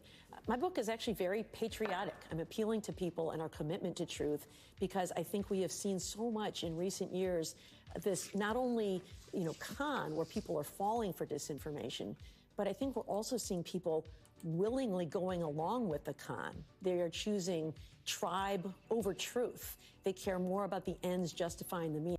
That's racist. And so I hope that by dissecting it, explaining it, and educating the public, we can all see disinformation for what it is so that we can begin to push back against it.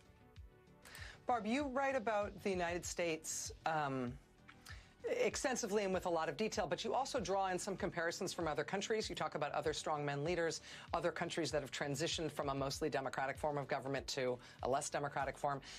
Do you believe the U.S. is particularly vulnerable to disinformation? Or this is the clip that, everyone was playing, like this specific portion, but, like full context. Or do you believe that we're kind of unexceptional and it's the same, we're as susceptible to it as every other country? Actually, Rachel, I think we're more susceptible to it than other countries. And that's because some of our greatest strengths can also be our Achilles heel. So, for example, I just followed her on LinkedIn. That's what the ding was. Our deep commitment to free speech in our First Amendment. Go on. on. It is a cherished right. It is an important right in democracy, and nobody wants to get rid of it. But it makes us vulnerable to claims that anything we try to do to regulate speech is censorship. Of course, the Supreme Court has held that all fundamental rights, even the right to free speech, can be limited as long as there is a compelling governmental interest and the restriction is narrowly tailored to achieve that interest. But I think anytime someone tries to do anything that might limit free speech, people claim censorship. I mean, just... Yeah, no shit. Sorry. I don't like it. Dregs was gonna send a tip, but now you're making me listen to Rachel Maddow. Well, technically this is Barbara. Thank you very much, Dregs. That's very, very sweet of you. Thank you. You get a less than 3 heart. All right, sorry. I didn't mean to interrupt. It was almost a guarantee. Let's rewind. To regulate speech is censorship.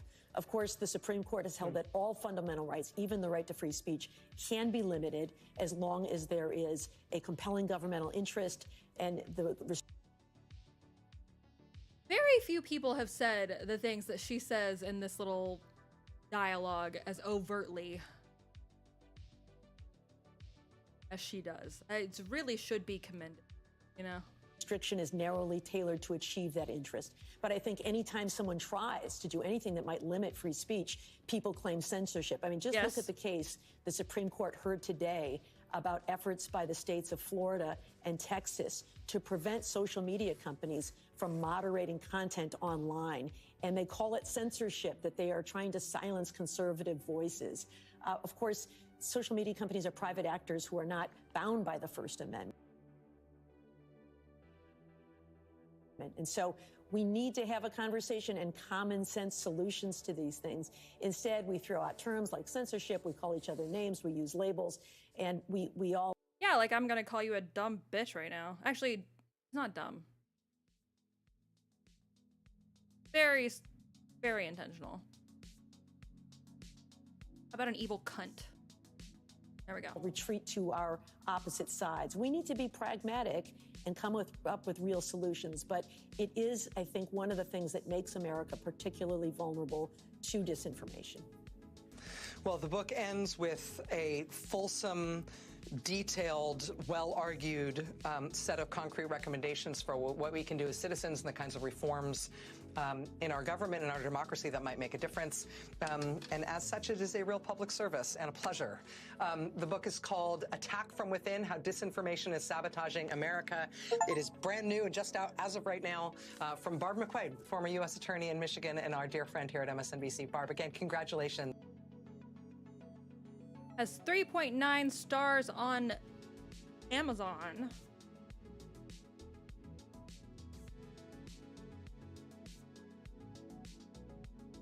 Oh, let's look at the reviews here from the publisher. A sweeping and panoramic view of the disinformation landscape. Asha Rangappa, Yale University, former FBI counterintelligence agent. A compelling work about a challenge that, left unexamined and left unchecked, could undermine our democracy. Eric Holder.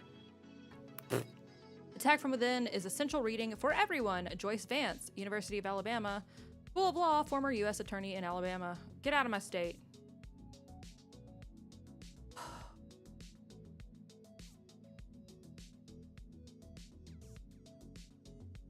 Former FBI agent, former FBI, like, yeah, the three letters agree with you. Miss McQuaid was appointed by President Barack Obama and was the first woman to serve in her position. Earlier in her career, she worked as a sports writer and a copy editor, a judicial law clerk, and an associate in a private practice. She and her husband have 4 children and live in Ann Arbor. I want to read, okay, top review. No, I want to read the 1 stars. In an era, all right, let's read one. The Ministry of Truth, a review from March 1st, 2024. In an era where the freedom to express dissenting opinions is increasingly under threat, this review itself might be seen as an act of defiance against an authoritarian ideology. The work in question serves as a masterclass in the art of narrative manipulation, showcasing the author's remarkable ability to craft biased and convoluted narratives that stray far from the objective truth. It is no surprise that she is a law professor.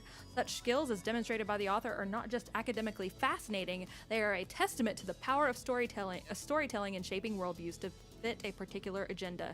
It's clear that this author's talents align well with the demands of the authoritarian left, thus promising her many lucrative opportunities. However, the very act of critiquing this work, of pointing out its departure from the truth and its pandering to the specific political ideology, may very well position me as an adversary to the captured state, or more alarmingly, label me a domestic terrorist if her version of free speech and democracy were ever to see the light of day. This is the price of challenging the dominant narrative, of daring to question the integrity of a system that values conformity over critical thought. In leaving this review, I'm acutely aware of the potential consequences of my dissent. Okay, calm down, it's an Amazon review, but I mean, still. Yet it is precisely in these times that voicing our critiques have become not just important, but essential for the preservation of our freedoms and the integrity of our collective discourse. 4 people found this helpful. You know what, so did I. I think the funniest Amazon reviews I've ever read to this day are the ones for the sugar-free gummy bears. And if you don't know what I'm talking about, they're very funny. But with that being said, I think I have rambled on, well, a lot. Successfully arguable.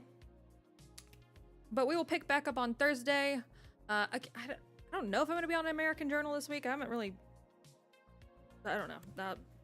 Usually these things kind of just fall together. But I will be doing more Google AI stuff and digging in preparation for that. And you know what? If that falls through, then for my unwitting backup plan. But on Thursday, let's see what else. I have so many things that we want to get to.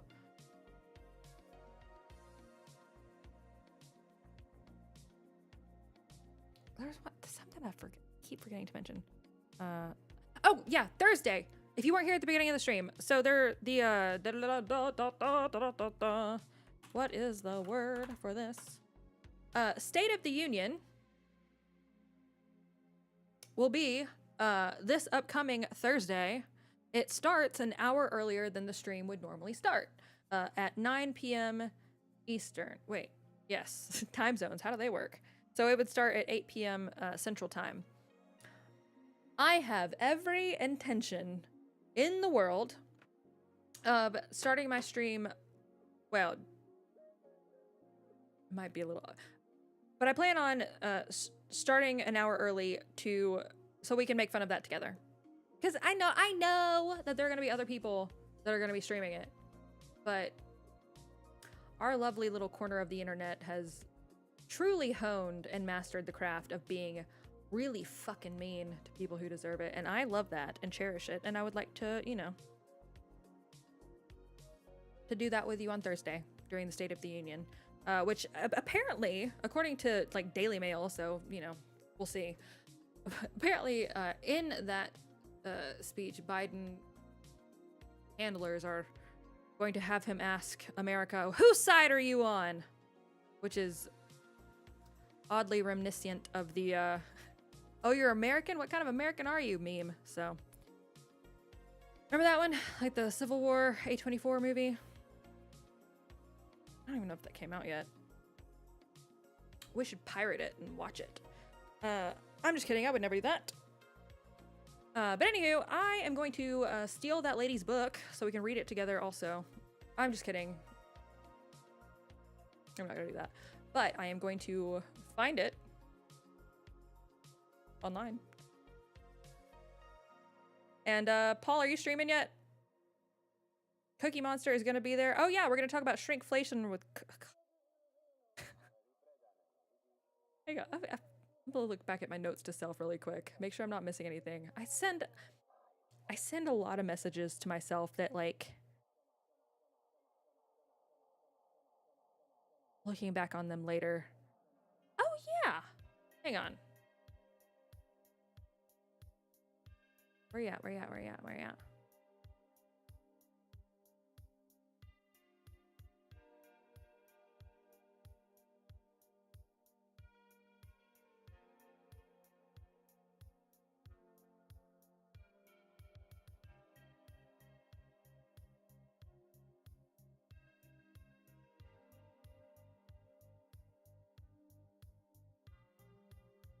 I just wanted to bring this up because I don't know if it's the, I always forget that. Ironically, I always forget the name of this expression, but there was another derailment from Norfolk Southern, and I know derailments happen more than just like once a year or whatever. But like several cars left the tracks. It was in Pennsylvania, and like they like went into the river. There's a big fire, yada yada yada. So I was just wondering if y'all had heard about it, because I didn't hear about it until today. I'm trying to find like a picture of it.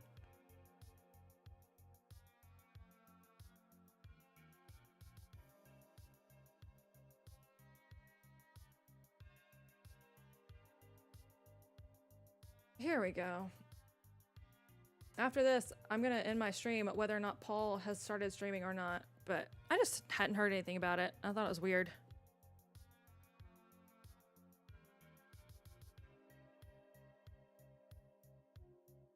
Or maybe people were talking about it and I just wasn't paying attention because I was otherwise occupied by the full moon. I don't know.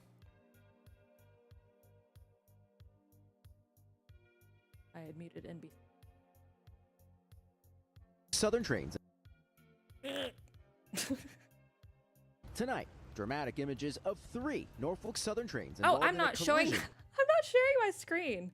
How long have I not been sharing my screen? Oh no, never mind. I'm an idiot. Don't agree with me. Of 3 Norfolk Southern trains involved in a collision and derailment. I could hear it. It was like, boom, and then another real loud. It's like. All right, Paul's streaming. Go to rumble.com. Is it /C or was that YouTube? Rumble.com / it is /C / your friend Paul with a W? Nope.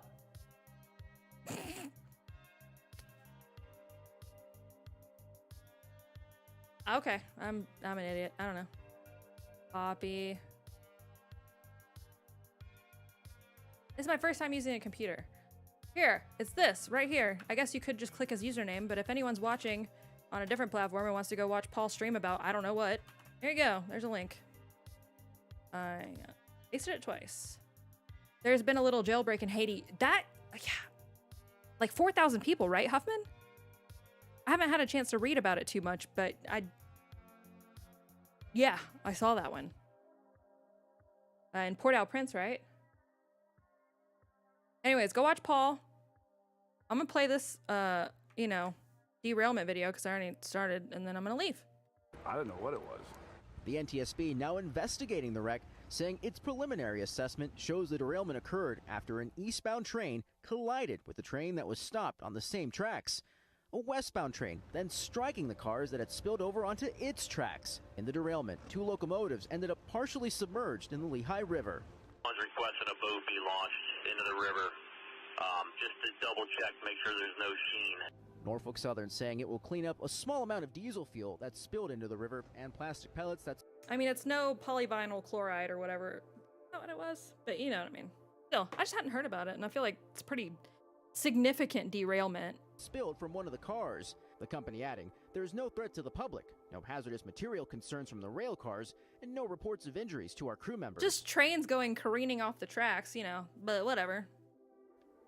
We request that everyone stay out of the area so first responders and Norfolk Southern personnel can continue to assess and work at the scene. Tonight, there are no evacuations. Officials saying teams mobilize fast. Adding first responders have trained multiple times since the toxic train derailment in East Palestine, Ohio. The 1-year anniversary of that wreck just a few weeks ago.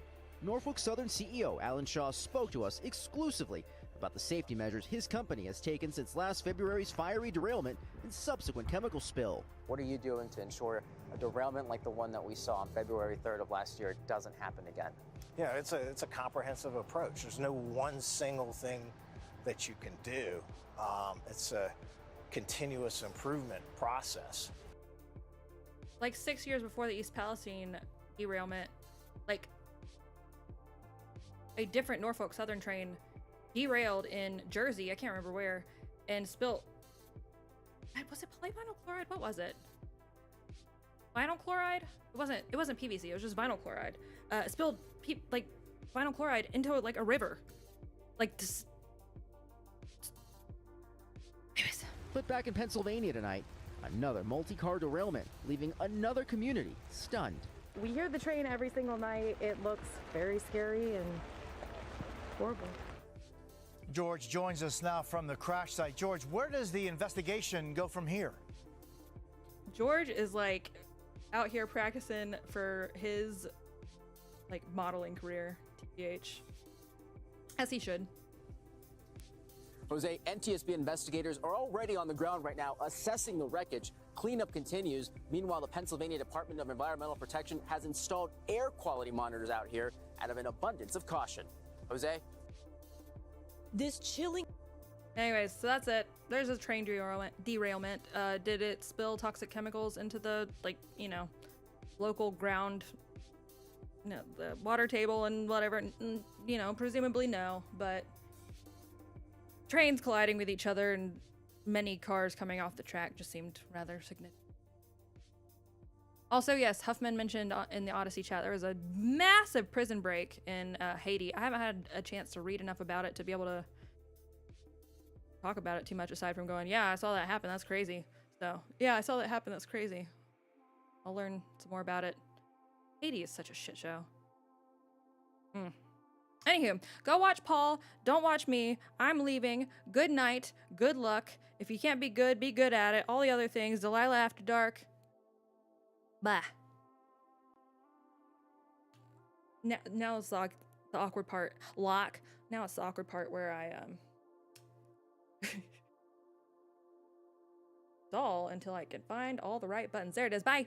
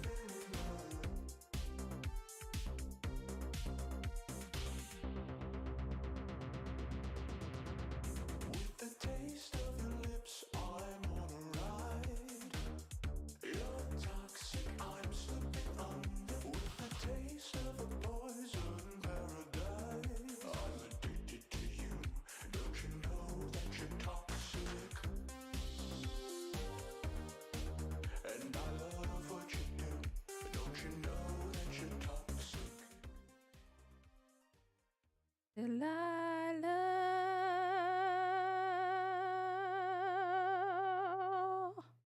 That's all I got. Oh boy. No, that's I surprisingly sitting here and speaking nonstop for about 3.5 hours. Finally, you do eventually run out of things to say that are, well, arguably more than half of it wasn't even worthwhile. But you know, you stayed around, so I'm gonna pin that one on you. That's not on me. That's on you. I'm so grateful that you were here. Thank you for your time and your attention. I feel like I don't close with this one often enough anymore, but again, there are plenty of people who want your time and your attention, and they are spending millions and millions of dollars trying to get it. And the fact that you would spend any of it at all with me means the absolute world to me. And that's that. I always want to say something like super profound and thoughtful to like really fully convey like how grateful I am. And it always comes across like so like bullshit. But I don't mean it to sound bullshit. I mean it to be, you know, pretend I said something that was like, wow, that really shook me to the foundation of my, you know, being. And yeah. Samesies. So I'll see you on Thursday. I'll see you on the internet in between, and go watch Paul. I'm going to do the same. Okay.